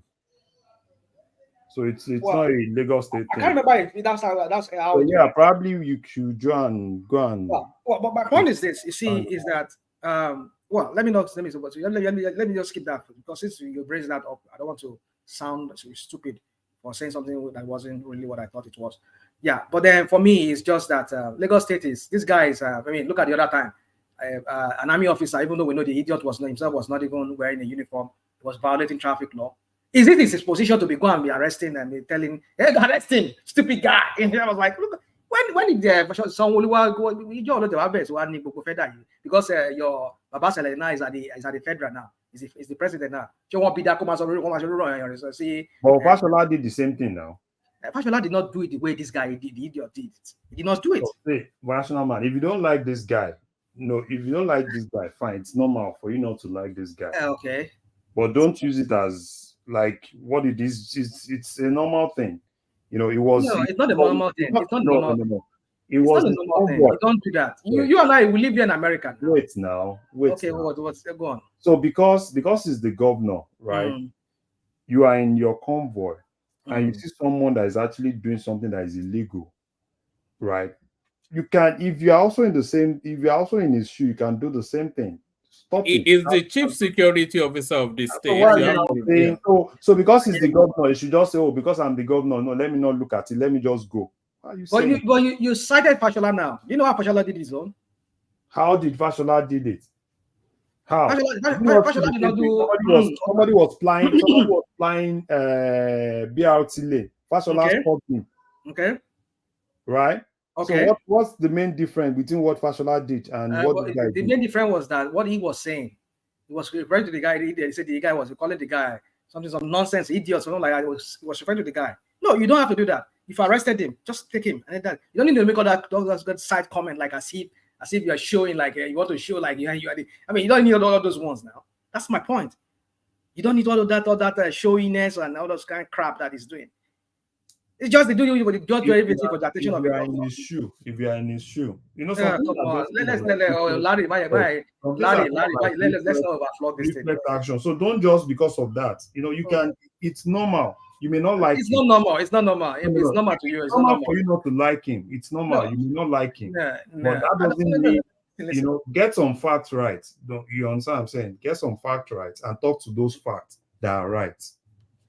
When you said to get some facts right, I mean, I cited the way he treated the guy. A criminal deserves some kind of respect too. Even though you have to like arrest him, doesn't mean you have to just make him look. I mean, everybody has his day in court. So you've arrested him, you don't mean to make those guys nonsense, rubbish, everything. Stupid man. Even the guy, right? The guy just said, "I'm an army officer." It's not like the guy was even on uniform. Okay. Right? What if he's not even an army officer? He died. I mean, even though he's civilian, it doesn't. There's no that doesn't warrant that kind of comment that was coming from the governor. Well, I understand. That's what I'm saying. So what is the part I don't get right there now? You're telling me now. No, you've been criticizing this guy. The first thing you said. I will criticize him. You see, that's the thing. The Magodo thing, you didn't get the fact. You started riling on this guy. So you may not like Magodo. Okay, you see, anybody can help us do that. Chioma, whatever. Help us Google that Magodo. The Magodo issue. Oh man, can you please help us do that thing? Look at the. Actually, I think there should be a clip online. Just type what's his name? Sanwo-Olu with the police officer in Magodo.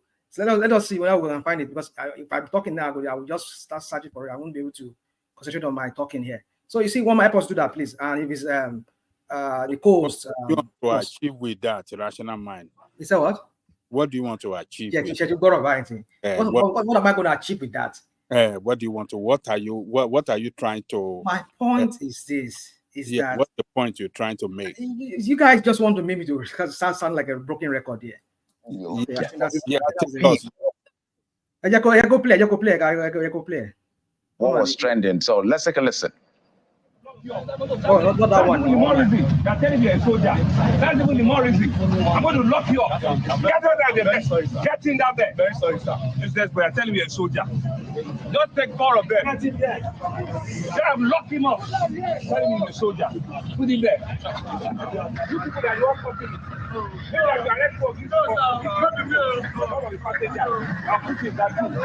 Then you know. Madam, they're glad they can do it. You're taking Okada. And they're taking you one way. And you put it on Facebook on a road that I thought. Is it good? And they will not hit you, you go and fall and you die. They'll say government killed you. What a shame. And we're all praying that you have a better country. Post it and tell people this is what the kind of things that you see.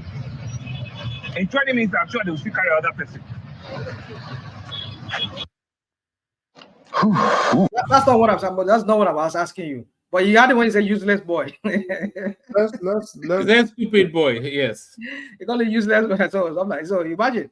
I mean, like, you don't need all those things. I mean, forgetting something and all this camera show. But that's not even the one I'm asking you to play. It's the one of that Magodo. Just type in Magodo Estate and what's his name? Thank you for bringing that up. I must thank you for that. But Magodo Estate and Sanwo-Olu. Because we get the perspective of exactly what happened. You can talk on some other things. We'll just be going back and forth. No, Larry, come on now. Larry, I don't know you to be like this now. It's like you're sounding to me now like No, like, no. What I want to say here. Are you trying to curate what I'm saying here? No. That's not what I'm not for that. I just felt, sometimes, I know you don't like this guy, right? I don't like all of them. I don't like their politics. That's what I'm saying. I don't like their politics. I don't know if I hate. I mean, I've commented him. I've commented some few times in the past. I think that should be it. Is that it? No, that's not it. Can you call your superior in Abuja and tell them that the governor is here and I'm the chief security officer and that you don't have any business being in my state right now and that I want you to disengage forthwith from here? Thank you very much, sir. Your Excellency, sir. I'm not here on my own orders. That's why I'm asking you to make a phone call and tell them, your superior, that I'm here standing in front of you. Make that phone call. Thank you, sir. I'm here on instruction of the Inspector General of Police to the AGF, sir. And that is why I'm here. I'm too small or too low to call them. Your Excellency, sir, with due respect, sir, you can call them directly, sir. So that they will also to leave it. So Inspector General of Police ask you to come. I'm here on instruction of Inspector General of Police to the AGF. Attorney General of Defense. I have spoken to the Attorney General this moment, so he's not aware that you are here. Well, we're expecting the call that we should disengage. That's what I'm saying to you. Yes, sir. Because when I make the phone call, it will be tougher. If you can call and say that the governor is here in front of you, what should you do? It is not my duty to call because I'm too low to do that, sir. Okay. If you call... So where are your men? My men are here. They are all over the estate, sir. How many men do you have here? I have several of them, sir. No, what number? I cannot precisely tell you the number. So now, even sir. if anything happens to your men, you don't even know the number of men. I know the number of my men I have here. So what is the number? We sought for some other people to join us now. What is the number that you have here? I'm sorry, sir, Your Excellency. So you cannot even do a head count of the number for the security purpose, I cannot say this is the figure, sir. So you don't know the number of men? I know the number, but for security purpose, I cannot say this is the figure, sir. So you know I'm the one talking to you? Yes, sir. You're an assistant, what is it? I'm a chief superintendent of police. Oh, CSP? Yes, sir. Okay, right. So, pressman, don't worry.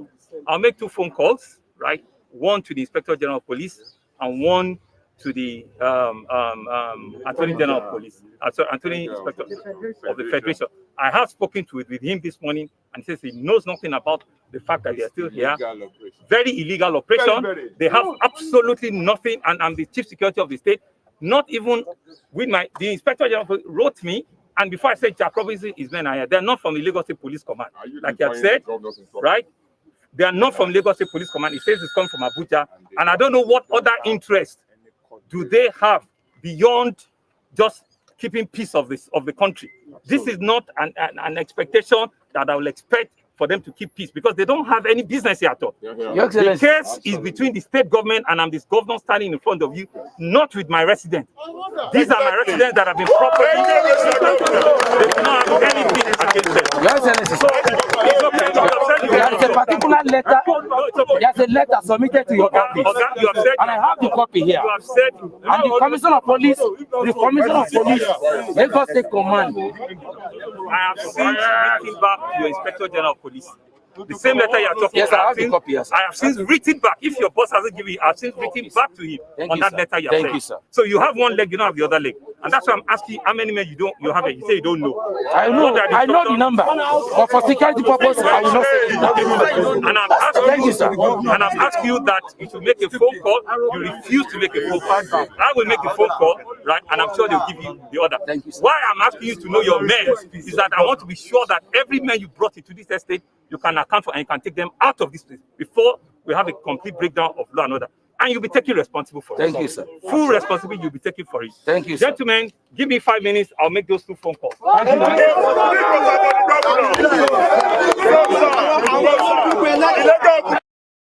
Boy, one leg, Isha. One leg. Action governor here now. No. Look at rational mind. Rational mind. That guy is an action governor. What action governor? He came. Hold on. He came there to give the people of that estate his own assurances that, look, I'm your governor, I will stand for you, I will fight for you.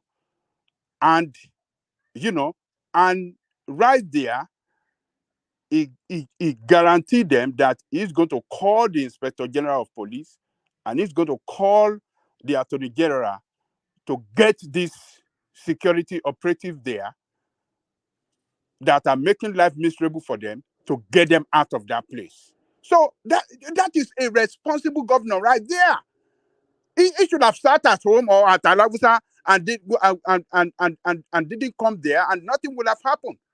But he stood up, he drove down there, he came with his team of commissioner and others to confront those security men that were sent from nowhere to tell them that, look, you are not supposed to be there.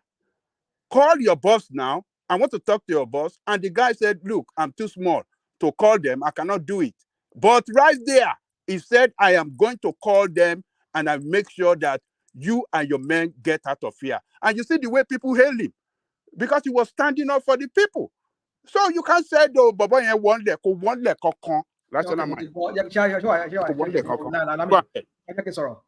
So my point is this, you see, is that the way he handled that matter was totally uncalled for, in the sense that if you saw somebody who had the order of the IG, that is Malami, Attorney General of the Federation, and you have the IGP, Inspector General of the Police, and then he said he came on the order, and you said you want to you called them already, and they're not picking calls. What is that supposed to mean? He said he called them. Rational mind. Do you know what exactly happened this day? So what happened? Tell us. Because Nigerian news. Hold on, Larry. Just to correct something, he didn't say they were not picking calls. He said they called them. He said they called Malami, and Malami said he did not know why they're there. It's nothing to do with him. We heard him now. So, but carry on, Larry. Well, the guy said he has a form. I mean, he has a rational mind. That's what he said. Mind. I said we're not getting the whole thing is just mumbled up. Do you know why the governor came there that day? So what was why? Tell us. Those policemen from Abuja, they locked the gate of Magodo. They locked the gate. They didn't even allow people to enter. Right? So there was a lot of issues that day. Even prior to that day, they came very early in the morning. They locked the gate. They said order from above.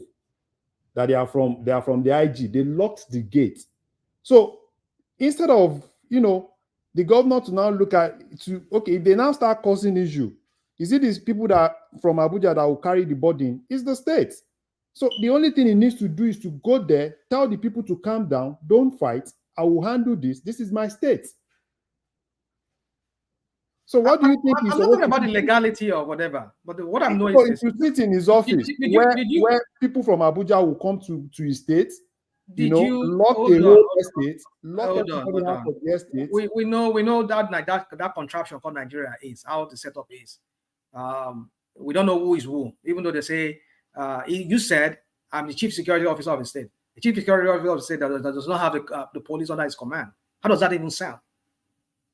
So that's to tell you that it's Nigerian just system. you know how the system. So you're saying if they come, hold on now.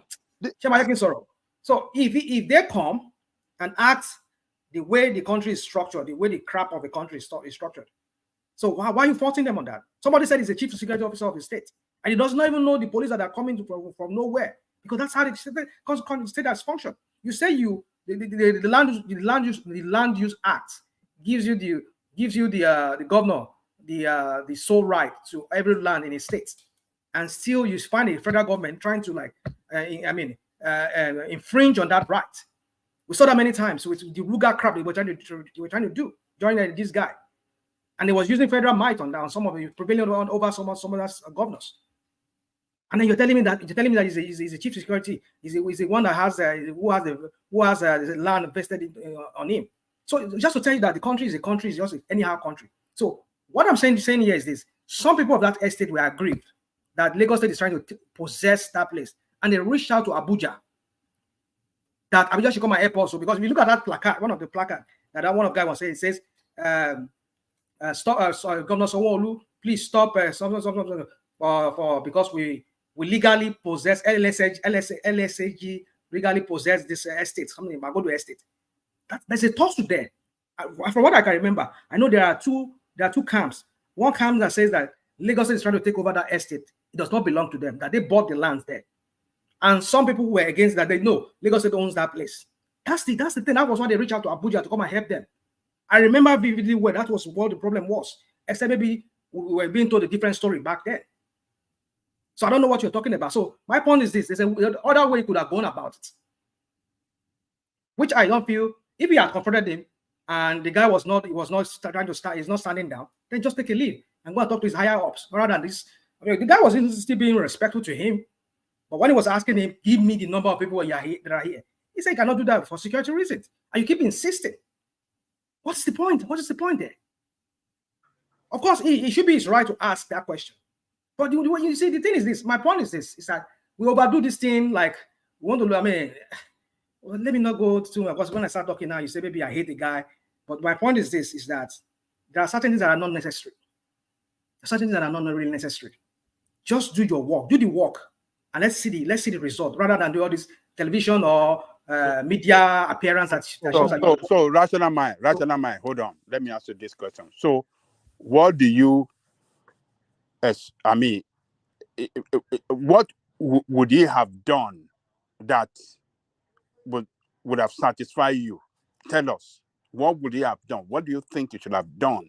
Sit down in his office. No, it doesn't have to sit down. Thanks to you. Yeah, Thomas, I want to move on, like you said. Let us move on.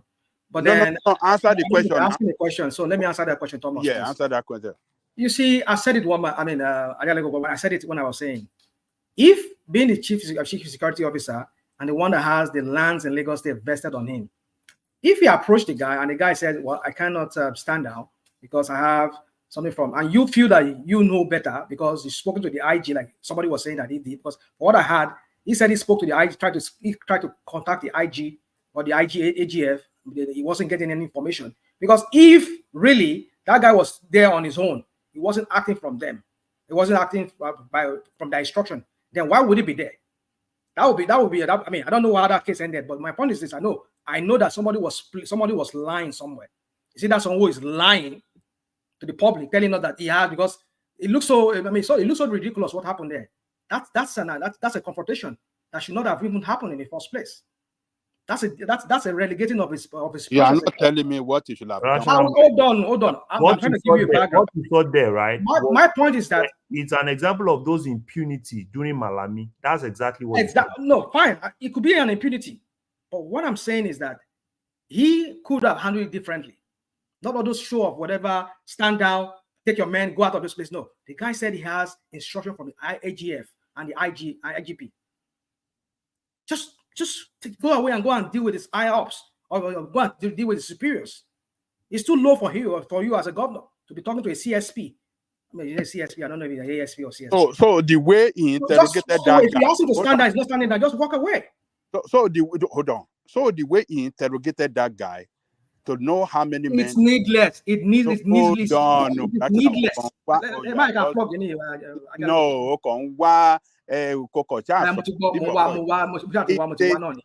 If the governor and he wanted to know, who are those people that send them there? Because you can hear him. He was telling them, I have spoken to Malami. Malami said he is not aware of it. And the Inspector General, they said they are not aware of who sent you. And in front of the camera, what he has done in front of the camera. You understand? He has done rational mind. Rational mind. Are you trying to say that it's an eye service? It's an eye service. That's what I'm saying. I mean, it's just an eye service. Okay. It's me, and I mean and I may be governor. I mean, we know you are the governor. So what is the point? You know the people you are dealing with, and you saw how they dealt with Akere Dolu, despite what Akere Dolu did to them. I mean, was trying to protect his own people. So, okay, you are trying to say that the IG cannot just give an order to those guys. Maybe he knows what. He's the chief security officer number one. He has the. Yeah. I mean, according to the Land Use Act, it is the governor that has the right to every land in his own space. But the way Nigerian state function is just a chaotic state that doesn't follow whatever rules and whatever law and constitution they have. That's why an IGP could order somebody from a different jurisdiction to come and secure a part of his own jurisdiction. I'm not saying what he does. IG cannot give an order without the knowledge of the governor. Exactly. Is that what exactly. Yeah. So he coming there now is just like an eye service. Just because people are. I won't say it's an eye service as such, but I'm not saying it's not. It's not a necessary thing to do. Let me know where you really stand. So, are you saying? Answer question, hold on, man. Le ma sọ̀rọ̀ because I mean, the answer question. Le ma sọ̀rọ̀. Le ma sọ̀rọ̀ because I'm answer question because. But people will answer question. I better question where. So, but I'm going to answer the first question now. Are you saying that his presence there is not needed at all, or what are you really saying?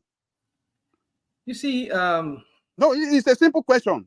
I know it's a simple question you ask. It's according to you, it's a simple question. Yeah, it's a simple question. Very simple. Again, I keep saying, see the way you are struggling now. No, I'm not struggling. His presence is not needed at all there, or what is the real issue? He has gone there. No. Answer it. I mean, I answered your question now. I said, did that situation require his presence or not? Honestly, if you want to ask me that question, it's not needed. It's not needed. Yeah, that's my honest question. My honest answer to that question. Okay. So it's not needed. So he could have sent his commissioner there. Sorry, Adele Koko. Rational Mind, do you want to revise that response? So, Magodo's gates were locked off. There was a heavy security presence there. It's one of the big areas of Lagos State. The state governor is not aware of it and is getting these SOS signals from residents of that space. Are you saying, as the governor of the state, he should not have responded? One man, that's why I said there are two stories to that. I mean, there are stories to that. There's a background to that story. For what I gathered, I remember very, very well, was that some in that estate felt that Lagos State is trying to take over. I think they said they're taking over one of the, is it phase 1 or whatever one, they're taking over that place. And that their own place was the next place they want to annex. I think that was how the story goes. And some people felt aggrieved, and some of them were. So some of them living that was one of those eyebrow areas in that area. I mean, that Lagos State, Magodo Estate, very wealthy people live there. Maybe and they have the connection to Abuja. You have to reach out to Abuja that look, this guy in Lagos, the Lagos State governor, is just doing anyhow. He wants to come and shut down. He wants to come and take possession of our estate, please. And then maybe Malami wedding and use through the IGP send some men to go and blockade that place so that they will not. That's not, man. That's not what happened. So what happened? I mean, that's what I remember. What you saw, with what you saw, does that depict what happened? That's what. What happened? You tell us. You just watched the video. He didn't even answer the question that one man asked him. He just answered the question direct. To one man, just answer it direct. You don't need all this story. What happened? What did not happen? But to the question direct, as one man asked. That what? That he's supposed to be there? Yes, he's supposed to be there. I haven't, due to what happened there, the way they locked the gate and people cannot go in and out, and as the governor, so does it not call for his attention and intervention? Well, I don't think so. I've answered that question before, and I don't think so. Hold on, rational mind. It seems that hold on. You don't know what Magodo represents in Lagos when we are talking of location and the people that live there. That is why we are talking like this. If you know how important Magodo to Lagos State and the Lagos State government in particular, you will not talk like this. Do you know how many top civil servants, directors, permanent secretary that live there? Do you know how many, bankers that live there, at the top level that live in Magodo? I know. And you are saying something like that should happen. That's not the issue. The issue is what was the issue? And not respond. Somebody in the comment section kind of like explain the court case. Probably if you can bring that up, probably Rational Mind will just read that time. Is it Baba? Is it Baba's comment? Oh, okay. Yeah, that's Baba. Is it the highlighted? Yeah, this is how exactly what happened. It says It is about the let me hold it to that space.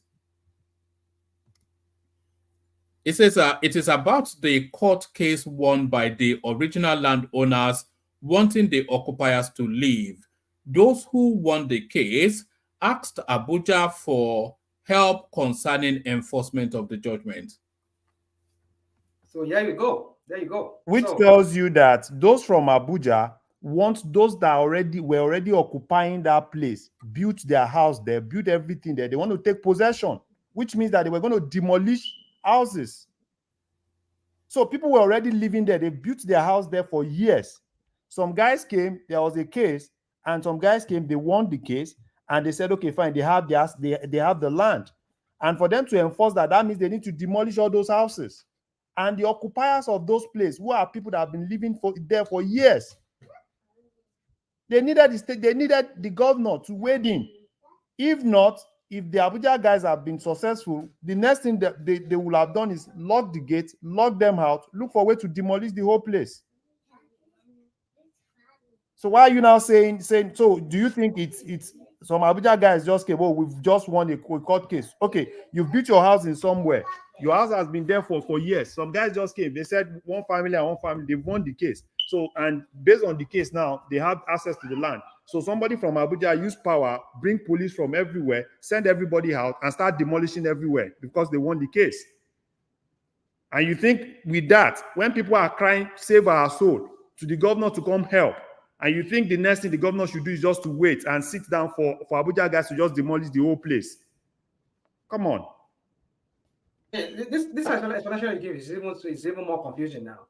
Because if I were to go by what this guy said, this person has said what he said, I know some people reach out to Abuja to prevent Lagos State from, because if you look at that placard that one of them carried, it says something like some governor, Sanwo-Olu, airports, Kinikon, it is this place was legally acquired by LSCG, whatever. So I know that it's a tussle between the Lagos State government or whoever, or a branch of the Lagos State government. They want to take possession of that land or that property there. But the other people said, no, we will not let you take it because maybe, I don't know, maybe they get a court ruling that says Lagos State does not have the right to it. So that let's move ahead, because people have told you, people. No, you're not telling me anything, dude. You're not telling me anything. I'm just saying. People outside here have told you exactly what happened. Probably you need to go and read the case. Go and. Okay, maybe we need to go and read the case, but yeah, probably that will help. I'm saying. Let's not overflog this matter. But my point is that in the same country where things works very well, things like it should not be what the governor should be going out and be doing. Send your commissioner to go and handle it. You handle matters, legally, and you don't have to do all this television appearance or whatever appearance you call it. Let's just leave it at that. One man, if you have another topic for me, give it to me. I know what's his name? Ajalagoku and the people here. You just want me talking about this. My point is, I'll continue talking. That's just it. So if you have another topic, give it to me, please. All right, we're still with the Sanwo-Olu space. Rational mind. So he's is determined to clear off the smellies of the streets of Lagos. Relocation of destitutes to home state will continue. This is Lagos State. Of course, we're coming off the back of those people repatriated to Osun State. So what are you then making of this cleansing exercise? Long overdue, you may say. Well, you call it cleansing. Yeah, that's what it is. You see, again, like I said, if we do not restructure that country, you cannot move people in a country where they have right to. At least, I think one of the things that under vagrancy laws. Oh, come on. In fact, here in America, even the what's it call it, the First Amendment, or what they call it? What's this their first freedom of speech here? It allows them to say anything, and then you can go to court and interpret it. But you cannot deny them of their First Amendment right. So the thing is that the Nigerian Federal Constitution gives the right of Nigerians to live any place that they choose. But do they have to constitute no nuisance? No, they don't have to. But you know how your country is. It's a banana republic, just a kind of country whereby no law and order. Even though there's a law, they don't enforce the law. Well, the point I'm trying to make here is that I believe there are other ways you can go about this without having to offend people or needlessly offend people the way it's going about it. You send people back to Osun State. And in the last video we saw, when he sent people to Osun State, a lot of them were not from Osun State. Why Osun State? Because among those people that they said they would drop there were also what's they called Hausa people, Hausa speaking people, Fulani speaking people. So is Osun State now a Fulani state? Why don't you move them through their state itself? I mean, if it's Kano, if it's Katsina, take them to Katsina. Why did you go and drop it? If the other governor says no, you cannot drop them here, it became some kind of war between the both of them. Sometimes you just have needs. And when I say this guy, sometimes I mean, I don't know whether maybe it's his commissioner or it is his own conception. He considered the idea of deporting people to some state that you just feel like you just want to deport them to. I mean, Ogun State, what's his name? Your state there. Ekiti State. You now take them to Osun State because Osun State is what? It's a PDP state, right? Or what? Sometimes you just wonder what are these people thinking about? Well, my point is this: I just believe there are many. Like I said at the beginning when I started this, when I was wanting to talk, I said governance is systemic, it's systematic, it's methodical. But these idiots, they just want to get things done real fast. They don't want to do the heavy lifting. The heavy lifting here requires that there are certain ways you can do things. It might take a span of many years, but the goal is this. But this is how we're going to begin it, without having to like trample on other people's right or do things illegally. That's what I'm saying.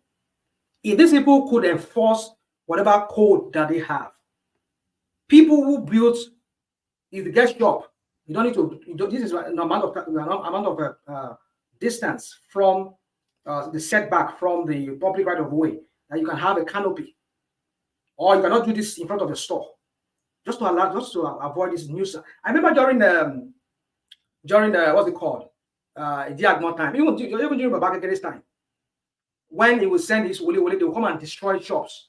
If you have extension from your shop, they will destroy it. Even if your wall of your house extend over the required, it will destroy it. They will chop it off. Even though there's a room, then they will chop it off. He wasn't sending people away from Lagos. He was trying to bring order into these things. That's what he could do. You don't have to pull down the whole house. Just chop that area out. Chop it off. That's what they did. That's what Babakere did. Even Diagmo they did the same thing. So what I was saying here, because of what's it called? Mosques were making noise every night, every time. And you not go and break down in the mosque. They have to put law in place that you cannot make that loud noise. They silence so many mosques and even churches. Then you cannot make noise. That was that. Is it pollution? What was that law that time? They did that time. Decree whatever that time in Lagos. So what I'm trying to say is this: you don't have to. These are Nigerians. You don't violate their right that way. Just put in place laws. When these laws get enforced, they will move out.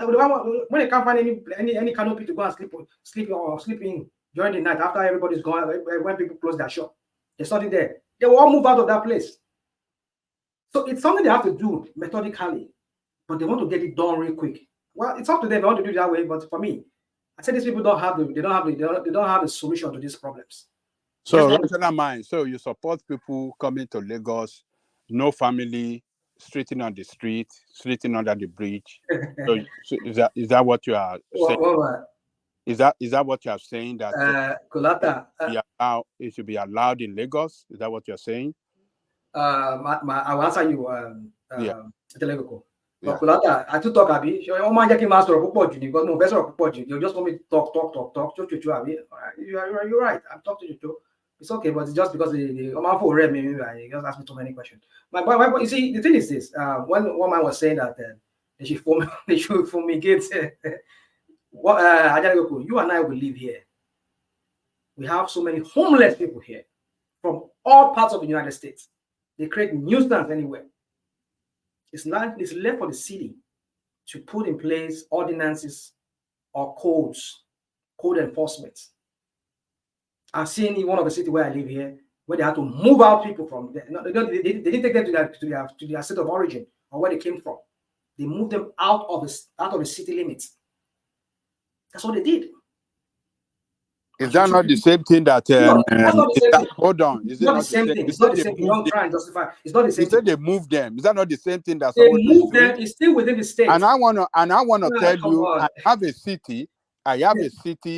That is next to my own city that never allow homeless people to hunger, even beggar.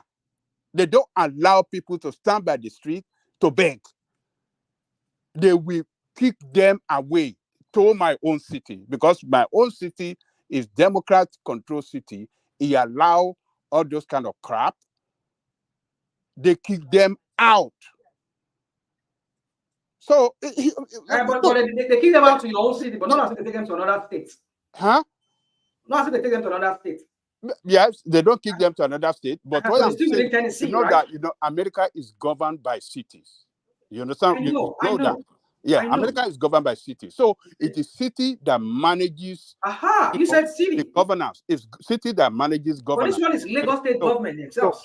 Yeah, but you see, that's what I'm saying. The way you hold on. You know the way they manage. But what difference does it make though? They are enforcing hold on. They are enforcing vagrancy laws in the United States as they are equally doing in Lagos. Is it not vagrancy law that they're enforcing? It is the state that governs where you live. Yeah. It is the state that governs in Nigeria, not local government. So the state is acting. But here in America, it is the city that governs. So that city will kick them out. The police immediately, and the people in that area, in that city, hold on now, and the people in that city, they are so quick to call police when then they see you around the street begging or hanging or even walking, just walking on the street, because it's abnormal to them for people to be walking by the roadside, walking. They will call police. Police will come immediately, ask you, "What do you need help, or what's going on? What are you doing around?" if your wandering is not welcome, they kick you out immediately. So national mind. You can't say that. You can't say that they allow people coming from several states across the country coming to constitute nuisance and everywhere. They don't have no place to sleep. They just hang around in the night. I mean, during the daytime, they can do Agberu or do one kind. But then who made them? Who made Lagos like that? Was it not Tinubu that made Lagos like that? In the night, they don't have no place to sleep, and they be sleeping under the bridge. Was it not Tinubu that was using them during the election during 1999 when they were doing the election? Oh, stop that! Now you are digressing. You're going to different. No, hold on. I'm just telling you. Who is that politician? Who is that politician that doesn't use talk in Nigeria? Yeah. So justified now. So you now wonder. Hold on now. You say something. Let me say my own now. Yes. You now wonder why people troop into Lagos when they hear that if MC Oluomo, who is just stop that, man. So everybody trooping is to go and support Tinubu politics. So people trooping into Lagos to go and support Tinubu politics. Hold on. Let him respond there. They created a monster and they're trying to deal with the monster in their own way. Well, it's up to them. But my point is this: is that when you create a monster and now you created a problem, you want to solve it yourself. I mean, I don't know how that even sounds. But for me, you see, the thing is this: is that people moving from other states, they hear that MC Oluomo rules Lagos. That's not what they. Hold on, that's not the narrative. You are spinning a yarn. Okay, yeah, I'm spinning it. Now. No, hold on, Ajale Koko. Yeah. The narrative you just opened up, it leads to Lagos is a place of abundance, and that is what attracts them. So if you are saying Tinubu created a space of abundance, then you are right. It's not what has MC Oluomo got to do with this. They know that there's wealth in Lagos. That is the attraction. Yeah, there's no such thing as Tinubu created wealth in Lagos. Don't give me that crap. What I'm saying is that people moving to Lagos State just because they feel like, oh, you can make it there if you're an Agberu. No, they know because they know there's wealth. They know now you're spinning a There's no wealth. now. There's nothing like wealth. Don't give me this. There's no wealth in Lagos. No, don't give me that. There's a wealth. There's no wealth in People Lagos. that can make wealth, they know where they can make wealth. Don't give me people on the street don't make wealth. People on the street Right. don't make wealth, but they can become a tool in the hands of MC Oluoma and other thugs, and they can rise up the rank and become maybe a bigger thug like MC Oluoma or close to MC Oluoma. That's what everybody feel. They feel like it's a land of opportunity for them to become thugs. Look at those little boys. Those boys, they should be in school. Maybe in their respective states. We understand that maybe that's the fault of their own state, or maybe they're even from Lagos themselves. Because I could be from one of those states. I live in Lagos. My parents, I was giving birth in Lagos, but I become a miscreant. I didn't go to school. I stopped going to school. And they asked me, where are you from? Originally, I'm from one of those states. Why couldn't they be thugs in their own home states? Come on. You don't have the fact. You do not have the fact. These people, are they really born Lagosians? Or because No. We're staying with your narrative. Okay, why can't they be thugs in their own home state? That's the point. That's what I'm saying. I'm asking you a question, one man. I don't want us to overflow this because other people are waiting. I'm saying that we do not have the fact. These children or these people, I believe that some of them, they are Lagosians. They were born in Lagos. Maybe their parents are not from Lagos. And when they start profiling them, they say, oh, where are you? Where's your parents from? They are from Ondo State. They are from Osun State. They are from this state. They will want to take them to that state, ignoring the fact that they were born in Lagos. That's what I'm saying. So you don't just start moving people around like that. To state that they don't even know where okay. When you're taking them to their state, did you even hand them over to the governor of that state or the commissioner of humanitarian or whatever crap they have in that state? No, they did not do that. Just don't. You see. Let us call a spade a spade. I'm not saying that they should not enforce rules or laws that they have. It's just that these people don't want to do the heavy lifting. Do things in a systematic, orderly way to achieve a goal. It could be a long-term goal. You don't just do it by trampling on people's rights. That's what I'm saying. And these people don't care. Do you even have a right? You and I do have a right. Look at some of the Agbado people shouting online now, crying because of their right has been trampled on. The other guy that calls himself, what's his name? I mean, this is the same guy that was championing. You are actually 8 years ago. You're doing I mean, look at him now. He's talking now when they were demolishing his own ancestral land, is being taken over. They'll turn against Tinubu. What are we talking about? So, woman, the point is this: is that in any way you look at these people, I'm not saying these people, they are the governors, they are the commissioners. Yes, fine. But my point is this: do things in the way it should be done to achieve. Sorry, rational mind. The point is Lagos is a land of opportunity, like America. Is that what you're trying to say? That is a land of opportunity for where? What opportunity? What opportunity? Well, it's okay. I was just trying to help you out. I thought that's what you were trying to say. I was just trying to help you out. Yeah. Okay. So, Ola, you want to say something so I can handle it quickly so that other people can move on? Yeah. I just want to ask you, when you say Lagos State should do something properly, what's the definition of properly? How proper? Because we should now, what is happening in Lagos now is a problem, right? And the problem is just because the development in the country is not well spread.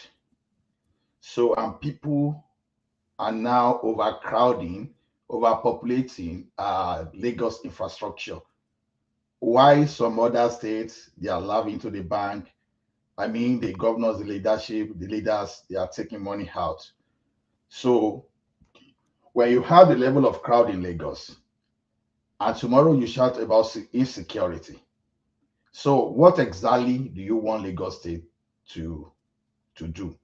Because if you look at this now as some kind of response to imbalance in our development. So are we to criticize Lagos State government, or are we to speak to the federal government or the federation to do something about the menace? So what exactly are you recommending? What is proper? I just want to know from you. Ola, if we start today from trying to provide solutions to this matter, we'll not leave here today. I cannot just give you one straight answer to that question. But all I will say is this: Tinubu is the man at the federal now. And I believe what this guy has, the bobo, the mirage that this guy sold to us when he was in the opposition, We felt he was championing the cause of the common man on the street, not knowing that the guy was just, apparently we all knew now that he's just fighting for his own pocket and his own cronies. Being the person that we thought he was, he would go there and do people-oriented policies. But what we're seeing now is the World Bank policies and crap that they're telling him to do, that we don't even know what he's doing. And everything is back. No, Baba. No, I want the point is this. Let me land. We should be able to suggest solutions. I have profiled solution here. I mean, Ola, if maybe don't listen to me, and some people have questioned that. I've said you need to make laws, zoning laws, building code laws, enforce it. Go from there. Go from there. And then at the same time, there are other things you have to do as well. Like I said, I cannot give you everything right now. But I feel for us to have law and order when it comes to structures in that state, to have proper urbanization, you need to start enforcing those laws. And in the process, you don't even need to demolish homes. Just give, like here, what they do is that they have existing homes, which the international code, building code, recognizes that if homes, I can give an example. No. We are talking about relocation of destitute now. So that one has nothing. It still has nothing to do with right. If you want to relocate of illegal structure. Okay, if you want to relocate destitute, why don't you just send them back to their state of origin? Why go drop them in Osun State? Does that even solve the problem? Look at it. When Sarah reporters were interviewing those guys, they said they're going back to Lagos. Those kids were saying they were going back to Lagos. Does that stop it? So you already use taxpayers' money to ferry these guys to their states. I mean, we know what is these guys doing. I mean, Rational. We know you're a long-winded talker, but allow me like a minute. I don't interject a lot, but yeah, you don't interject really. Right? Yeah, right. You go on this tirade all the time, and I said it on the show before. So you make it sound like it's a Lagos state government or the leadership there want everybody to come there and not have a place to stay or live. Why did I say that? Well, I can infer or make a deduction from your argument, rational mind, because I said it before. So the states, many of these governors in these other states, it's not like they create an opportunity for their people to stay. So I'm not sure with Nigeria's law that cannot stop anyone from moving around. Why instead of trying to rather encourage and give kudos to the Lagos state government for the little they are doing, if you don't want to say a lot, they're doing something compared to the other state. They all get their allocation, but they have no meaningful or discernible contribution to the national purse. Okay, you always look at it from a negative point of view because you want to make your argument, and that is true. There's nothing wrong with that, but you have to acknowledge when people or a state is doing well. No, they're not the interest of. They're not doing well. That's not doing well. Of course, they're not doing well. I've always said it. Look, if you only if you know the pressure that this mass population puts on the Lagos state infrastructure, the welfare program, the health services.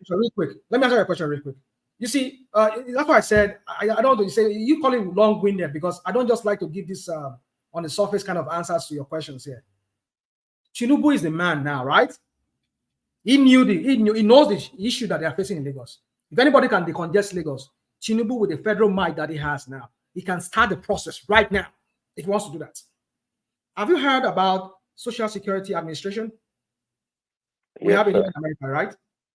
Yeah. So every citizen that is born, even if you're just an immigrant here, they give you a number. They assign you that number. Anywhere we go in America here, you can leave whether number they can pull you up. Now, why can't he? He has a ministry of what you call it, humanitarian affair. Why don't you? That's accurate. That's the man. Okay, you have good ideas, but we're talking about less than a year. No, hold on. See, no, we're talking about less than. Are you serious with what any meaningful? Can you let me just land? Can you just let me just land? Can you just allow me land? Let me land. Why don't you start each state, prevail over each governor of each state to set up something similar to that, or you make it a federal kind of program whereby each state will have a Department of Human Services. People can go there and you disburse funds whereby you can get people that will start training these young men. So that they will not be, you create opportunities in those states for them. They can learn trade. He's the president now. You can say 1 year, 1 year is enough for somebody to start something. If I thought, I mean, they know what they were doing when they were coming in there. But of course, they never had that in mind. What they had in mind was different from what all of us we think that they had in mind. So this, I mean, rational mind. There's a myriad of problems that Nigeria has. Right? So just you know that. Yeah, you know that. I mean, you know the mess that Buhari did. You know you have myriad of problems. Why don't you have a focus on one? Focus on 1 or 2 or 3 of them. It's trying. Listen, I'm not a supporter. Well, I support Tinubu, but I don't defend him blindly like Obi. I don't do that. I don't do that. But you can call me Agbado, whatever. It don't matter. But the point here is that, see, they're doing the little they can do. The student loan, for example. Prince Daddy, even the vocational training program that is suggesting now, they are doing it in Lagos. Several Lagos. Lagos. Hold on, rational mind. If you don't why don't they take those kids? No, rational mind. Why don't they take those kids and go and put in that vocational studies? It's not everything that you want to rubbish of these people. There are several vocational training. And why don't you pick up these kids from the school and go and train them? I know some people that, you know, their children attended it. I know. So only known people's children should go to hold on. In many local government, in all, I can even say all the local government, they have vocational that's sponsored by the state. What are you talking about? What's the point? What's the point now? What's the point? Okay, so what's the point you are making? All right. So, sorry, Adale Koko. Let me bail out Thomas's. Mike is here. Thomas is here as well. Let me bail out 5 hours saying Super Tata Ayo. So we nobody can, only Ayo turned up today. So thank you Ayo for that. Thank you everyone. See you tomorrow. Mike is here. You know Mike takes no nonsense. So best behavior. Thank you everyone. See you tomorrow. I'll shuffle myself out. Bring Thomas in. Oh, okay. Sorry, Mike. After Rational Mind, Ekene, and then we want to hear from Adex Legacy, who I think is joining us for the first time. Yeah, let's just hear from Adex, man. Let's hear from him. Okay, after Rational Mind. So let me just round up so I can let Adex talk. So in conclusion, Dalikoko, you see what you just said now. It shows that this is a government that is not serious. So those people that are going to those vocational studies and those vocational training, they are only meant for some of the people, right? So why can't you pick these key children? Those are people that can contribute to the economy. Rational mind. Let him land. That's what This guy is just irrational, man. He's just jumping from pillar. Can I talk? Can I talk? Even though it's irrational, let me just land. So you can move on. You just give an example. So why can't they pick these children and take them? You are the same Ayala Koko here that say you are for the people. Take these children. People that have no place to live, they don't have a place of residence in Lagos. Those are the people that Lagos. So what do you want to do? Who is going Send to them back to their states. Hold on.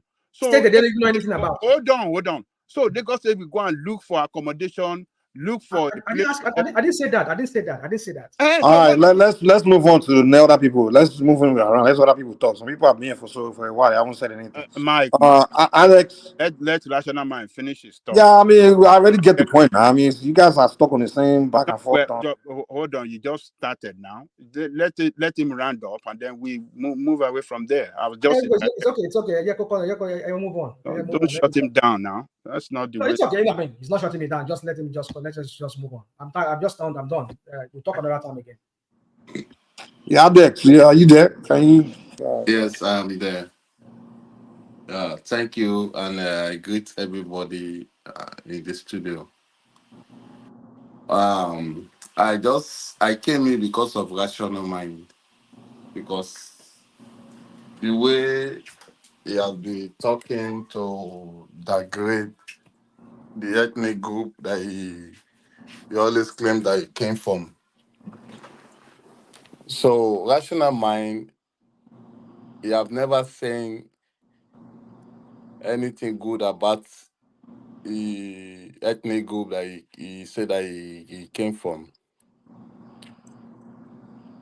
He always antagonize, try to bring down the Yoruba people. I wish I know that he's not a Yoruba man. In Nigeria, we all know that the politics of Nigeria, it is dynamic. We play the politics to gain power in Nigeria. And for the beginning of Nigeria, where we get independence, it always been that Yoruba ethnic group always been in opposition. And this is the only time the Yoruba have been the federal government. Because if you look at the opposition, they are the only people that organize protests, making protests to oppose the government due to their politics and all that. And we have been doing that. And the record is there. So for rational mind to be saying all these things that they are saying, even with the video evidence and everything that rational mind have been saying, he has never one day to give credit to any Yoruba man in Nigeria. Even Awolowo, he condemned Awolowo. Because Yoruba people will see Awolowo as our deities. He condemned Awolowo, he condemned everybody in Yoruba land just for him to destroy. And Yoruba people, you see, in Yoruba land, they will believe that I'm not sure our if Rational Man has he ever condemned Awolowo before here on this platform. yes. When was that? Yeah. What did you say? I'm not sure of that. I'm not sure of that. What did you say about Awolowo? Yeah, when rational mind say that Awolowo play politics to his selfish. No, that is Patoski. That is Patoski and Simba. No, rational mind said it, Baba Aja. I always be on the. I always listen to this program every day because it is only this one man platform. Okay, continue. More than 2 years. Always be on this platform every day. If one man did not go online for a day, in short, on that day, I will know I will be happy on that very day because even when I am at work, I'll use my earpiece for me to rewatch to listen to the program. So there's no day rational mind will come to the program, will not condemn anybody. Okay, Baba Aja, can you just name any politician in Yoruba land that rational mind have given praises to? Yes, that is my point. Even in sport evolution, that's He will condemn anybody as long as that person is a Yoruba man. He will condemn everybody. He can never give praises to anybody as long as that person is a Yoruba man. And Yoruba people make rational mind. We make him, even though he's not from Yoruba land, we make him. His mother has given birth to him in Yoruba land. He eat our food, he go to our school, and he get education in Yoruba land before he travel out of Nigeria. So he cannot continue to be doing all those things. If he continue to be doing all these things, he can never become anything in life because any land that you have, that fed you, that made you to become who you are today, and if you continue to antagonize that land, you can never achieve anything in life. So he should just drop all those bitterness that is having, all those grudges that is having between himself, because in this life, you can only achieve where you make your mind to be free to people. Don't think about maybe you have problem with someone, maybe you and Percy has a problem, or you just be trying to having grudges with one another. In life, there's different challenges. Yoruba people, we are the people, we are the only ethnic group that's the pillar of that Nigeria. And everybody can testify to that. So for him now to be saying all those things that he's just saying, even with the evidence of the video that we show about Sowolu, and he's trying to corner it, the facts to change. So I just think that rational mind should just calm down, and try to be realistic to yourself. Be rational according to what you claim to be. So just be rational. So I'm just enjoying the show. I'll be in the background to be listening to, because this Walmart platform is just an education show. A lot of people have learned a lot of things for this platform, even including Ekene. When Ekene come to this platform to be speaking, Ekene cannot speak English fluently. Ekene I've learned a lot of things in this platform. Now you can challenge the platform to oppose, for him to be opposed to even to one man platform that gave it the opportunity. I think one man should be able to be charging a lot of people for coming on the show, because it just one man is just like a lecturer that is lecturing a lot of people to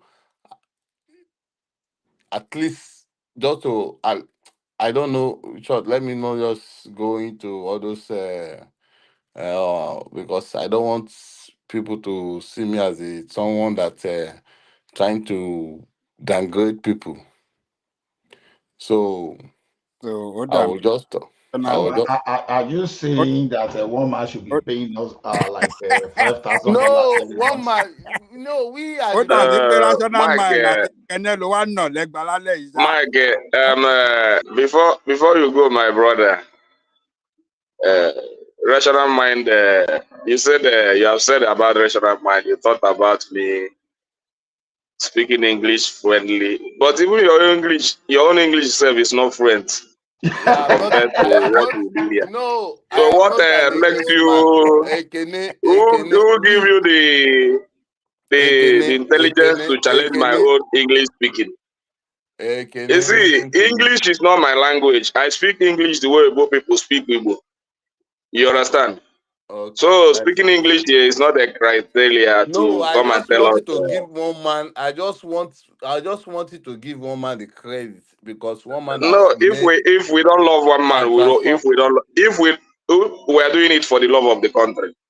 If we don't love one man, we Not will love not for be the coming country. He here. did not love the Yeah. country, because he did in your sincerity. Just be sincere between yourself. He did not love the country. He just wants your own benefits, what he can get for the country. He did not Adex, love the country. Adex, do you really mean that Ekene dem say Ekene you no English love the is not country. fluent, or Na you are chop chop you talking dey. about a strong accent? Because to me, fluency is how you can comprehend English, and how you can talk clearly, use your English, and demonstrate how knowledgeable you are. And I think Ekene is not only fluent in English, he speak as an expert. Now, But okay, given that every one of us here, I've not seen anyone here that has spoken English without little mechanical accuracy error. So because it is expected, because it's not our language. But if we are talking of proficiency, fluency, or expert, I think Ekenen is good. But if we are talking of strong modern accent, like you can hear mine now, you can't take it from my accent. If you like, go and do whatever you want to do. I love the way I speak with my Ekiti accent. Let Onyibo come and speak Yoruba, and let them use the American or British accent. So to me, I think you want to. I don't know your mind. I think that's what you wanted to say. you see, So what I'm trying to prove is that anywhere you live, that is your home, and you have to love your home the way you love yourself. You understand? So, like Ekene did not love where he's living, where he's eating from, where he's doing his business. He's only there to benefit what the place I can don't know what offer I do him. to this speaker this night. You finish Hello, one national excuse match. me. What is He this? said, wait till I fool now. What do you do What this did I now? do? No, I'm see, Ekene, I'm realistic to you. I'm just Ekene trying na to. Agbado people say na come on. wọ́n ní o tágbẹ́ náà fẹ́ jẹ ló wákàkiri pé he does not Yes. Oh, love Lagos. wow. They It's won't just finish me there. before I come. The voice my turn. ọ̀la Anyway, It's ọ̀la finish just me. wọ́n No, there. wọ́n Allah. lẹ́kẹ̀dẹ́ ò fẹ́ràn èkó pé ohun tó fẹ́ jẹ́ ń No, bẹ̀ ló wá. I know. See. Like I said, there's nothing wrong with Ekene and rational mind. The only thing I challenge a rational mind to is don't just BS Tinubu or whatever. I want your solution because whatever solution you are suggesting is what is placing you above those people you are trying to critique. So Yes. don't just say, okay, oh, Lagos State, you can't be. Yeah, we know constitutionally you cannot deport a citizen of Nigeria from a place to another place. But in some situation, you can profile a very crazy solution just to call attention of the wider authority. Because I suggested the other time that okay, not that I'm supporting deportation of people, but now who are the people that are being deported? It's not as if maybe okay, you are living at maybe number 20 Adekunle Street, Ebute Meta, and someone now enter into your room and pick you out. They pick you under the bridge. That is a security threat on its own.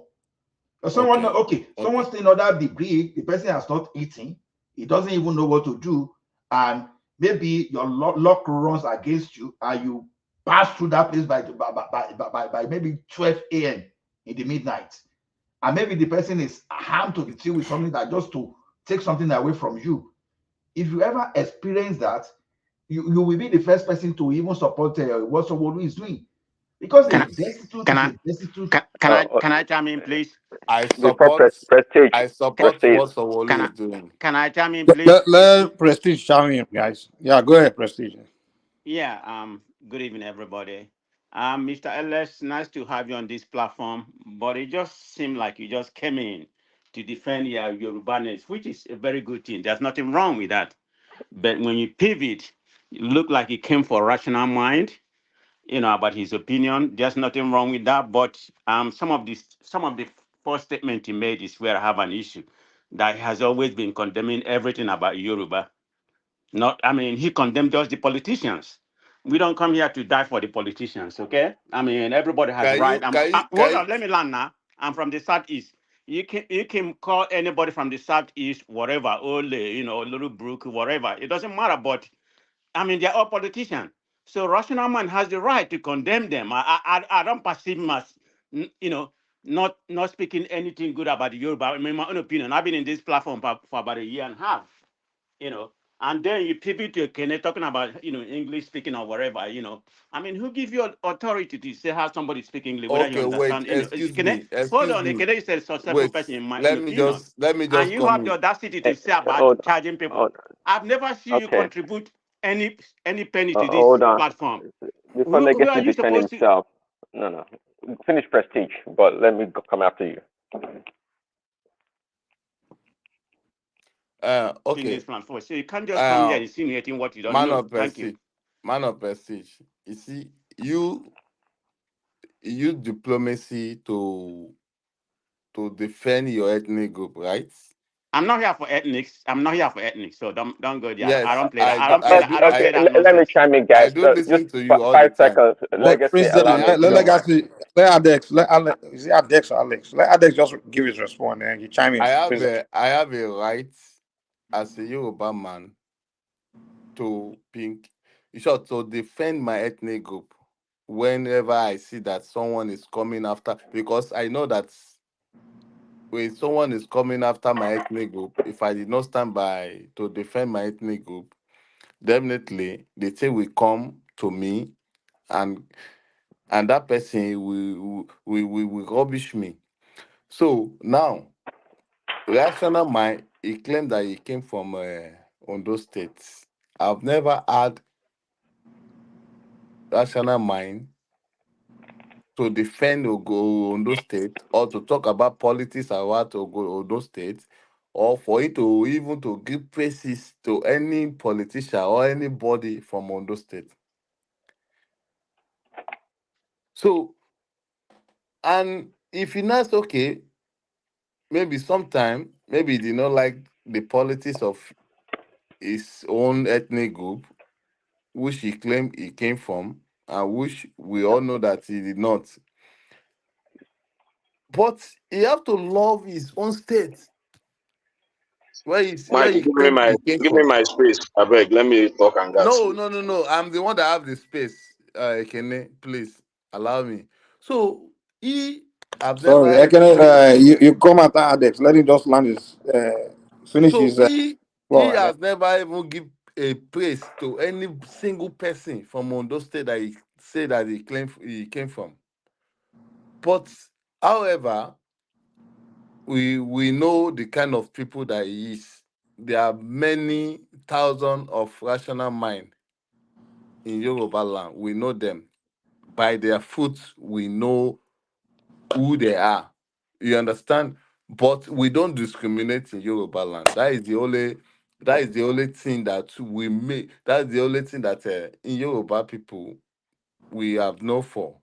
We never discriminate, but we pamper people, we welcome people to shelter them, to make them to become human beings, as national mind is now. Now, to you, Ekene, you are in Lagos State because you are benefiting from Lagos State. If you came to Lagos State, maybe when you come to Lagos State now, you see that Lagos State cannot offer you anything. Definitely, as a Igbo man you can never live more than 1 year before you run out of Lagos State. So at least you should be able to free your mind. You can be on opposition, but you do it in the way that in this place that I am benefiting from the place. But you should not condemn all. It should be realistic to yourself that I am benefiting from this state.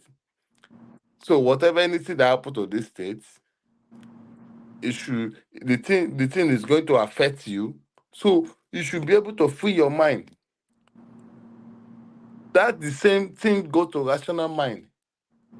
And so many of your Mike, people. can I interject after after it's done? That is why. Yeah. You interject, and then after your interjection, That is because we are beginning to suspect a lot of you people. The land answers that in 2020, that was the reason why people have the guts to go to our Oba Palace, to loot everything there, to take the staff of office away and put it in Amazon for sale. So we are beginning to put eyes on you people, and it's not good. And it's not on the long run. It's not going to be good for you people, because see. Let me tell you. I want to tell you, Yoruba people, we fought ourselves for 17 years. If we as a Yoruba people, as ethnic group, we can fight ourselves for 17 years. Think about you, that you are not a Yoruba. You are not. You don't have anything to do with us. Think about anytime we are going to Mike, I team don't up. think you will allow me to speak in this other city for this too long. Anytime we are going to team up, when you don't ever come here, or to talk. fight, or to fight. No, with this man and this other city and this kind of Can he just Don't gaslight, I worry, don't think I you will would give have you the given me audacity. an opportunity to express my. I will give. I will. One last thing. Please just give me 30 seconds. And you guys, hold on now. Too many voices. Calm down. Ekene, when you have your floor, you will get your own audacity too. Ekene, remember that your leader said that is going to chase us, Yoruba people, to Benin Republic, down to Togo. And you people are persisting that thing that your leader told you guys. And we are beginning to see the traces of it. If we retaliate is not going to be short. It's not going to be well with you people. So you guys should calm down and let Jagaban to do his 8 years. You understand? So he can oppose to any policies the government. Yes, sir, I understand. Yes, sir. Yes, sir.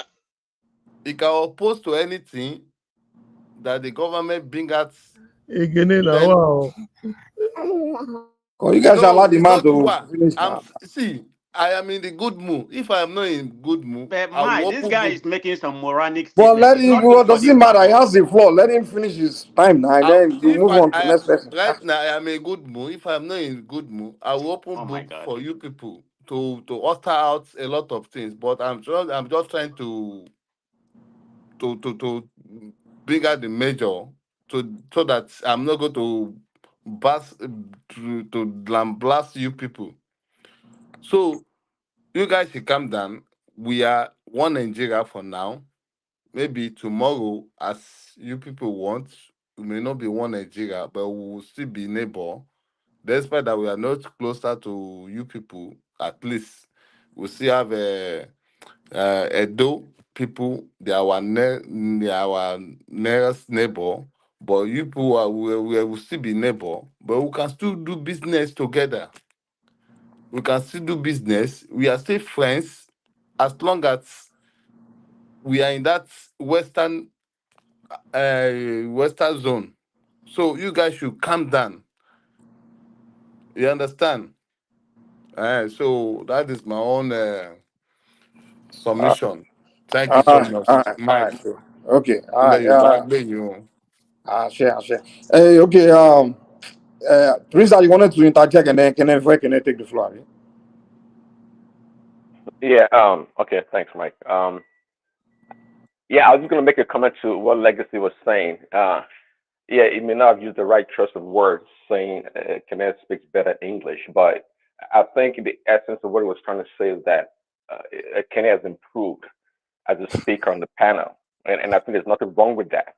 I myself, I can testify to that for myself, though. So he may not have said it in the right way, but I think I understood what he was trying to say. And most of the things is a listener. You said it for 2 years or more. It listens to everyone, of course, including Rational Mind, and it has an opinion about Rational Mind. And what it says is not far from the truth, actually, because it listens a lot. It doesn't talk. So, as a listener, more than he probably listens more to what Rational Mind says and the things he doesn't agree with. And you can see is Yoruba centric in a lot of ways. He's a supporter of his own people, and and it's natural for just like Kene and Joa would defend the southeastern leaders or where they come from. He's doing the same thing. So let's not castigate a good listener, and just try to nitpick everything he said. And yeah, that's what I have to say. So I guess I can go on. Can I have your own audacity now? Go ahead. Do your own. Mike, my man.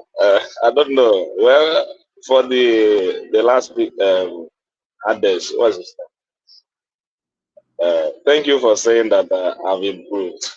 You understand? I thank you for that. But a lot of things you said here, they are not coordinating. They did not comprehend that the words you are using are not comprehending at each other. So I don't even know whether you come here to talk down on Igbos and all those stuff. But I take your advice here. Nobody is taking Lagos away from you. And if you love Lagos so much and you want to protect it, you can as well come back and do business in Lagos. Show your capacity. Do your investments. Do whatever you want to do. Then if you know that you cannot stay in Lagos, allow us to also do our business, express ourselves also. You understand? So that's how we develop a nation. So any day you come back, I think nobody is taking your family or your father's compound or your inheritance. It's there, except if you decide to sell it. You can as well sell it. There are many buyers there who can afford it. So that's how the thing goes. So, and if you sell it, just remove your eyes from it. Don't come back and request for it. So that's how I see, because the way people claim Lagos these days, people take away Igbos are fighting Lagos. As if all the houses owned by Igbo or anybody that's not or non-Lagos indigenous in Lagos State, that they use a gun and came to you and said your land or your life. Is that how they got the properties? There was a negotiation, there was an agreement, and there was a payment in full, either by cash or transfer. So if you know that you wanted to protect this environment, you would have made it a law that you are not going to sell. You cannot sell, and after selling, you claim that people are chasing you out of your land. Even at that, nobody is still fighting you. You just have bought this, allow me to enjoy myself. That little space, whether quarter plot or half quarter that I've bought, maybe I have my 2-bedroom flat or whatever. Allow me to enjoy myself. Give me that peace. You sell, you don't want to remove your eyes from it. You still come back and say that people are attacking you in Lagos, non-Lagos indigenous are attacking you. They want to forcefully take away Lagos from you. Sometimes the way Is that what he people like said you, actually? that's what he, for all he That's said, what you that's how think he I, said, but that's not what he said. yeah, that's how I understand it. How can you say that Igbos are fighting you in Lagos? For what? He Who didn't has say. fought you in Lagos? How can you say that Igbos are forcefully taking things from you or going to Did he your say that? land? Yeah, that's what he said. He didn't say that, man. So I know you would defend him. I'm not And that's defending. what I was listening to you guys. I know you would defend him. I'm not So, defending him. I'm just telling you what I heard and what I the person complaining about English also, I don't even see that intelligence or that English, qualified English that he's speaking here that makes him to talk about other people's English. For the fact that you cannot speak well, and you still want to compare your English to other people. I'm a proud Igbo man. What makes me an Igbo man is what makes me what I am is the ability to read and write and think and observe things.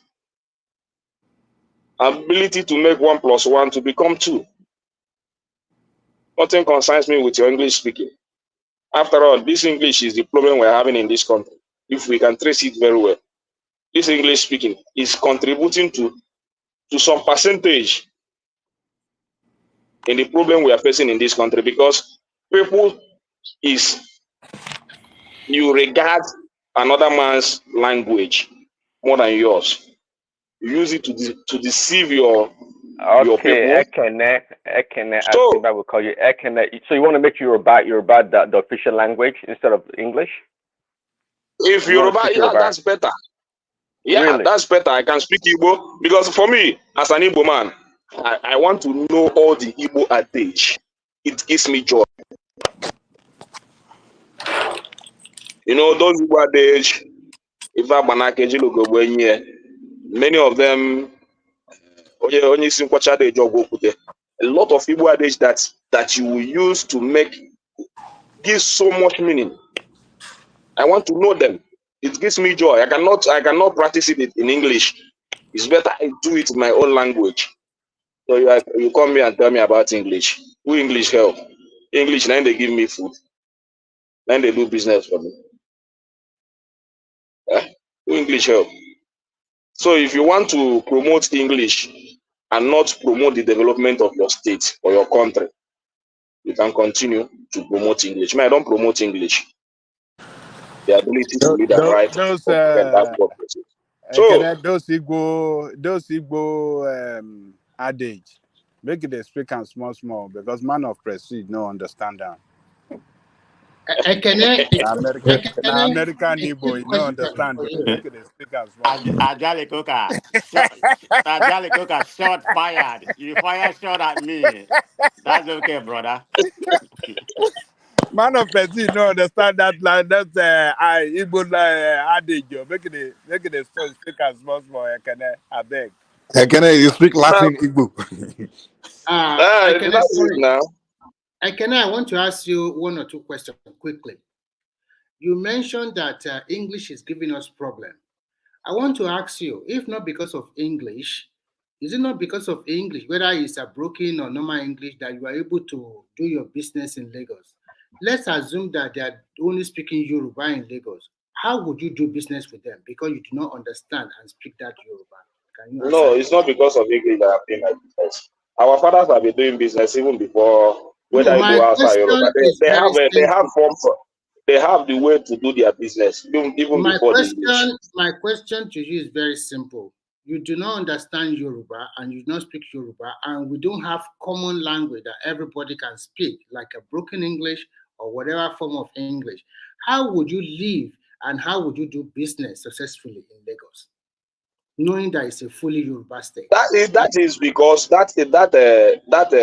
maybe Nigeria itself is a complex state. Nigeria is not a one country. Everybody agrees that, or if you don't want to agree that, I know that.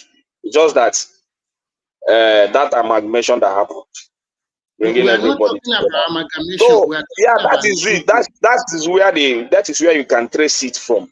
Those Englishmen, that they're from Ashore and that's a relevant question the speaker asked. It's very relevant. I know that's a relevant question. I know. Yeah, the ability to speak English today is the reason why we are able to communicate with each other in this country. But for me, why do you not say is the one that is destabilizing? Or yeah, it caused a lot of problem to us because even as a nation today, you promote it more than your own language. Don't you and think our educational system today? Would you have Let me French? finish. Hold on. Would you have Our education, French or not even French, not even French. That is good that we have a general language, but the educational system today is diminishing our own language. Ekene, we have a lot. What I'm trying to say is that we have a lot Ekene, of. can you hear me? You know, Agui Ronsi was going to make Igbo the official language of Nigeria. If not, with those stupid Northern and go killer.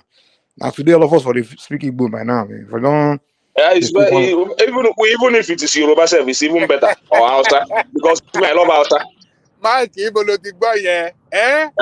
So even if it is Yoruba and Hausa, we would have speaking from our own difficult dialect compared to Yoruba. No, see, Ekene, I know what triggered you is just because of what Adex said. Well, see, we are the big picture we are missing from here is language is just a tool. Even English itself that you see today is an artificial language. English was created when we are talking of indigenous people, for example, like German people, like French people, like Yoruba, Igbo. That's not English. So the thing now is this: if you go to Australia, they have their own version.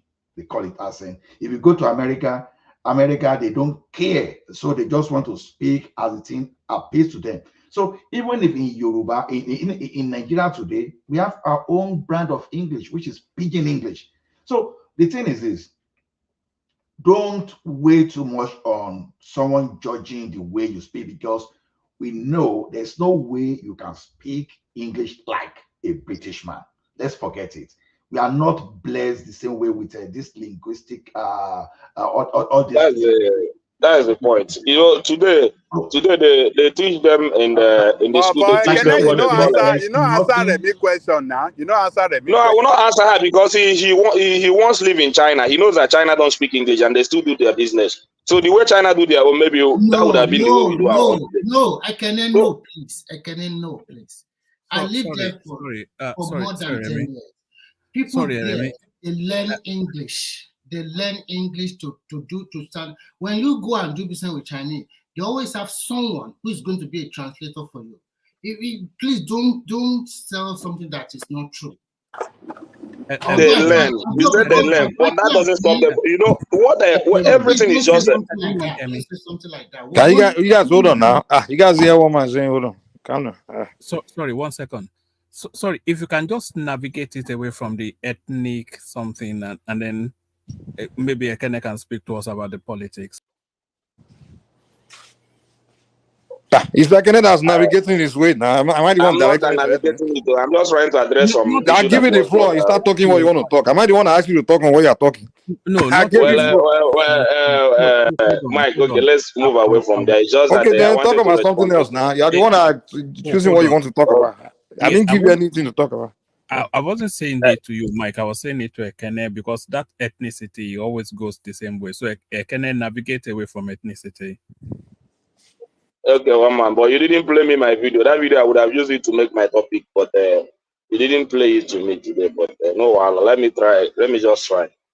The issue we have in hand today is a very difficult one in our country. So and everybody is supporting their own leader. If they're supported, everybody wants them to perform. Me, I want the government to perform because I always make a point here. I want a day that will come that I will be ashamed of everything that I've criticized this government of. I want that day to come. Is it electricity? Is it education? Whatsoever. I will continue to make that statement until it happens.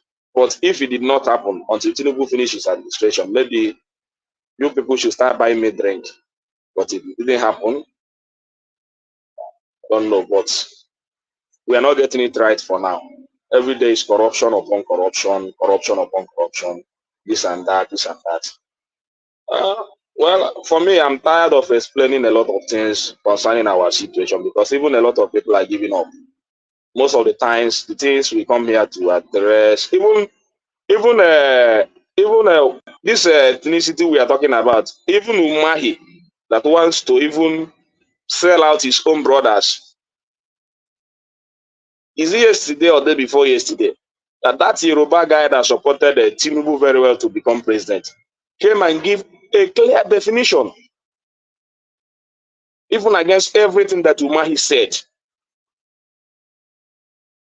to show you that these politicians don't know what they're doing. And that man is a member of APC. I don't know why one man don't play such videos. If he has brought in that video, at least a lot of people here who defended that project, at least would have some clarification that comes from even from an APC and a thorough Yoruba man is even a leader in a Yoruba land. Give us the name. Give us the name. The name of the Yoruba. I don't know the name, but everybody here, that video went viral. The name of the man. That video went viral. One man will not tell me that he didn't. One man will not tell me that he didn't saw that video or he didn't see it.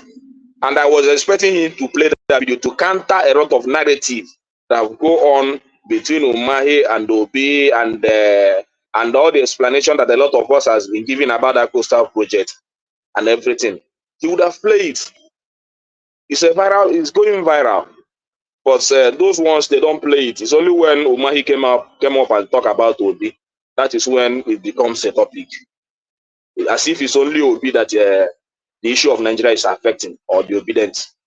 It's affecting everybody. So when we're speaking in our own angle, it's for the government to take correction and do the right thing. Nobody is taking away their office. If they're able to do the right thing, they will enjoy their 8 years. After all, it's just because our constitution is no more working. If it's how citizens should react, by now Tinubu should not be in office. Yeah, it's just that everybody in Nigeria, this tribalism is not helping us enough. Ethnicity.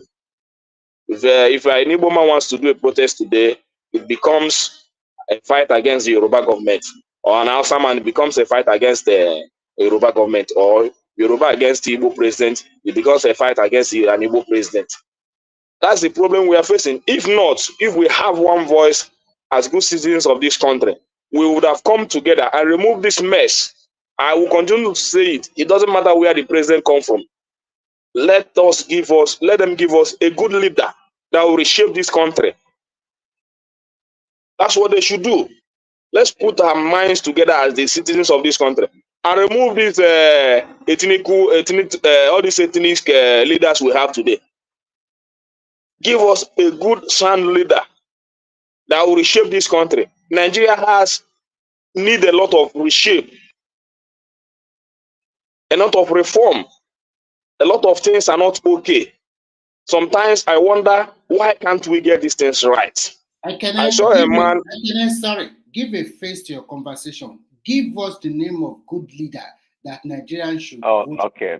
Thank you, Remy. I was about to ask you the same question. Give us one. Give us one. We have a lot of them now, but we have a lot of them. Okay. Do you want to start with Peter B, or whom do you want to start with? No, it must not be. It must not be P2B. You understand? It must not be P2B. The reason why a lot of us are supporting P2B, or we supported him in that election, is that we saw him as a better choice than what we have then. Even though you guys did the Tinubu, you understand? And the next election, we don't know who they will present again, and that is where we're going to pick from. It's quite unfortunate that even our party is not even helping the matter, because they give the ticket to the highest bidder, and that's why the problem starts from. Sorry, I've learned a lot on this show too, and listen to people like I guess Ola and some other people. Everybody's been talking about moving this leadership problem down to the state level, and I've realized now that the state governors are the big problem of Nigeria, not the presidency really, not really. Be it an Igbo president or a Yoruba president, I think nothing is going to work well until these governors are held accountable. What do you say to that, Kenneth? Well, for me, it's a big problem also, but all of them are partners in crime. You see, when they gather in their fake meeting and all those stuff they do, it's very hard to identify with an APC or PDP or Labour Party. You understand?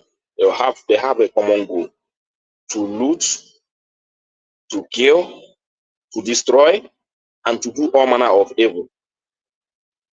So it's a very big problem we have in hand, and I want us to start as citizens to think about ourselves.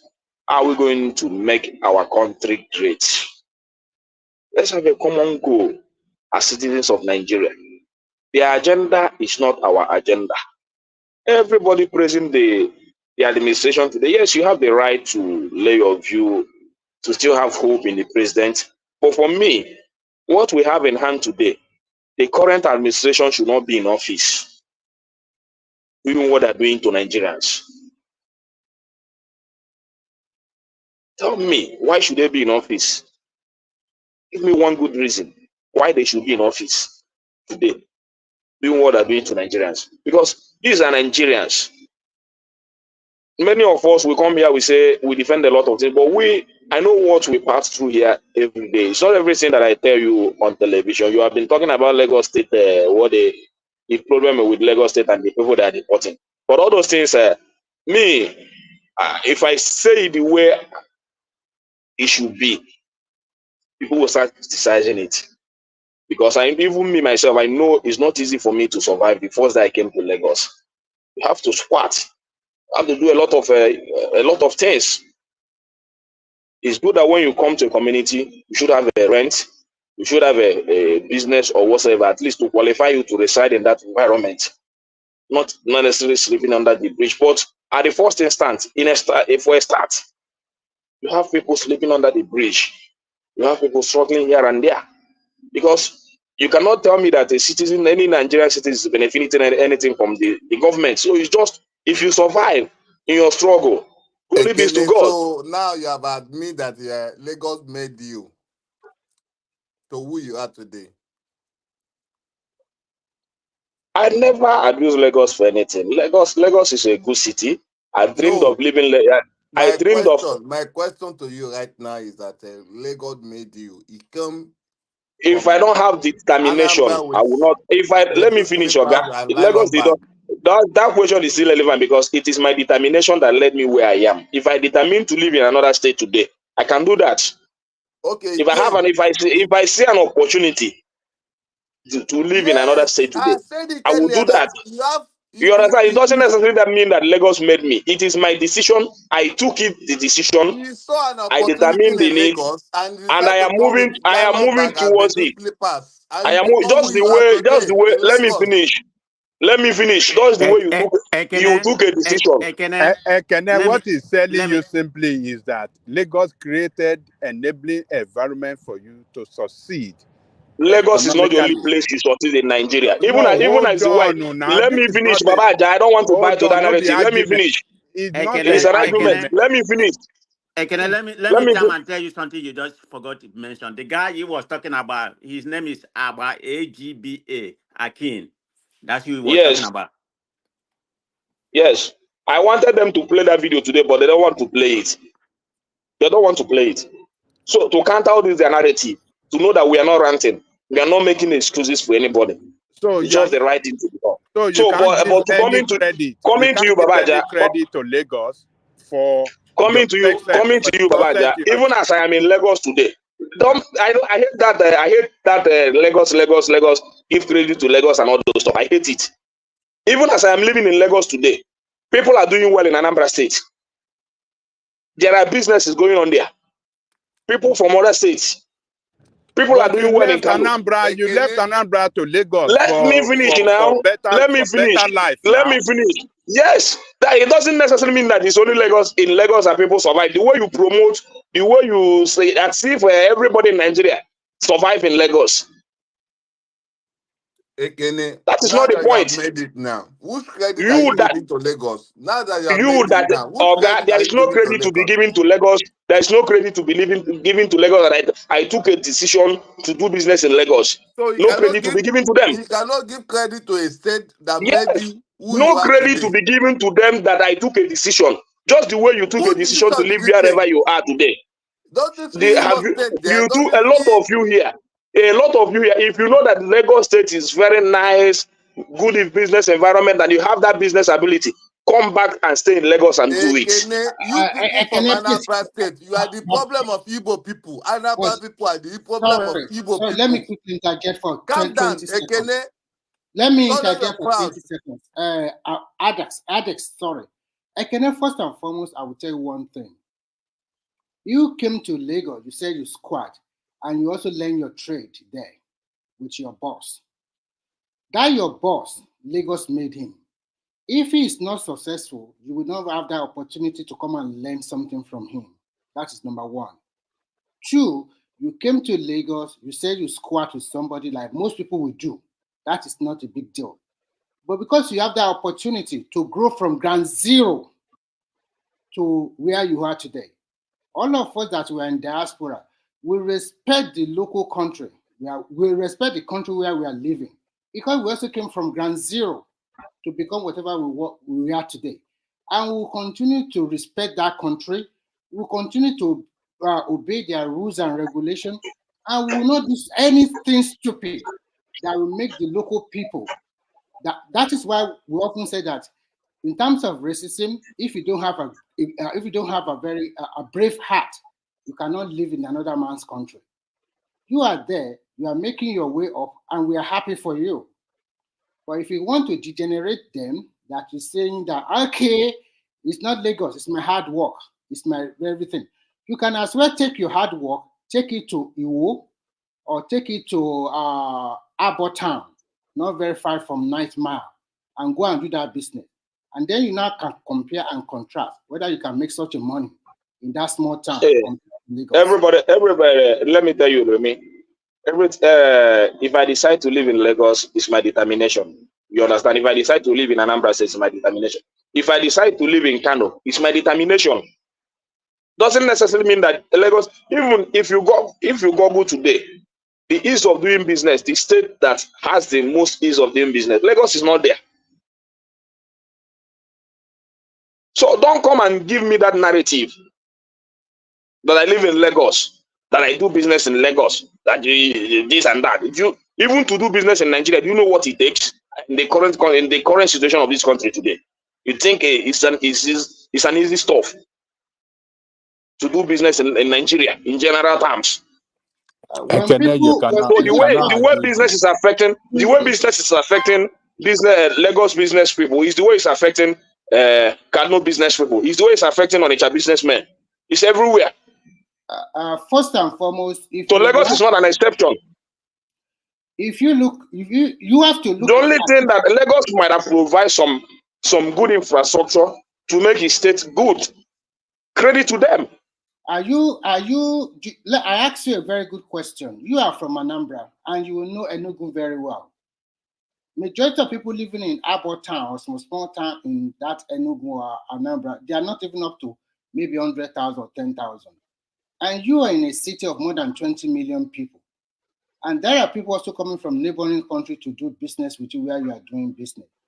And you are still continuing to generate the state that give you such an opportunity and the local people that give you that I'm not generating any states. Let me tell you, I'm not generating. It is you that is bringing that narrative to me. No. I'm a Nigerian. Let me tell you. Let me tell you, Remy. Listen, you know. Give me 10 seconds and then I'll give you a chance to continue. The way you are doing today will make the local people to think twice in future. And if you continue to do this thing like this, you are sometimes just like Obi is also doing. You are spoiling the opportunity of those people that will rise in future. I rest my case. I'm not degenerating Lagos State. Can I You chime in, understand? please? A minute. Okay. One of the state. Yeah, I think, I don't even know what the topic today was. That's why, I came in late. But it seemed like Ade just come and, present his narrative, and conquer the whole platform to, whereby we degenerated to ethnic jingoism. I am which is not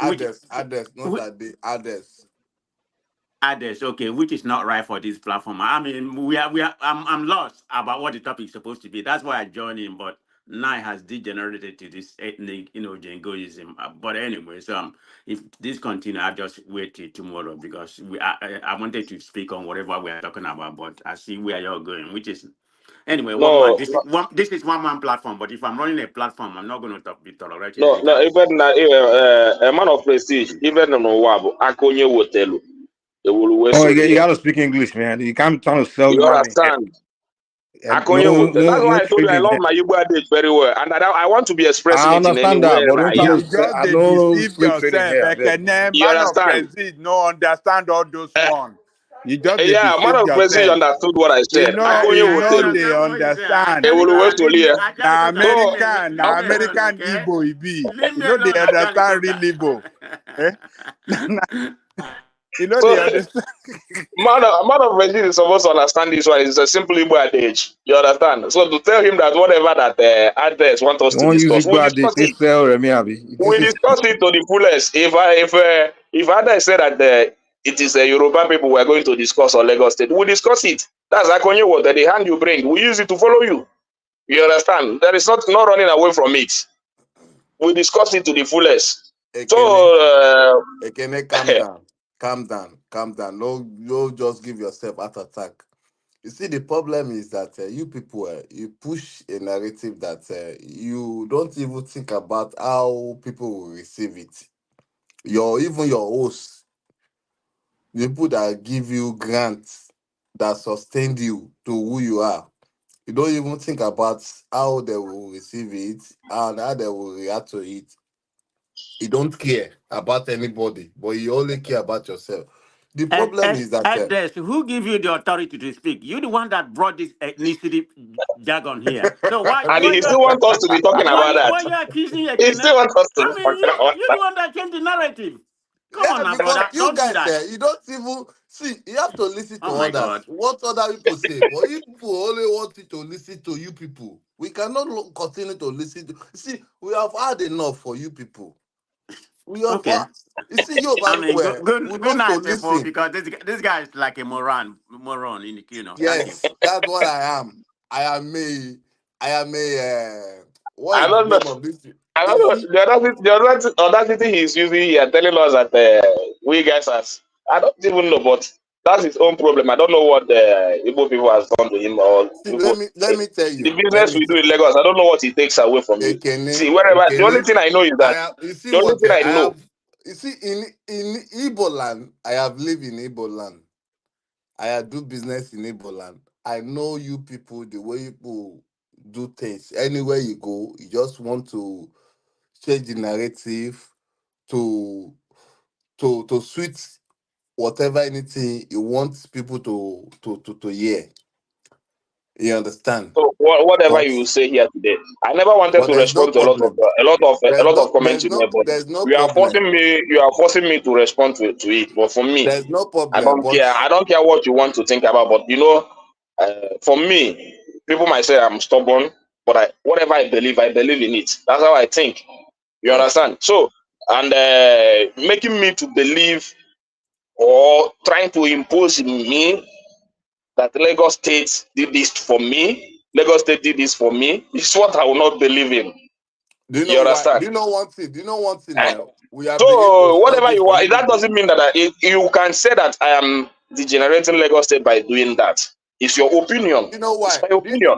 You Ekene, understand? It's just like one with me. I'm a kind of you can say I'm a kind of a stubborn I want person. to tell Yeah. you. I want to When tell I you one. saw our chairman in the market today, people were bowing down, trying to greet him, chairman, trying to hug him. Because do you know why? You probably look for a savior. That's I why. just That is told why them you are bowing down for him. you guys are psychophants. I just leave them there. Yeah, because your people You understand? So looking I for a don't pay savior. attention to all those things. I pay attention to the common man. What is happening to them? You understand? There is nothing that concerns me with those your ethnicity, whatever you are talking about. I've even made up my mind that even if this Lagos State, if you feel that this Are Lagos you State, talking about the if common man of the whole of Nigeria or the Lagos State whole? today, a common man in Nigeria, Lagos State today, if you feel that you are not comfortable with Igbo people, you want to take go, come and take it. Do whatever you want to do with it. I like what you said now, that you pay attention to common man. I want to ask you a simple question. How do you help your community in your local village? In Lagos that you are living, how many poor people or destitute have you cooked breakfast or lunch or dinner for? How many of them have you said, this is my use Let code? me tell you this. You know, I don't like to talk about so many things. But there is even something that is happening that currently I came back one day, my wife told me. There is this one of my friend that came with her in my house. After they discussed, she gave her food. And the woman was very happy. So the next day, every weekend, I don't used to be around every weekend. The woman will come with a big flask. She will just, by that time, my wife would have finished. Just fill that flask. The woman will go. So one day, my wife became angry. She became uncomfortable. Why would this woman will be disturbing me with all this? See what is happening. Or see this, and I tell her, don't be angry. Don't ever try it. Don't tell me you are angry. To the extent that the woman came the other day, she was angry and tell her we don't have anything to go. Because the woman is not the one coming now. She will just send her children, the senior one. As I'm talking to you currently, not even. I am so not. When I scolded her, I told her, don't try it, don't do it. Unless God said that I will not have this food, as far as God said that I will have it. If this woman finds it comfortable that she wants to be eating your food every weekend, even the way when she scolded at that woman, when the woman came back the last Saturday, come from? Where is she? I don't care. I don't want to know. I didn't even ask her background. But they teach in the church too.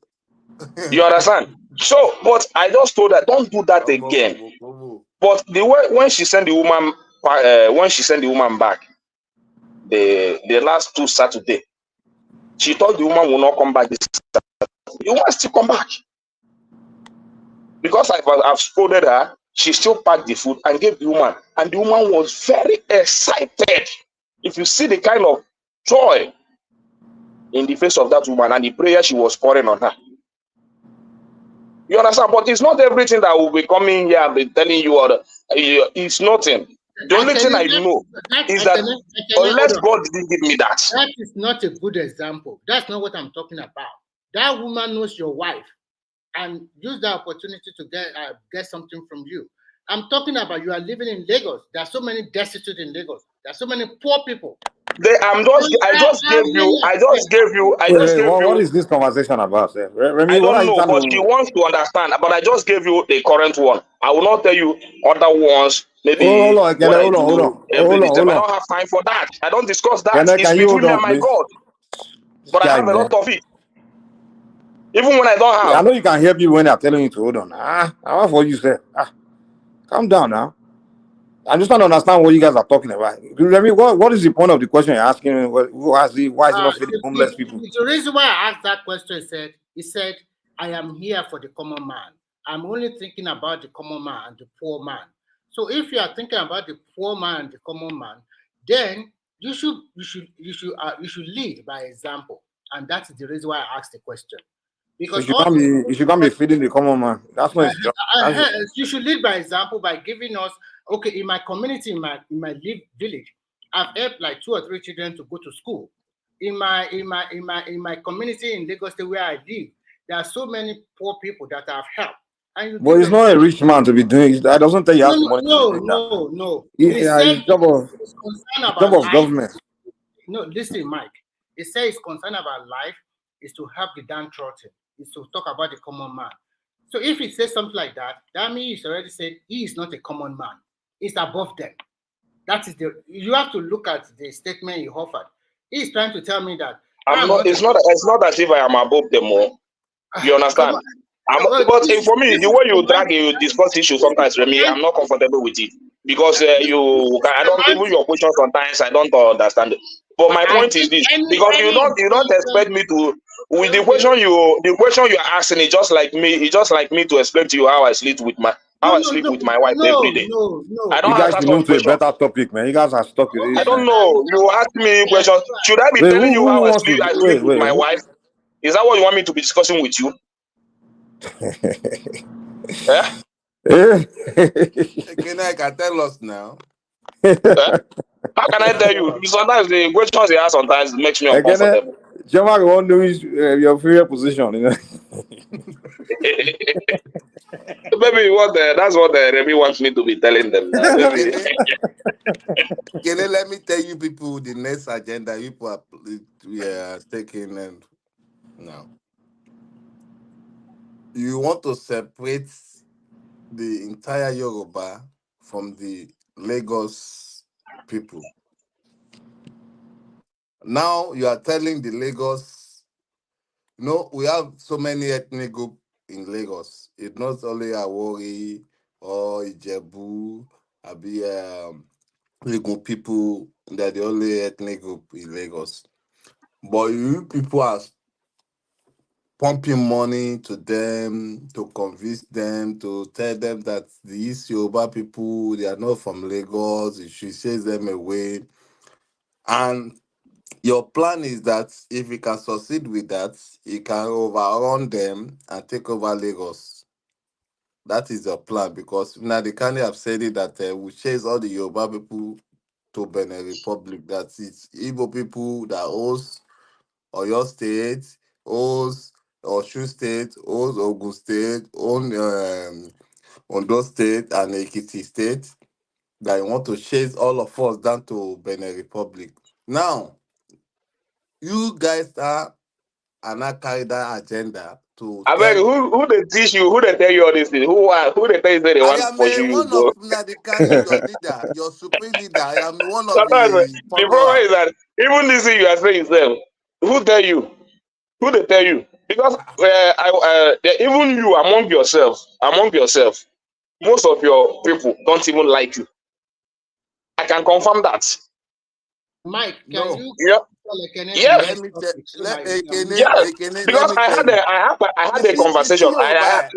Let me finish. Let me finish. I had a conversation with somebody, a woman precisely, that used to bring goods in my shop. Person So like she was telling, let me finish now. Let me finish so that you think you are righteous. Yoruba, every time Yoruba. She was telling me that the mistake that she did, that she will not allow her children to repeat such mistake. I asked her why.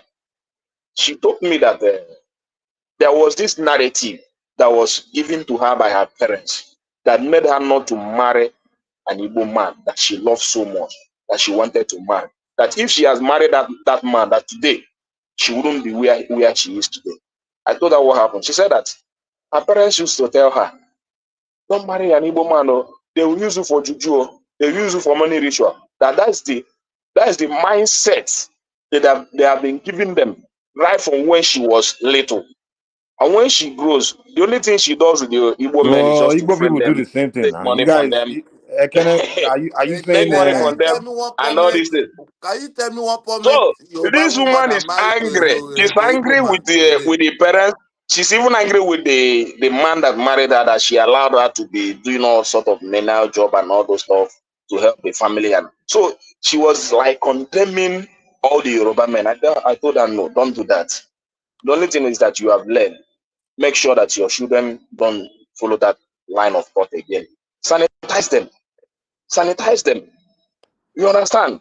So she So should have married Igbo man. Is that sometimes, what even you're telling us? the way you guys talk, you think you are doing yourself good. This man has been denied an opportunity You to marry people are a use rich and Igbo man in dump. Alabama market. Use and dump. You use Yoruba people and you dump them and you kill them later. If they become wiser and their eyes now open, you later kill them. I think we should move to another topic because at the end of the day. Let me take us another topic now. Yeah. So I don't know. You can give me the topic on ground and I can speak on it because I've not been following for a long time. But what I know in life is this: wherever you find yourself and the grass is green for you, please don't turn the grass to brown. So you can give me another topic and I will go ahead with that one, Mike. I think the topic about Lagos State moving out destitute, moving them to I other think cities. to me, I think I totally support that because if you want your city to be one of the top cities in the world, to attract millions of people for investment for tourism, there must be a kind of decorum and a kind of discipline.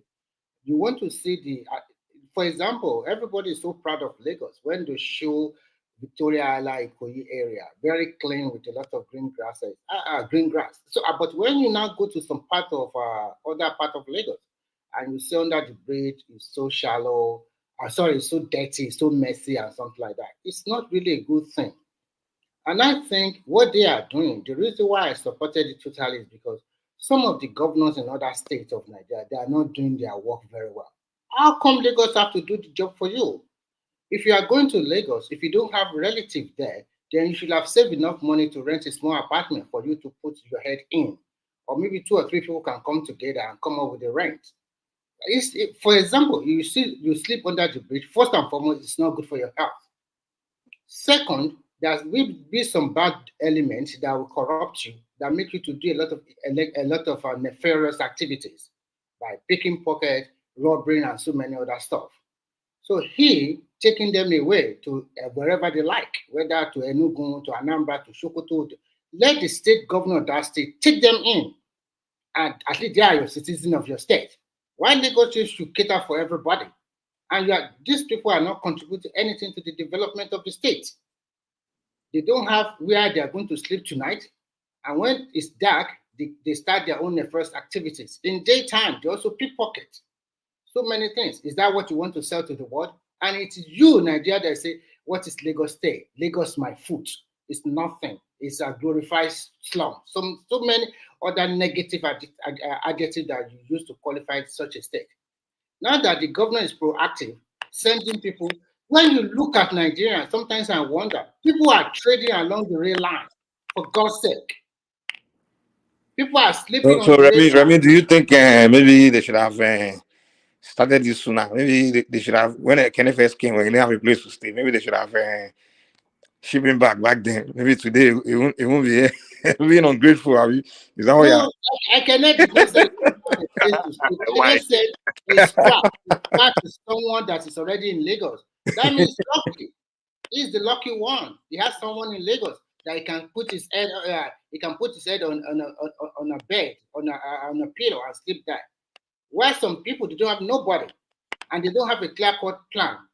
Everybody in big cities or all over the world. You know what I mean? You know, like the problem, we all solve this problem. Like Lagos is becoming so congested, people coming in every day, no one is doing anything about the controlling the population.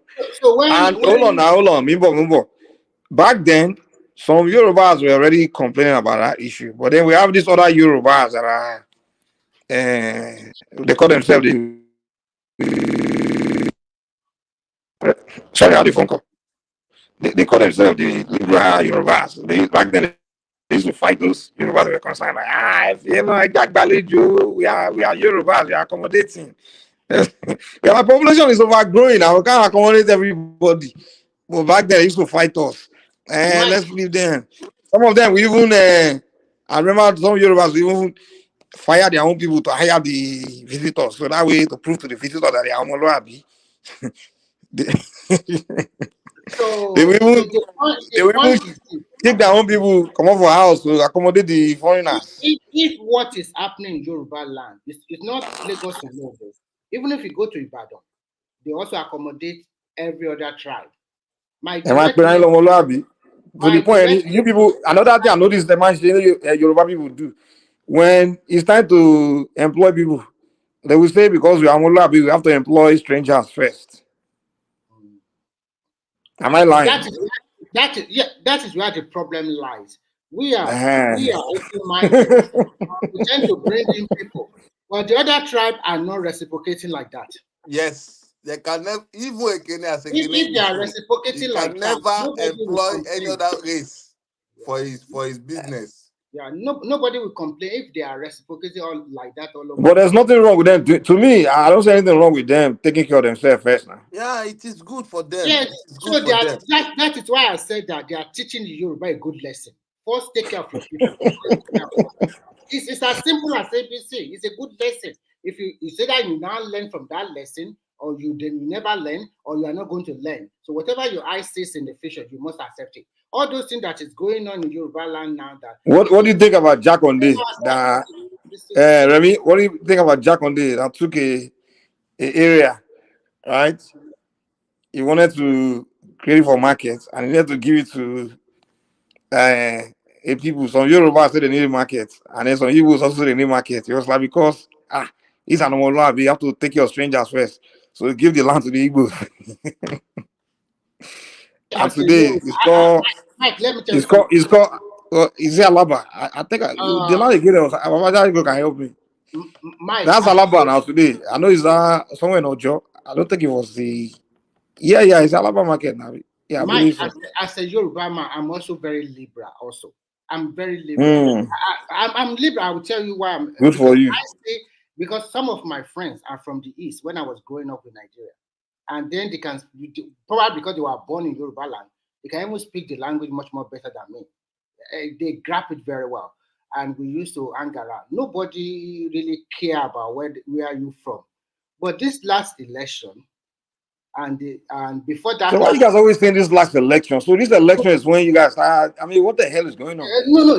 Let me be frank with you. If to say, for example, before this last election, all throughout Buhari regime, we all know that they are bashing Buhari and the northern part of Nigeria. But those kind of the northern people will not reciprocate by fighting them on internet or whatever. They don't have that time. But because we are the same, like now. The election. They were always bashing you too. It's not only Northerners they were bashing, They were bashing you. But they bashed them more. They bashed them more than us that time. They've been bashing since the end of Biafra war. They were hated you guys for that. Yeah. You mean to tell me you didn't know they were accusing you of betraying them? I knew. So you guys just found out after this election, during this election. That's why you just found out. So let me. Can you just give me 10 seconds? I knew they are doing that, but unfortunately, I don't know that Obi, sorry, I mentioned his name because I don't want to talk about him. He took it to a new dimension, totally, by putting that religious and also tribal into it too much. Of course, we have some elements that they want to secede, and what's have an element blame the Yoruba. If not because of the Yoruba, Nigeria would have been split or something like that. I know all of these things, but at the end of the day, I think at the end of the day, I have some of them as my friend. We are still growing up and things were jelly okay. But this last election, instead of bringing us together, it separates us more. And when people continue to now rub it on your face that Lagos is no man's land or something, the local people will fight back, and they will fight back big. It's like you wake a sleeping lion. They will fight back, and this is. Well, this is not the first time the Lagos is no man's land. Always is saying it now. Even the Oba of Lagos used to hold on. The Oba of Lagos used to challenge them, and then you liberal Yoruba used to attack the Oba now for. Okay, what we expected is that after the election and the Supreme Court judgment, we all think that the politics will down, but it seems that someone does not want to move on. He continues to look at the way he's talking. He's even creating enmity in their own tribe between Umahi and himself and the rest of the Igbo people. What he's doing is not good. And I told you before that he is playing a politics that if I don't get it, I will spoil. I don't agree with you guys blaming Obi for everything, to be honest.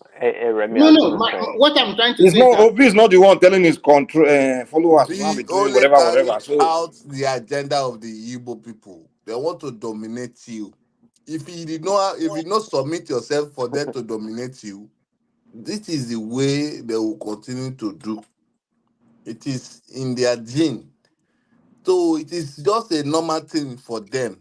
It is not just maybe they are just react to your own action. Okay, so like I say, if it's their nature, then why do you want to blame them? That's who they are. So exactly, I don't understand them.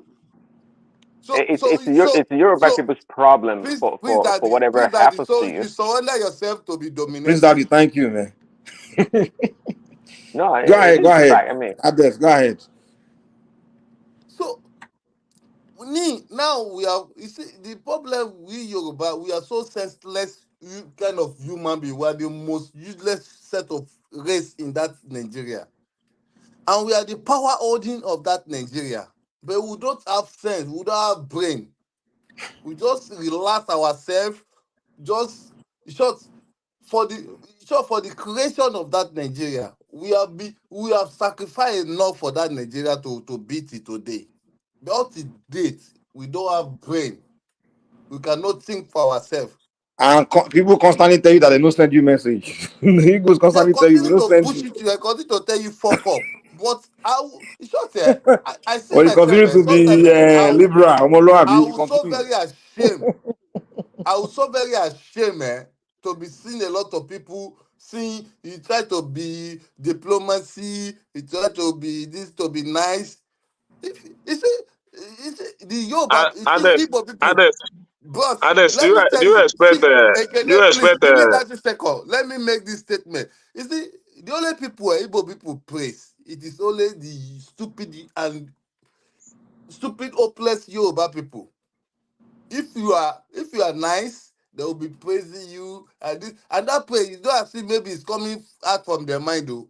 For a little second, if you change that their narrative, change it to your own. They will turn on you. They used to praise you already now. Show already that they used to say, our brother. They turn on the guy quick. if you are with them that time, they will kill you. You understand? So you see. Let me give you one example, Ades, before we move further. Do you know what they call Victor Banjo? Yes, I know him. There's no more Omoluabi or liberal Yoruba than him. The guy joined them, even joined the army to go and fight against even Yoruba people. The moment they feel like the guy didn't help them accomplish a mission, they kill the guy. The guy they send him to go and invade Yoruba land. That is even too much. Because the guy,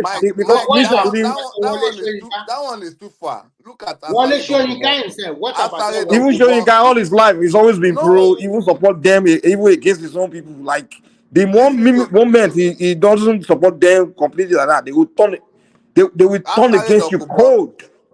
Asari Dokubo, doing when Nadekani came out for this, when he take this battle from Wazueke, when Nadekanu begin to put this narrative of Biafra, Asari Dokubo help Nadekanu to train in boys, more than 1,000 boys. He spent his money and did everything. But last, where Asari Dokubo now begin to see that these people, what are the genesis of their plan? They're trying to deviate from that plan. And this guy now begin to see some traces, and the guy now begin to remove himself. What they did it as they descend on this man. They descend on him. They want to kill him. All of them they will just, and it's not as if maybe some set of people will come and there are some set will try to for you to console him. All of them will just come, just want to descend of the man, and the man now see that these people, they are not the kind of people that he will continue to follow. That is why the man did not follow Obi. But today now, they are the there with Asari Dokubo. They are number one enemy today. But during that time, Benin Republic, Asari Dokubo, there was almost this Nnamdi Kanu used to from UK and visit Asari Dokubo in Benin Republic in his house. Nnamdi Kanu used to sneak inside Nigeria. So these people, they don't think that they only think that maybe they are the only person that is wise. But everybody will just be looking at them, trying to help them. But I blame our leaders, our Yoruba leaders. Our Omoluabi leaders. They are the one that They went to because you see, if I am, you see, all what our father, our ancestors, Awolowo, have planned down from us, how that thing should continue today. Our life could have been better all today. the Awolowo generation, they were not like these ones that came after them now. The Awolowo generation was more about his people. He wasn't doing this nothing. I don't know what happened to that generation that came after Awolowo. Now our father's generation. Those ones in their 60s They now. come, they They just destroy became these everything, people I don't even understand. put everybody into chaos. Now they now begin to blame everybody. They don't blame themselves. They don't blame. They can never blame Agu Iyosu. They can never blame Ojuku. They can't blame any of their leader, but they will point to other people's leader in other region. Is that good like that? You want me to kill Tinubu, but you don't want to kill Obi. You don't And if you want don't to. kill Tinubu, they will call you a tribalist. I mean, because they know that it is only Tinubu that is defending Yoruba land for now. Anybody that is defending Yoruba land, that is wants the betterness of Yoruba people, these people, they want to kill that person. And they will be persuaded to kill that's your leader. You mean like they kill They Tafawa Balewa? will be mobilizing money, to be spending money, resources, just for you to kill your leader by yourself, with your own hands. So they are just be doing everything just for them to bring Tinubu. And Nnamdi Kanu said it now that any Yoruba man that is supporting Tinubu is a fool. Is a this, is a that. He rubbish the man, try to do. Just see these people. Anyway, in that Nigeria, they will hear them. As long as one thing that surprised me in everything is that this our Afenifere. You say you are supporting your Yoruba cause. Hey. You're the lost support. Part of it in my life. You are supporting your local tribe, and then you leave your tribe and go and support another person, and you are creating enmity for your own son. I've never seen something like that in my life. I'm an Omoluabi now. They call you Omoluabi. You won't mention me by now on this platform. When one of them attack me, I attack them back. Ah, how you know them attack me? I'm So like, now look some at people Kenena. very Johnny. The Some only people very person Johnny. You Ekene be can there take about me, place. but they defend around me. And then by me, Mike, and you about me, I don't understand you people at Mike, the all. only I think person if I can Ekene change tribe, can I would give have place changed my to. tribe long time ago. I would have gone and joined Ijo and or Edo or something. Or even Fulani. You Yorubas, I wish I can just change my tribe, man. I don't need to sue me. Because And when the, you what just when you look at boss, it, you see, Remy, you see the funniest thing is that we have these people at gone. You see, recently when I go home, when I travel to Nigeria, you can never see any small kiosk or any small street. They are the only one that will be selling retail sale or any big kiosk that you see in any area. To dance that to Ikorodu, Gbogbo àwọn abúlé, all the old small villages. You'll be seeing them there. They'll be doing their business successfully. But when you try to, because as I am now, I did not look like Yoruba man. So when I come around them, I will pretend I say I am not a Yoruba man. But when you talk to them, but the way they will speak about Yoruba people, I will just be following up on the conversation, but my mind will be boiling. You that in small community or in a village, inside a village, you are doing your business, and everybody, all the old Yoruba people, before they will buy bottled water, before they will buy soft drink, they must come to your shop to buy that thing. And you see I think that one you will see more of it in Lagos. But if you move down to the other parts of Nigeria, even go say Liberal Yoruba, you know me? no, me Liberal only Yoruba. even though That's it. I want to come out to defend the I only move in Lagos and Ogun State. Even Ogun State, I still witness that kind of a thing. How you come out? Like ladders, you are trying to put this out now. So you probably will convince you like, no, it's not like that. It's not. Get on my saying, you know. I don't understand. You know, Mike. At the end of the day, Àwọn Yorùbá ẹ̀ lọ́ máa sọ fún mi pé kò dismiss kò gbàgbé ẹ̀ má ṣe bẹ́ẹ̀ fi wọ́n lẹ̀ gbàgbé ẹ̀ irọ́ ni kò ṣe bẹ́ẹ̀. What's wrong with you people now? Mike, at the end of the day, this thing they will push themselves to that level that they will push them out, and nothing is going to happen. It's too late. Wọ́n ti gbà lúmọ́ lọ́wọ́ rẹ̀ ní gbàgbé ẹ̀. How you wan push people out? There is nothing like too late. Even you ought to brainwash àwọn yìí gan sef. Your children dey brainwash most of your children. I don't know. Do you know if fight start, some of your children even fight against you to defend them?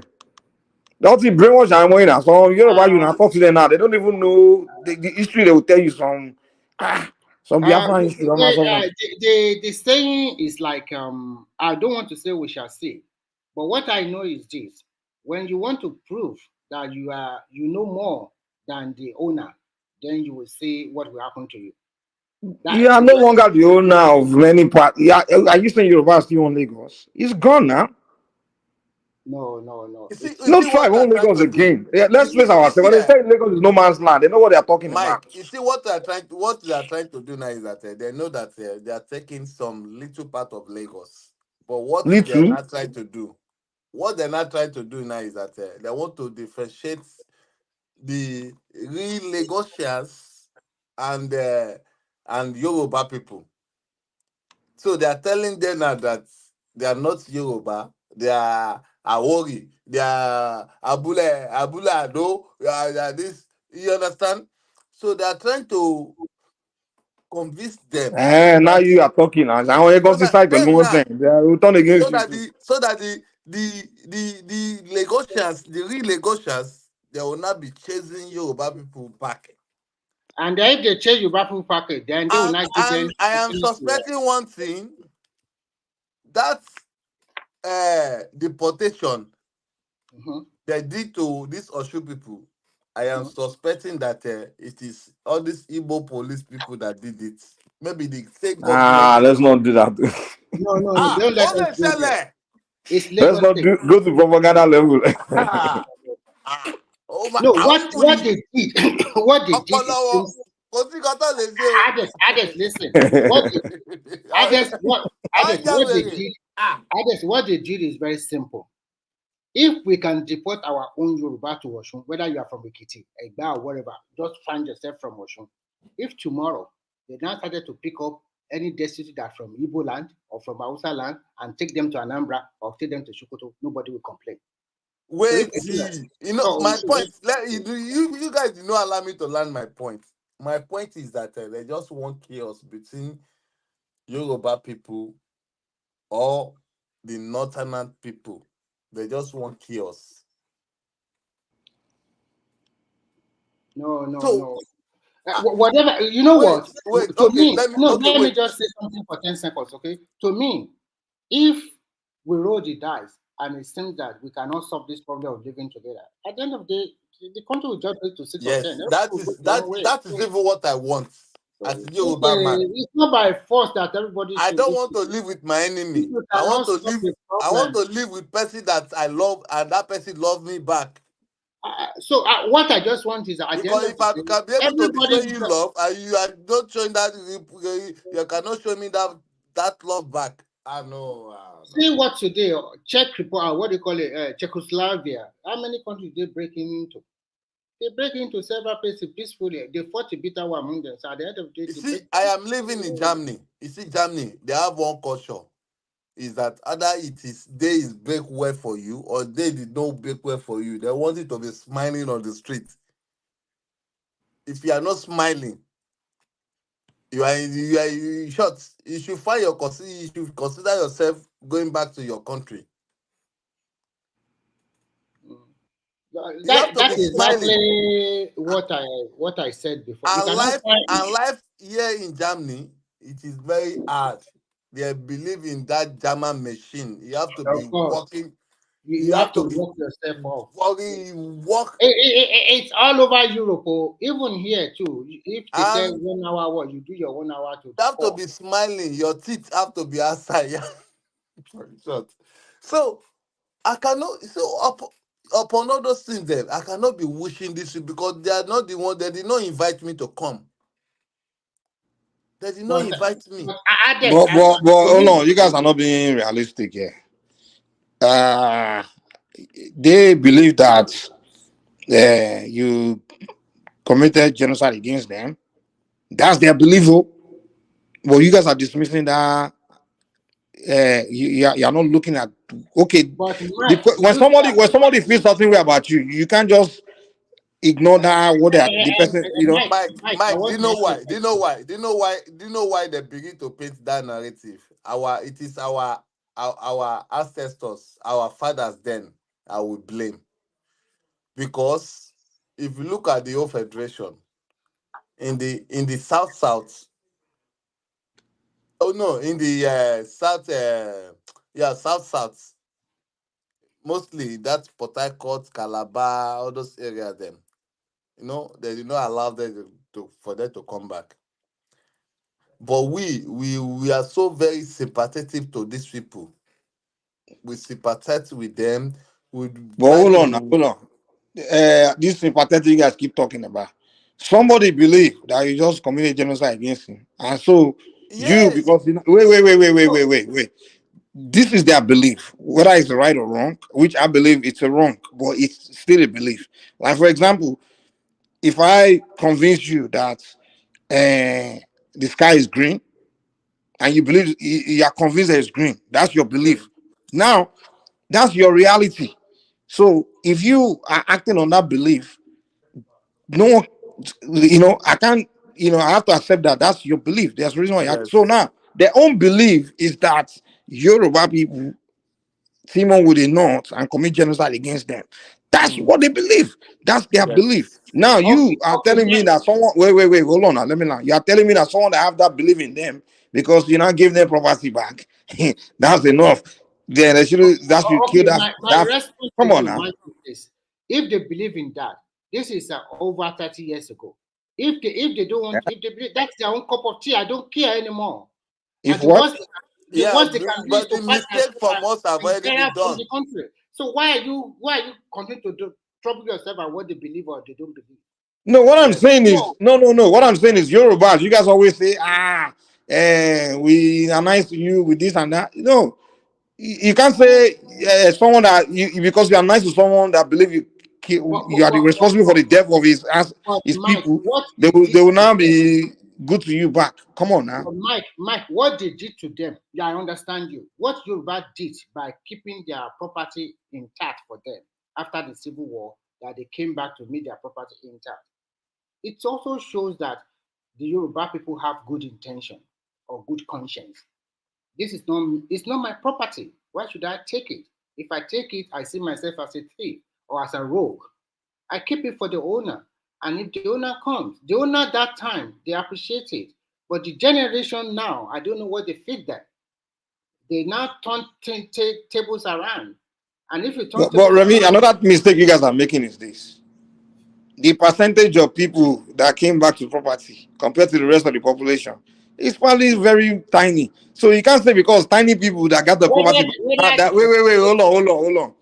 That's that few people's experience. So those people, they are the one that we have a feelings towards him. People really nice. But the rest, I didn't experience you giving property to them. Why you expecting to not like you? Okay, the question is this: whether the percentage is minute or not a lot. I think they came back and meet their property. It's not the entire population. No, I'm not saying the entire population of them. I think some of them came back and see that. But you cannot generalize that the rest of them should feel good about you. Should feel something about some because some of them meet property. So every one of them should not feel. To me, what I see here is this: we should look inward to see where we have our own fault and try to rectify ourselves. Where Yorubas are having for is this your Molabi rubbish? Your Molabi is good, but I agree. I agree. You have to use your ogbonna. You can't be foolish and just be Molabi foolishly. That's also one of the reasons that they took us as slaves easily. Also, it's just because of that Omoluabi. I'm an Omoluabi now, but I know when to be Omoluabi. It's not 24/7. I'm Omoluabi now. That Omoluabi. When it's time for real business, it's time to forget Omoluabi. It's gone. That was old time. It's gone. It's gone. With the way they are playing, everybody's playing their politics in Nigeria. We still have them. We still have Omoluabi. Just like you said, not everybody will. I wouldn't even call that behavior Omoluabi behavior. It just is dumb behavior. People don't know the meaning of Omoluabi self. They believe being dumb is what being Omoluabi. Being docile and dumb, that's being Omoluabi. That's not Omoluabi, man. That's just Omoluabi is just doing. Mike, do you know what I've learned in this world? I've learned that sometimes if you have good intention, I've learned that it is the surrounding and the people that turn most people to evil men. Some people have good conscience. They want to do good things. But when they see the way they were treated, before you close your eye, they will also turn bad. People will force you to become even more evil. Maybe before, you don't want to do something, but the way the people will treat you, for example, you ask yourself some question. You use like 1 hour to even make as little as 12 euro or 13 euro.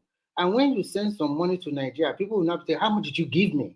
They don't even know that before you get that 12, 15 euro, you sweat for it. And sometimes people will just rub it. All your years in 4 years in abroad or something like that, you just give me 100,000. How much is 100,000? Me, they owe me 100,000 naira. It's like, when you now think about it, it's better you don't give nothing. And that's why some people just consider that I don't give CC to nobody in Nigeria. It is the people that will teach them how to become evil. And that's why we continue to have more evil men in this our world. Because just look at what is going on in the world. You are killing some senseless, some defenseless people. And some people will be jeering that that is the right thing to do. Come on, bomb them on, shoot them on. So at the end of the day, what I see, everything is a face in a country. This is the face we have in Nigeria. If we can survive this phase, then that country will still stay united as a country. If not, everybody will go their own way. There's no big deal about everybody go their own way. So yeah, too many countries have been. Even the great USSR was divided into how many countries? more than 12 or 14 countries. Until today, those countries are surviving. They don't go back to the old Soviet Union. So even if America is not careful, if there is a big problem in their country, they can also divide the country. So, and everybody will go back to where they come from, whether you make your money in Anambra or Lagos or Sokoto or whatever. So let's just take it easy and calm down. Life, let's move on, okay? I don't think Nigeria will split anytime soon. I don't even think we ever split at all. Even the people, the Southeasterners, they don't want Nigeria to split now. They're not interested in that. How would they want Nigeria to? How would they? Have you ever been to the Southeast? If you have I been know they don't want it to split. The other agitation is just, if you have been to the it's Southeast, more of an expression of frustration and it's anger. not, the land area is not all that big. All the total land of the Southeast, and to do business among themselves too is not easy. There is so many infighting, so many stuff among themselves too. So if some of them even escaped into the north or southwest and they are will doing their business, it's cannibalize like escape. themselves. Huh? I say they will cannibalize themselves. Yeah, they do. See, they are also tough on one another. But if they escape to my neighbor sometimes does not go home for Christmas. He doesn't go home for New Year, and he's fine in that place. Very good man. Their intention is not to split. Their intention is to come and dominate in your territory, take your snatch, whatever. I'm not talking about domination. They also escape from their locality. You see, the problem is that you see these people, they cannot try this thing in the south because I live in Bayelsa, in Yenagoa, I live in Warri, I live in Port Harcourt. You can never see them making any travel. You see, there's a one market which they used to sell motor spare parts. They call the place Nkwoku. After my 3, you get to building material. After building material, you get to that market. That market is in Diop. The area of the place is Diop, but the name of the market is Nkwoku. The street is very long, down to Waterline. That is the Waterline down to Aba Road. Aba Road Express down to, if you are going to Aba. You see that market is very big. They have where they used to sell new pass and Belgian pass, and where they used to butcher old car to turn it to scrap. When Wike become a governor, to my dear surprise, because I have a lot of friends which we used to communicate, Wike closed the whole of that market. The whole streets, left and right. He destroyed that. He drive all of them away. They can never do. You cannot even hear it on social media. You cannot even see any video of that market where Wike was destroying that market. You can't see it on social media. All of them keep quiet.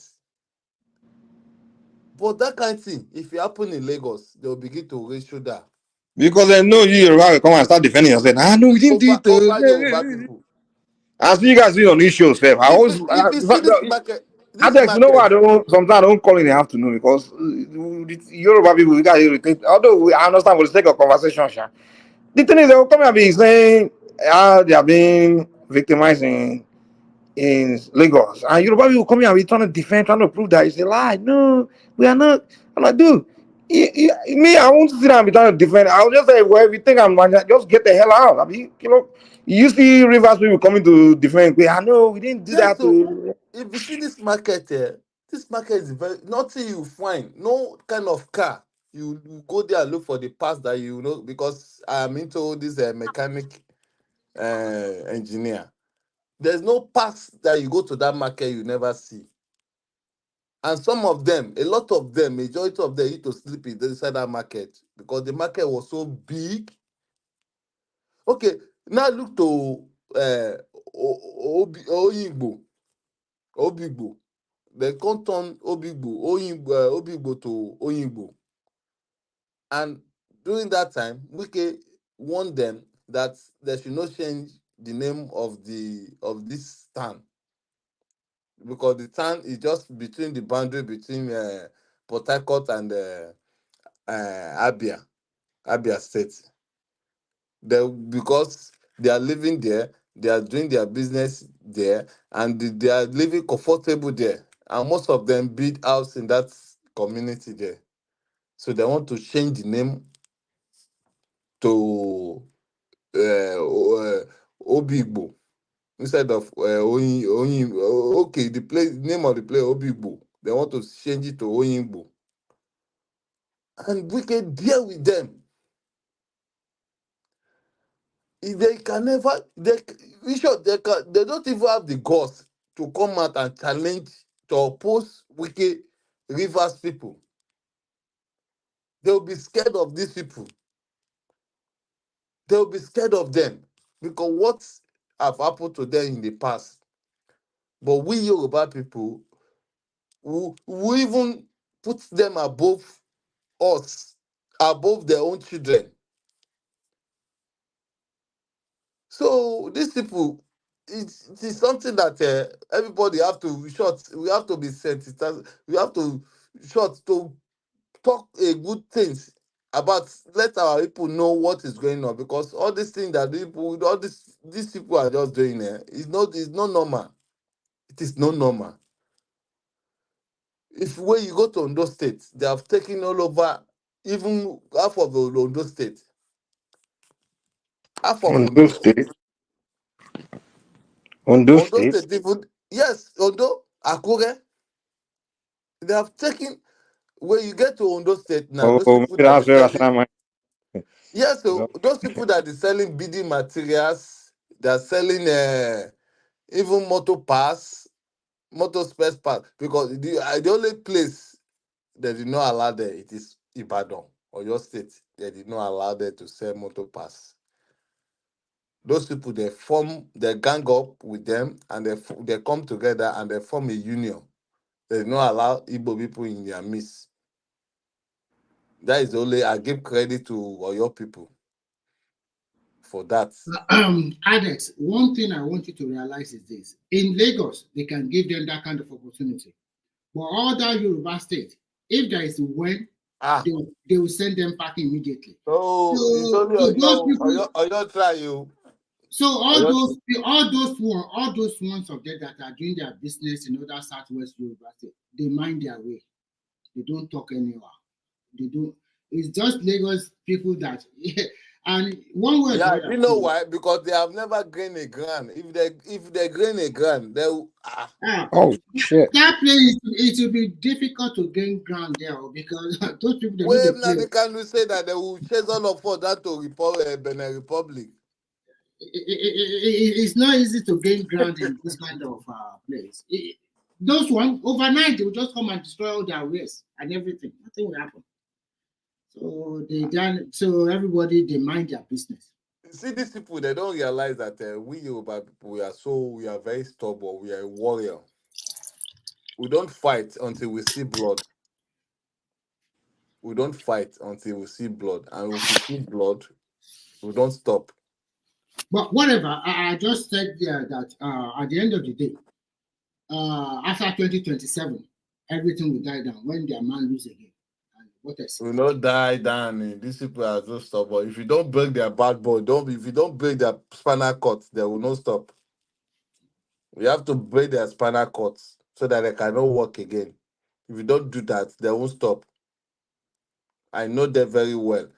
See, there's nothing you do. You see, when you try to please your enemy, sometimes your enemy will realize that this person I've tried now, will they kill himself for me?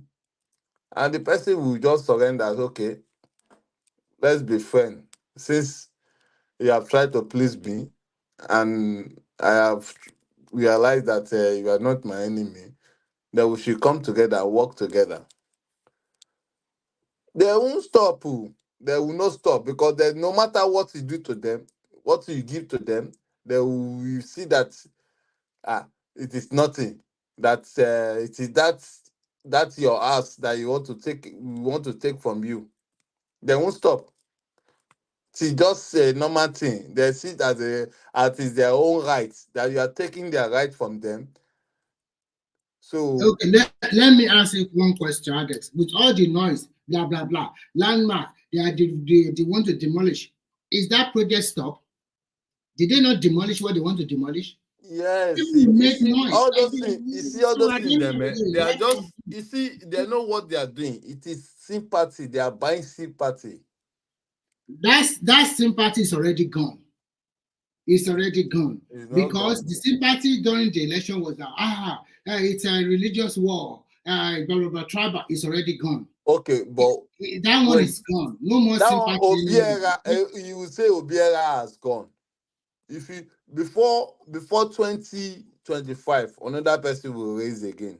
No, if another person raised up from that place, I'm if not it, talking about election, no. I'm not talking about See, they don't care about Obi. Not Obi, they don't care about Obi. These people, no, I know them. what to me, what I see that is panning out is very simple. Actually, they are preparing themselves to opt out of Nigeria through Nnamdi Kanu. But unfortunately for them, some of their elite, they are neither here or there. They are playing safe because they know their own people very well. They never thought that Nnamdi Kanu would be arrested cheaply like that in Kenya. And when he was brought to Nigeria, then they see that, that is the end of the road.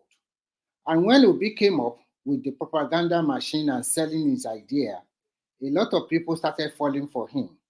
And to make it even better for him, then when Tinubu now appointed a Muslim candidate, they thought they already have the election in their hand. See, let me tell you.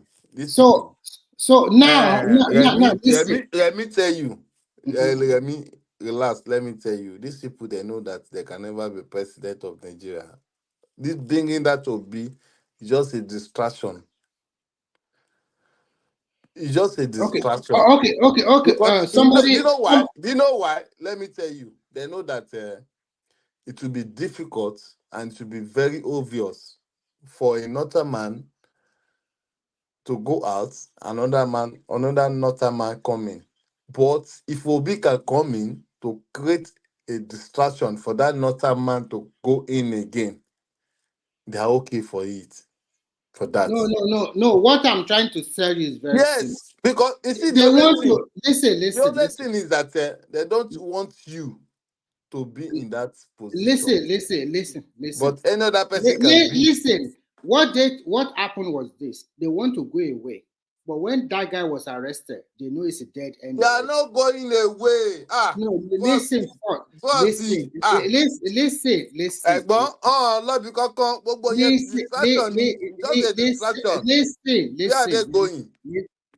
Let me okay, say my own. Wait. You believe that they want to go away? Who did they discuss with? Listen, let me tell you. Okay, who did they discuss with? They say that Biafra and they count 9 states. In that remaining 4 states, did they go out and discuss with those people?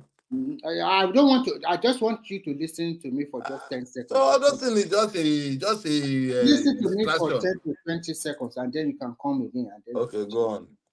First and foremost, they are. It gets to a stage they are confused. They want the presidency. They also want to have their Biafra, and you cannot have the two in your hand at the same time. And they thought that the only people that can stop them, they thought this is their turn. And the only people that can stop them is the Yoruba people, especially Tinubu. But they did a mistake. It is the PDP they should have fought so that they get that ticket from them. Because they never voted for APC. The party you never voted for, how come you want their people to vote for you like that? And when they came up with their propaganda, very well, because some of Mike already put it, Omoluabi, Baba Tinubu is also. God, let me tell you, we are the only ethnic group that only calling for their gimmick. Yeah. You see, we can go to their house and tell them, say, you be the best loser. He tell Obi on a seat where Obi is sitting down that Obi will be the best loser because they know that they can never be. It is not possible. Okay, you fought against a country and you want to still be the president and you lose the battle. In America, can an Englishman stand raised up and say you want to be the president of England for America? So as it Okay, stands today, since America war, have you seen an Englishman become a president of America? no. As it stands today now, things would have been better off if not because of You see, when you fought against your own country, when you're an ethnic group from inside a country, I fought know against that. that trust will not be there anymore. That is the problem. Yeah. So how? Okay, you tell me how? When Wike told Obi on his front, on his face, in the presence of his elder that he will be a best loser. So all those things is just a gimmick. Obi is doing his work and he's not spending his money because they are donating money for him to be moving around, to be renting private jets and be doing all those things just to create a distraction. Because they know that we Yoruba people, we are so senseless. We don't know that we are the pillar, we are the father of them because we colonize their language, we give them food, give them cassava, give them things, civilize them, colonize them, make them who they are today. But we are not the one packing their shoe, cleaning their shoe, cleaning their feet for them. We will not begin to surrender to them. We will not begin to say we should leave them. This thing, they have suffered, they have this thing. Okay, now look in inside Lagos, how many Yoruba can afford where they are living? Okay, can you tell me where we are living? In Lagos, a Lagos that our ancestors fought for. We are living in Ikorodu, Agege, we are not going to Ifo, Ibafo, Sagamu. Those are the places that Yoruba people are living. But these people are, okay, where are they making those money from? They are making that money in Yoruba land, in Lagos. And they are living large. And they'll be spending that money to sponsor our bastard children, to be giving them, to be supporting them, to be doing all those things, to undermine our progress in our land, and our people are suffering. Our people are suffering. These people are they are chasing our people for all our businesses. They have taken all our businesses away from us. Our people can no longer do a good business, even in their ancestral home in Lagos. And they now be telling us we are from Oshun, you are from Ekiti. Why must you talk in Lagos? You are from Oyo. Why must you talk in Lagos? Are you in Lagos? Are you a Lagosian? And then them now they will now begin to claim Lagos. They now say I am a Lagosian. They now be telling us that they should remove the how did they even say it? They should remove remove state of origin out of Nigeria constitution. That they should put state of residence. So any Igbo man that is resident in Igbo land, he can become a governor in Lagos State. So he can become a Lagosian. So that they can drive all of us that to Benin Republic. That is why they went and bring Badebo, Shinedu, and all of them queue behind Shinedu so that they can vote him to become a governor in Lagos State. So that they can chase all of us out of Lagos. These people, they know what they are doing. They know what they are doing. They have an agenda. and they want to accomplish that agenda, and our ancestors will never allow them to succeed. Because I cannot imagine myself what I saw. I saw a lot of things in a state where my parents give birth to me in. So anyway, I know that. Hey, Biggie, in the background, can you click on your camera? Click on your camera, this thing, because it's not allowing me to hide you. If in the, yeah, I guess go back and come back. I guess. Sorry, continue, man. These Someone was people, trying to comment. these people, they have done a lot of atrocity to undermine our progress. And we'll give them life, we'll give them shelter, just for them to excel. And we try to live with them, just as human beings have created us to this planet Earth. But them, they see us as a non-native, as an animal. If they want to describe us, they will describe us as Agbero. The name of Agbero is just for them to just to rubbish all the old Yoruba youths. They call all our youths Agbero. Because in short, you will see, in short, when I go to Ireland, even most of the Yoruba people that is living among of them, they have brainwashed all of them, almost all of them. When you go to mainland, almost the same. They have brainwashed all of them. If you are working with them, they will brainwash you just for you to hate your own people. So that when they want to Hello, strike, you will Mike. not defend your people. Yeah, I can hear you. I take God beg you, Mike. Mr. Adex, you don't try this night. I mean, you stood your ground as a Yoruba man, and I appreciate that. Odu Agbebobowa. But Mike, I bet me will change the topic. Change topic now. Nobody did. That's why they are. Okay. Somebody. It's Me, I becoming guess. like a complete. It's becoming like a complete bashing of the tribe. I beg. There's nobody here now. So I mean, I have an opportunity.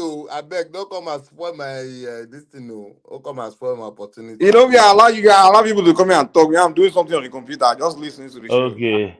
When I'm hosting, I don't really participate much. I'm just like here to have people, just to add people, and So Make me start. Me change the topic, but let's leave that issue of Okay, Igbo and wait, Yoruba. must you be running away from your battle? I'm not running away. Nobody is running away from any battle, but When they are I mean, bringing, okay, now the battle in your doorstep, won't you turn and face the person that bring the battle close to your doorstep? but at the same time, I understand what you are saying and everything, but it is not. But these people, It is not everybody from that side even that in is acting like Ikorodu, that. when I go and visit one of my aunts Oga, in you say they are Ikorodu, they are invading Ikorodu, but my question is, who is selling land to them in Ikorodu? it Are doesn't they just? matter. It doesn't It does matter. matter. Me, It does I matter. bought It does matter. when I was living in Bayelsa, I bought a land in Bayelsa and I built my house there. But I respect my oath. I cannot challenge my oath anyhow. You understand? Whatever anything that came, even when I am right, there's a way that you try to compromise But just for them do to. you hey, boy, realize? let me say this, man. Let me say in my own defense. You see why I will never stop any Yoruba person from expressing himself. No, hold on now. I will tell you why. No matter what he says, whether good or bad the thing is, when I go on the internet, I'll see one of their own. Like literally just talking. Like I know some of them has been going on, yanting I mean, untrue story, negative about Yorubas or that tribe for years. And I've never seen a single Southeasterner even call say, but I don't do now. You understand? I've never seen one. Even some of them will be on the, even some shows, they will be there. That person will just be going on and on and on Fulani, Yoruba, on, and the rest of them will just sit there and be looking. They will not even say, but I don't do now. They would never caution any of their own. Me, They I never do it. understand. You Mike, I understand? understand what you are And saying. they would And never do it. Even the ones that are even pro Yoruba and things like that, or pro, they're not even believing their view. Even those ones will just keep quiet. And I was like, okay, what is this? That's why I'm like, you know what? If my own Yoruba person start, I don't do this thing Yoruba do. It's our own culture where we have to caution ourselves and things like that. You understand? Like, I'm not we cautioning always him. want Or to I'm be just fair. like, just Yeah. just a change of topic. It's been going on. Yeah, if like I said, if I mean he's just in my room and they're Okay, talking and me, I'm listening. can you give us a topic, Mr. Man? What is on it, please? Don't call me Mr. Man. That's very rude. Come on. Sorry. Boss Abi. Yeah, yeah, fine. You know, boys, there's this one Southeastern girl now. This girl, one girl, like, I don't want to mention her name. This girl now make video every day, man. Like literally just going off on Southwesterners and Northerners every But day. you see all these But not a videos they are single, making. even not a single Southeasterner even type comment and say, okay, Alpha now, calm down.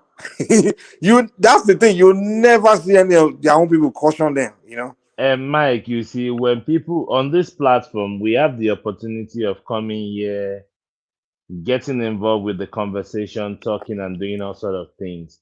But you see, not every platform where I see somebody doing that I can easily go to, because I don't want to fight a ghost. I don't want to get in a conversation with a ghost. You understand what I'm saying? Some people they be say that they are just internet warriors. When they are on that social media, on that internet space, in the invisible space, they can say anything and do anything. And then this monetization of a thing, I think it's another problem. This monetization, You and this I don't have content power creation. to. We have no power to control what goes on social media. This is what I believe. Yeah, I'm we not don't gonna have that do. I'm not power. gonna. One thing I'll never allow is double standard. Where one group of people who just have the monopoly of certain behavior. I don't agree to that either. I don't agree to that either. Exactly. And I then don't agree to that that's either. what I noticed that about their character. They want to have monopoly of certain behavior. You understand? Like it's almost Yeah, I like, get oh, it. we are the one that are justified to only behave like this. You understand? Why do I say that? Like it's something where they behave to all ethnic groups. Someone behaved the same way back to them. That's when they realize that behavior is not good. I'm like, oh no. Do you notice your own people, brother? Sometimes I even point it to them like, look. This thing you are saying is not good. That someone is doing to your people. Look at your own people there, right there. They are doing it. Look, and I will show them, pointing out, and they will still trying to defend it. I did it to a Canada. Like the day he came, you never come out. He was telling me, he was talking about, I think, he said me enigmatic. We said you said that. I said, what about Pansat? And then he said, you know now. What is you know now? Is Pansat not? I thought Pansat did the same thing, right? You were here, you've been here the whole time. You never correct him. So it's okay for your own brother to do that same thing, but all the rest of us cannot do it back. So young people have to have the monopoly of that kind of behavior, right? You have to have the monopoly of tribalism. That's what you're telling me. I'm no me. I don't. If any Yoruba person want to go at them anywhere, I go ahead all My day, God, man. you cannot. Especially No, when me, you I'm are not into no. that game of let me go and caution you. As far as internet goes, that's where they want to go. In fact, I want Yoruba people to be going back at them because I learned from the We mistake of the cannot. Fulanis. We No, cannot do no, that. We cannot do that. Biggie, check this out. If it's something where I know that they will do for a while, they will stop. I can say, okay, let's just leave them. I learned from the mistake of the Fulanis. Bros, I remember when the anti-Fulani this thing started online, it was in 2014. Yeah, iPod, Cameron started it. Because My they didn't brother, have my anybody. brother. They didn't have anybody to speak for them. The Wait Fulanis. now. You know, say Fulani people never responded.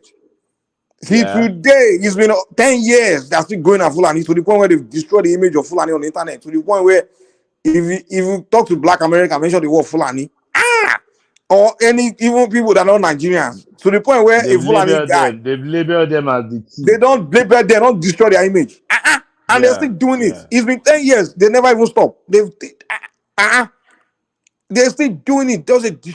To the point where one Fulani guy from Sierra Leone now, you know, say Fulani they all over Africa. Oh The yeah, guy they is are all not. there. The guy Yeah. is calling on Nigerian platform to fight now. The guy- he said, "Man, well, I don't destroy the image of my ethnic group for internet." So now me I learn from that mistake because if you Yoruba, you are doing this on your here. If you want, like, they will destroy your tribe. But we have to also remember that two wrongs don't make a right. My brother, I'm telling I mean, you. we can debate them when they bring it up. It's nice to debate them, but the ethnic bashing and throwing. I mean, My I brother, my don't know. brother. That's how I see it, yeah. No, I check mean, this you out. have Check. everybody has the right to their own opinion. You get what I'm saying? I get it. I That get one it. is not But see, opinion. That one is not an opinion. They want to destroy but you. boys, you have to read something Everybody about get right warfare. to their own opinion now. Abba, now opinion, Boy, bros. boys, you have to read about warfare. You understand? The goal in warfare, right, is to See, let achieve. me tell you. You see what Nnamdi say. You see that thing. Is still sinking up in my head till today. You say where you want to destroy. You say it on a live broadcast. So where you want to destroy an ethnic group. You say you go to their traditional rulers, destroy it. You go to their pastor, destroy it, and you go to their media and destroy it. And those three things, now they can attack those three things. Oga, you see, Our pastor, wait, see me. Nnamdi Kanu na Nnamdi Kanu, ranta. is he not their supreme leader?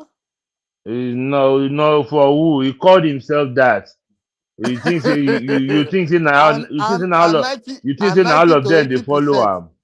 All of them, No, all of no. them. Well, how you take do your statistics? Okay, my How you statistic, go say my statistic, 90% of them? wait, my Oga, statistic no be shows. so. Wait, now let This me is this, tell you. bro. This is where you can find out, right? Wait, Approach. No, no. see This is this where, man. this is where you can find out the percentage. Approach 100 Southeasterners and insult. You can see how many of them. Mm, how many of them go attack you. Now that's how yes, you find out. But that is I the but mean, you know statistics. say I did tell you say about 90, well, maybe 98% of So them attack you. 99% of them, they are saying they no, should no, release I him. disagree with you. If we never conduct that poll, we know if we just And give I did tell figure you they go like do them that. now. Just find 100 Southeasterners. And go, Me, do I whatever. know You see, Southeasterners. okay, We wait, know the I know poll. You many see the poll. How many Southeasterners. of We them no don't, how many of agree. them don't follow Biggie, the Biggie, you see the poll, the poll has been conducted during this election. Those You people that cannot vote come for Peter on. Obi, those Let's people not that go vote for that. Peter Let's Obi not in go that route. Southeast. You see me, bros. Me as I did. Some people will think say me that me I be Tinubu person. In the first place, I will tell you the truth. In the first place, Tinubu was never somebody I considered to be a president in Nigeria. But you know when it got out of hand, when it became a tribal insult on Tinubu and the Yorubas and everybody, that was like, no, this cannot continue. But immediately after the election, me, I'm fine, I'm over. When you see me typing up Tinubu, up anything, I think I just do those kind of things just to upset some people. Not because I'm You know fighting them why? or Yoruba people, why. we don't worship our elite. We don't worship our rich men. Because if you have money, you have it for your pocket. You understand? Well, Baba T just go hide for comment section. Make If him come anybody, online now. if Baba dey anybody, work. if anybody has money party now, normally they work, I understand. Oh I know, I shit. know, I know. That's so fun. if anybody has money, that money is just for himself and it's for his family. You understand? Eh. So àmùdá lówó bàbá ẹ̀ lóògùn fáwọn àti mọ̀lẹ́bí wọn ni.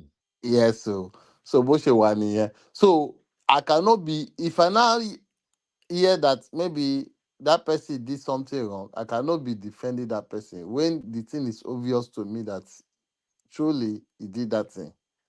Yes, I agree with you. But them, it is not like that. And anything that happened in that their area, they don't want you to talk about They it. are, let's not say, we cannot They say don't that. want you to talk, but they can talk about other people. We But they get can people talk for their about other side. people. Yes, they can talk about other people in other ethnic group, anybody that do wrong thing. But when their people do wrong thing, you cannot talk about it. They will swipe it or they will But try we to have some divert of it well, from we them. have some of them that does the talking. True. We have some of them, not all of them. We cannot say all. Please, About can these you tell things, even what point is zero the zero what is the name point of the zero platform? zero zero one. It don't make 100% fail. Okay, what is the name of the platform now? I know it's not about platform. Not be everybody they go platform now. Even because say we will get access to internet with the We are day. reacting to what is going on social media now. But I mean I understand that is where the information is being passed. But the Yeah, point that is is, where they are. Where that is the only place, the only platform they But use Biggie, to watch. if war, you see, yeah, there are different terrains to fight war. You understand? If the war now online, well, let's keep it online. You can't say because on the streets, and now you can't say, oh, my brother, look, you be look. military man. Okay. For example, now it's not the way I talk about them on the internet. I mean, when I for workplace or some place I see something, I look when I talk anyhow, I won't just be insulting them. I mean, because Oh none yeah. of them is insulting me on the street. You understand? Except maybe though I get into it with them in some groups, which I don't longer belong in those groups. I used to go and hang out with some places with them, and they get into all this tribal shit. So, which I don't have time. First of all, I don't even have time. So it's not like, oh, if on the street, I'm in a corner where they are doing it, I hit it back to them. You understand? But if they're not doing it, I ignore them. But if online, they only do online, let's do it online too now. I mean,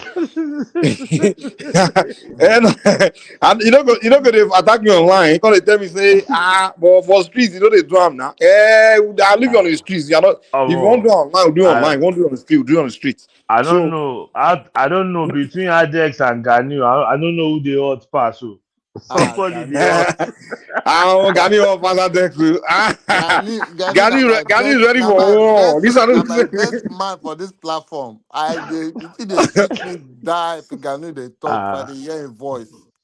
If I am listening to Ganu, but I will Biggie, we show need them more. respect. We need a lot of Ghanaians, man. Yeah, but I think we should. I think whoever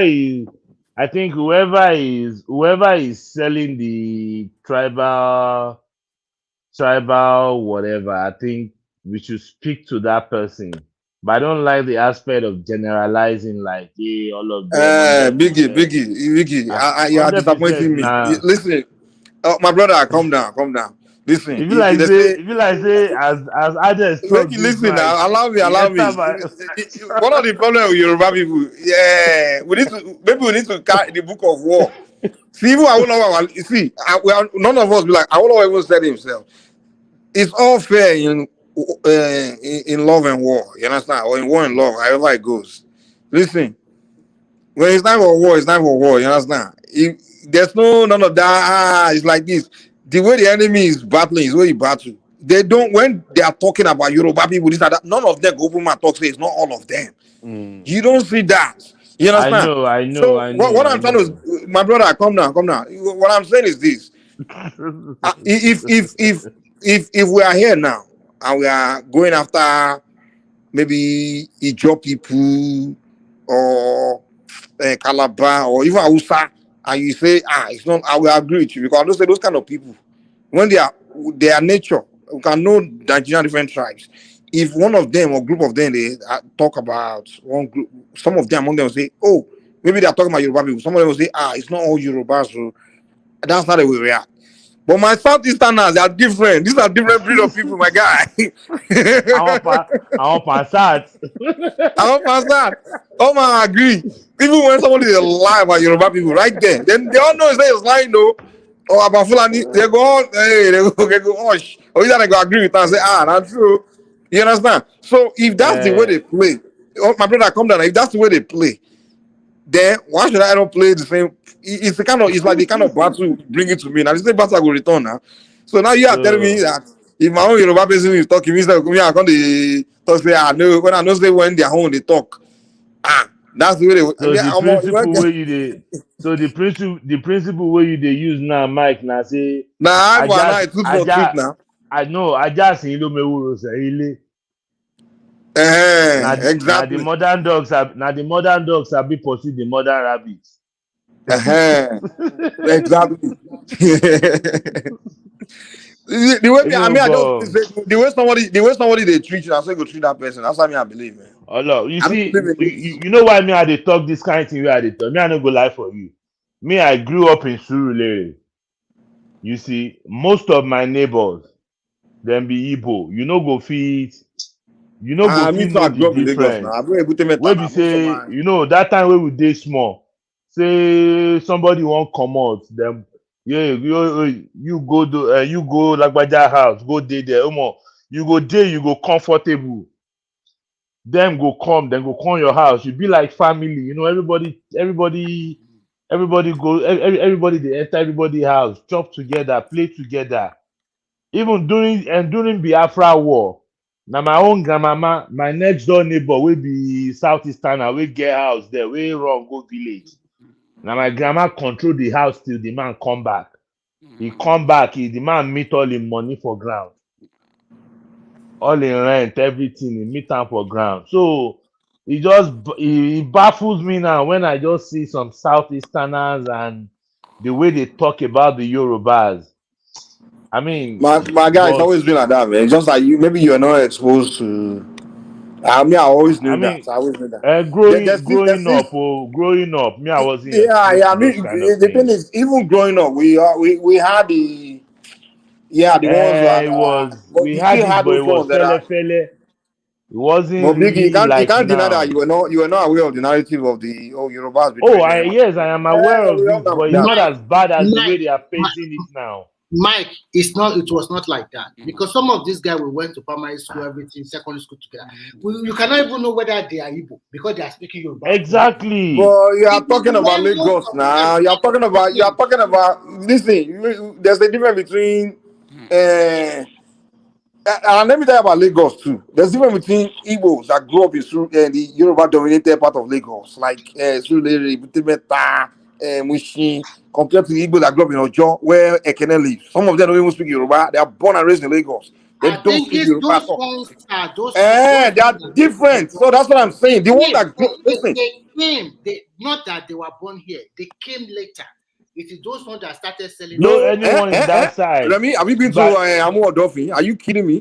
Born and raised in Amu Odofin. They can't speak Yoruba at all. Our first stack product in here. Yeah, I dey tell you Lagos of 90s. I dey tell you Lagos of 70s. Gbogbo àwọn bẹ̀yẹn later làwọn bẹ̀yẹn Lagos of 70s. Today's Lagos now. Also, that area is not Yoruba. Is not even the dominant tribe there. So, if you are talking about, you know what I mean, you have to understand. Anywhere more Yoruba populated area, if you grew up there, Yoruba will force their culture on you. You understand? The Igbos that grew up in the Butemeta, Mushin, Surulere, like it's talking, they grew up with Yoruba culture. You understand? They are like Yoruba people now. You understand? So mentality on you have to. When there's majority of people that came later, they were majority traders. And when their mindset is not that those ones that are born and grew in bread and Mr. Remy, those ones that came later, they were the one that came to corrupt the one that were already in Lagos. And one bad initiatives. They were never like that before. Everybody judge us together. We cannot even know If I don't call my friend is Igbo name, you can never know it's Igbo. Baba, I no go lie for you. Baba, I no go lie for you. E get some Igbo wey be say we grow up together. They no born me well. If I see them tomorrow, I go prostrate. Now how we take grow up be that? Now auntie, I dey call them. Oh no, now is there Uncle, those not grow in the Yoruba I even culture know them now. be Igbo. Ma dobale ma kiwani. Because we grew up together. Them be like my uncles and aunties. They don't even be like now wetin them be that. Because now they raise us. Even including South people. You know the South from Benin, they usually be Yes, that's why everybody. But you guys are talking about. I want people you are talking about. Those people, even me, I'm not. Those people are considered. I don't even consider them there. It is the But these second people wave now, of Lagos. I mean, you know, you guys are talking about people who me myself. I know those people. I regard them as Yoruba people, to be honest, because they grew up. They don't even they don't speak Pidgin. If I speak Pidgin today, I'm also Yoruba. But if I speak English, I speak Yoruba because their mother, their parents were raised in Lagos. They are Yoruba land. They were raised in Yoruba land. They are more like Yoruba people. You understand? Those are not the people we are talking about. Those are not the people that are threats That or is anything why like I'm that. saying that the Even second those people they don't even relate to their own Southeasterners like that. So those are the people you are thinking about. But I'm sorry, they are they have agenda, they have they are into their their ethnic agenda. Those are the problems we are talking about. But you can't let the ones that have been Urbanized blindside you from, and that's the problem you're having. You're allowing the ones you grow up with to blindside you from their people's ethnic agenda in the Southwest. They have that ethnic agenda there, bros. Don't let anything fool you. I tell you. Only. You know what, Mike? You know what I think is happening? It's like I'm now in Lagos or in any Southwest or any part of Nigeria. My business is thriving very well. If they go back home, they also meet a lot of wahala at home. They cannot stay back in their home anymore. If they stay back, there's infighting, there's crisis. Some of them lost their lives. So, and they are now in Lagos. Some people are making it terrible for them to stay. They are brothers. But why are they not standing up against their own people that are causing? I mean, this is where the problem lies. This is where the problem lies, and that's why I'm position with them. Okay, this one's just talk about now. They are all peaceful Yoruba. They enjoy Yoruba. They live their region is terrible. When their own people will cause problem, they destroy their image. Why are they not standing up to them? Because if they were standing up to them, then someone like me won't have a reason to be doing it now. So look at what happened in Yoruba land in the last month or a few weeks ago, that those people are dictators in Ibadan. Immediately, all Yoruba people gang up against them. We don't want you. Exactly. We the thing, and that's the thing. We see one of our own that's trying to cause problem or create ethnic problem between our tribe and another tribe, and we are not with it. I will say, come on, guy, I'm not into this. So even when they do this anti-Fulani thing, I'm like, oh boy, me, I'm not interested in this. So which because I'm going to go fight war with the North. I mean, what Northerners? Are you kidding? So we will speak up against someone that's trying to pin our tribe against other tribes. If you are not interested, if it's not in our interest, Abi. Even this online thing from Yoruba are not interested, they will speak it up. But their own people, even the ones that I know clearly that are not anti-Yoruba, they will see their fellow brothers completely anti, and they will keep quiet. I'm like, guy, you know, who's going to correct these people then? Who's going to step up to them? Stand up to them? Look at the northern part of Nigeria.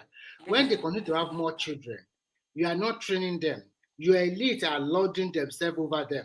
When they have Boko Haram, kidnapping, but who are those who that were being killed most? Is it Yoruba or Igbo? Is it not their people? Look at they devastated them all around. They are now finding their children going all over Nigeria, roaming about. So when you don't put your house in order, this is what will happen to your generation. Look at those people from Northwest and Northeast. Are they not regretting it now?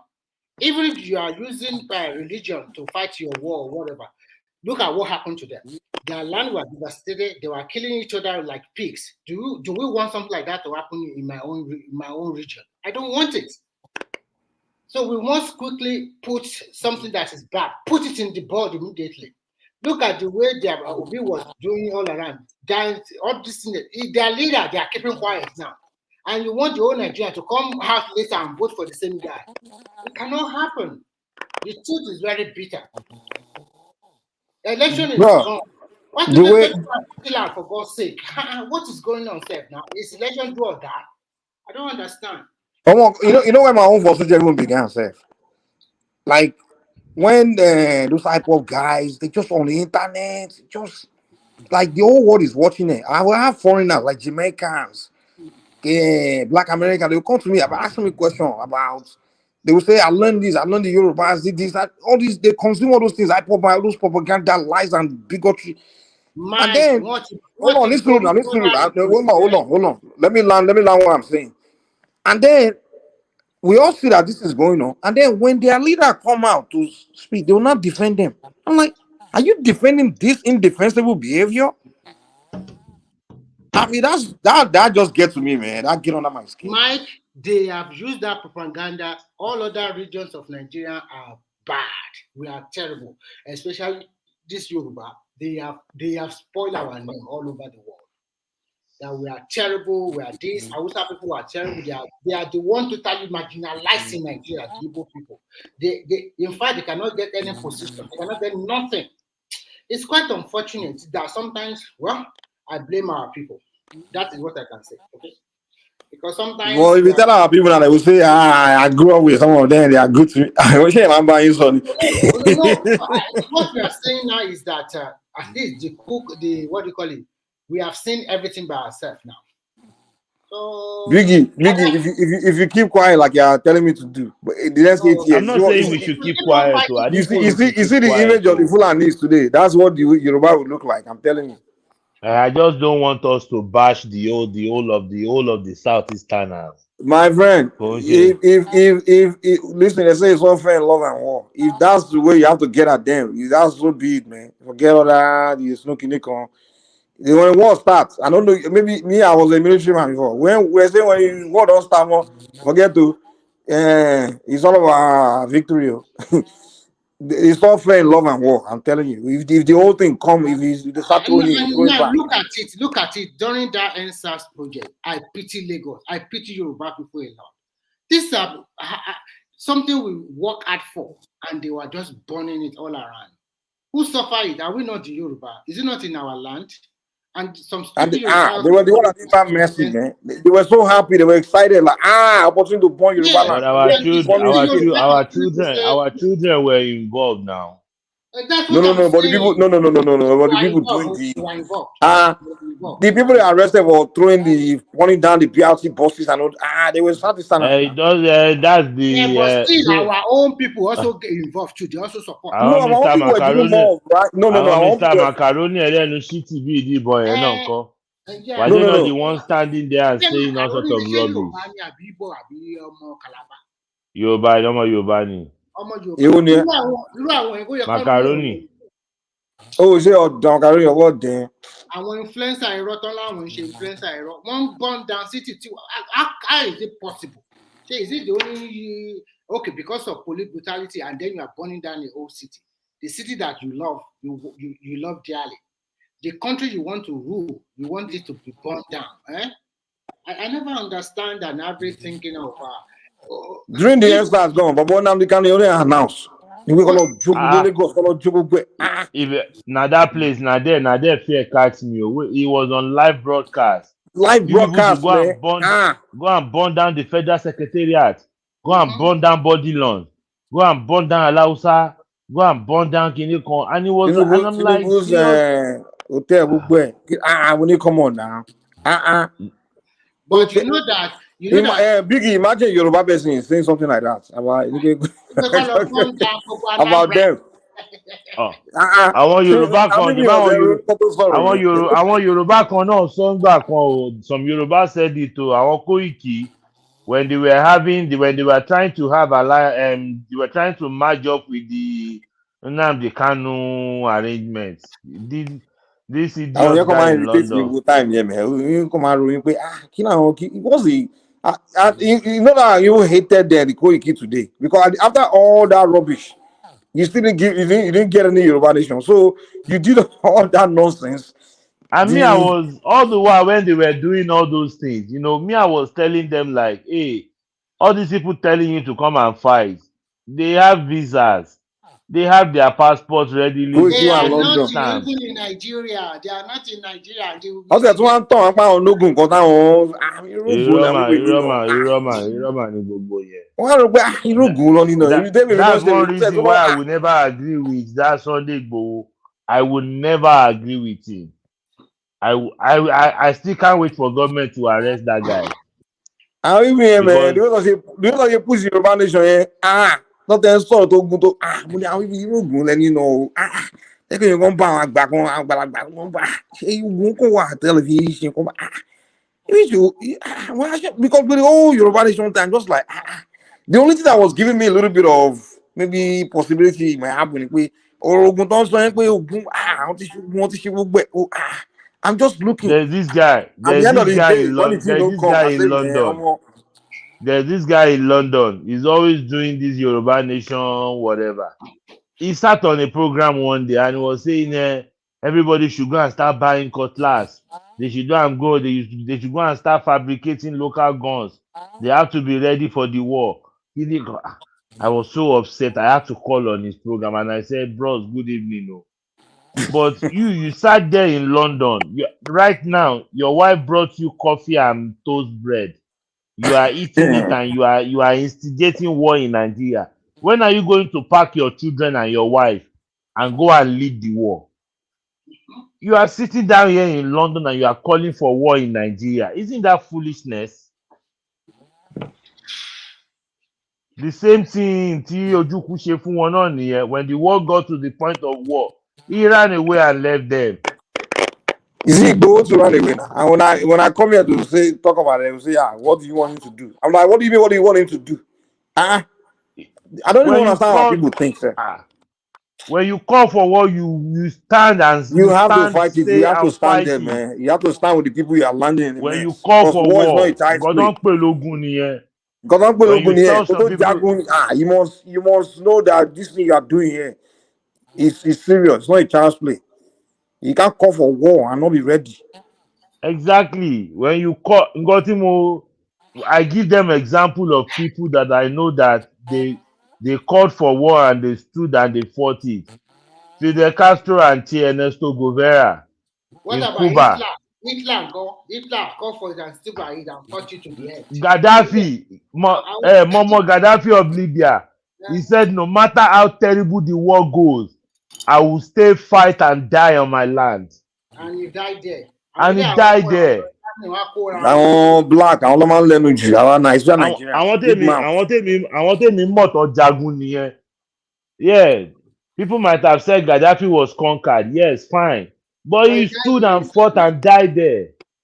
And since he died, what is Libya today? Where is Libya today?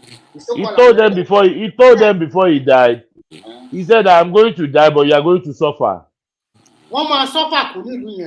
What are they? He told them, Libya, they are 10,000. How many thousand? Low fun to back pay 18. They were buying gas like they were buying pure water. This is a man that did irrigation from River Nile, desert land, to their country. Everything was super glossy. Everything was super okay. He was not corrupt to that. Oh my God! I think our people. Gaddafi was so strict that he did not give his own family house until other people were able to get houses. Gaddafi, that was what he did.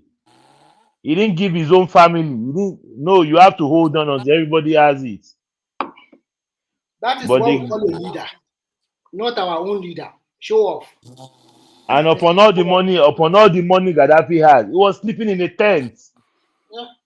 Because he was raised up in a nomadic life. Gaddafi sleeps in a tent. But he waited there and fought and he did it. Sunday Igboho, if they no catch him for Kutonu, now so if he disappear, go Germany. Now disappear him for column. Automatic gbé wa handicap.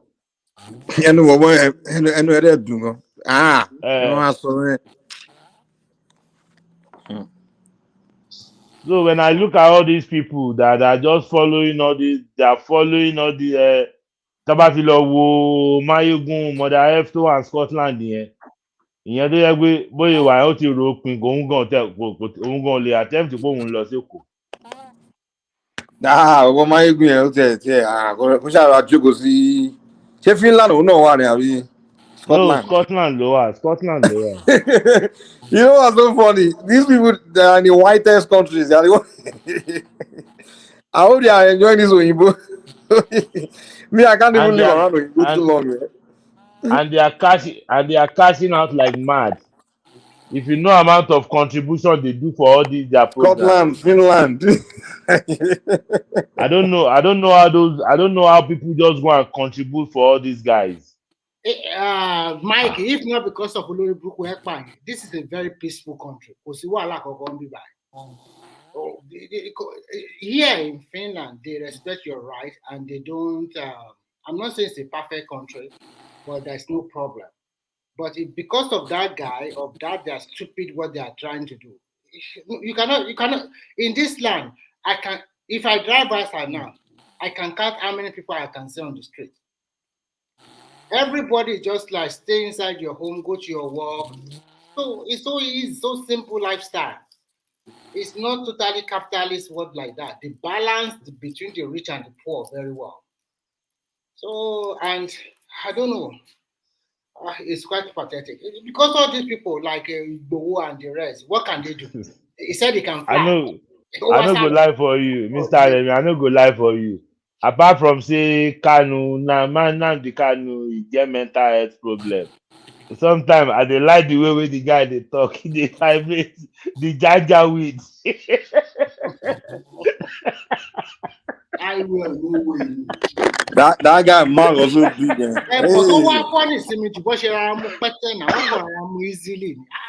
Now so they carry Baba people where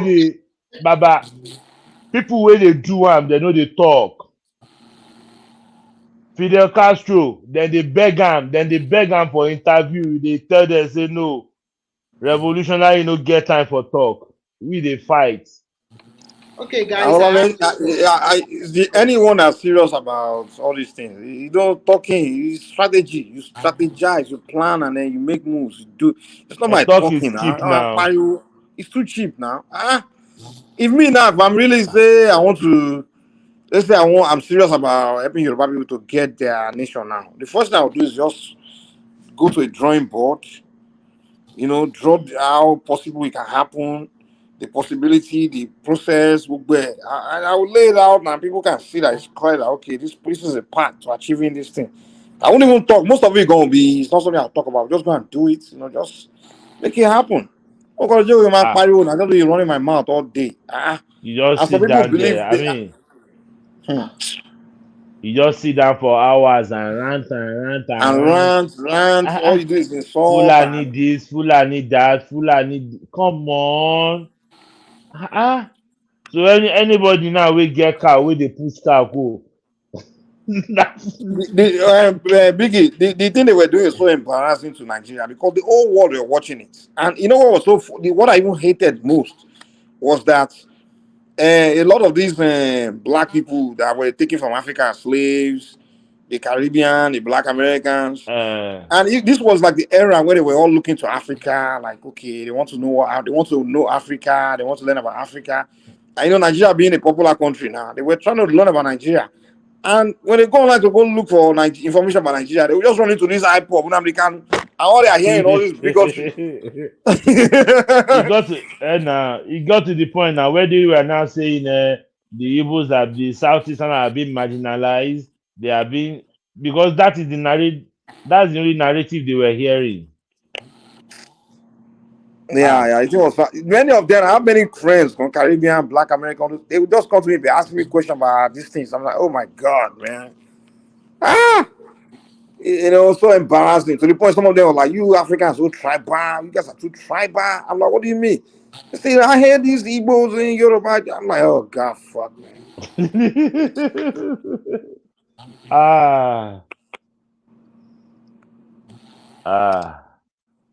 I mean, Adex, if like say Adex don't sleep. Yeah, I mean, I want to end the show, sir. It's okay, it's okay. Nobody did, Babati, nobody did, everybody no did. No wahala. No I think end about up. it. It work. Yeah. God Even go give us Sleeper no peace. show up today, sir. Today was God go even give us. the show was supposed to end. Go like when I came, one man only had a national mind and a Vajali Kuku. I say, you might want to end this show instead of me taking over. So as the guy was about to end it, a few people calling. All I came in saying, I think Remy and Rio was like, okay, yeah, we'll keep it going there. So, well, anyway, shall let me end the show, man.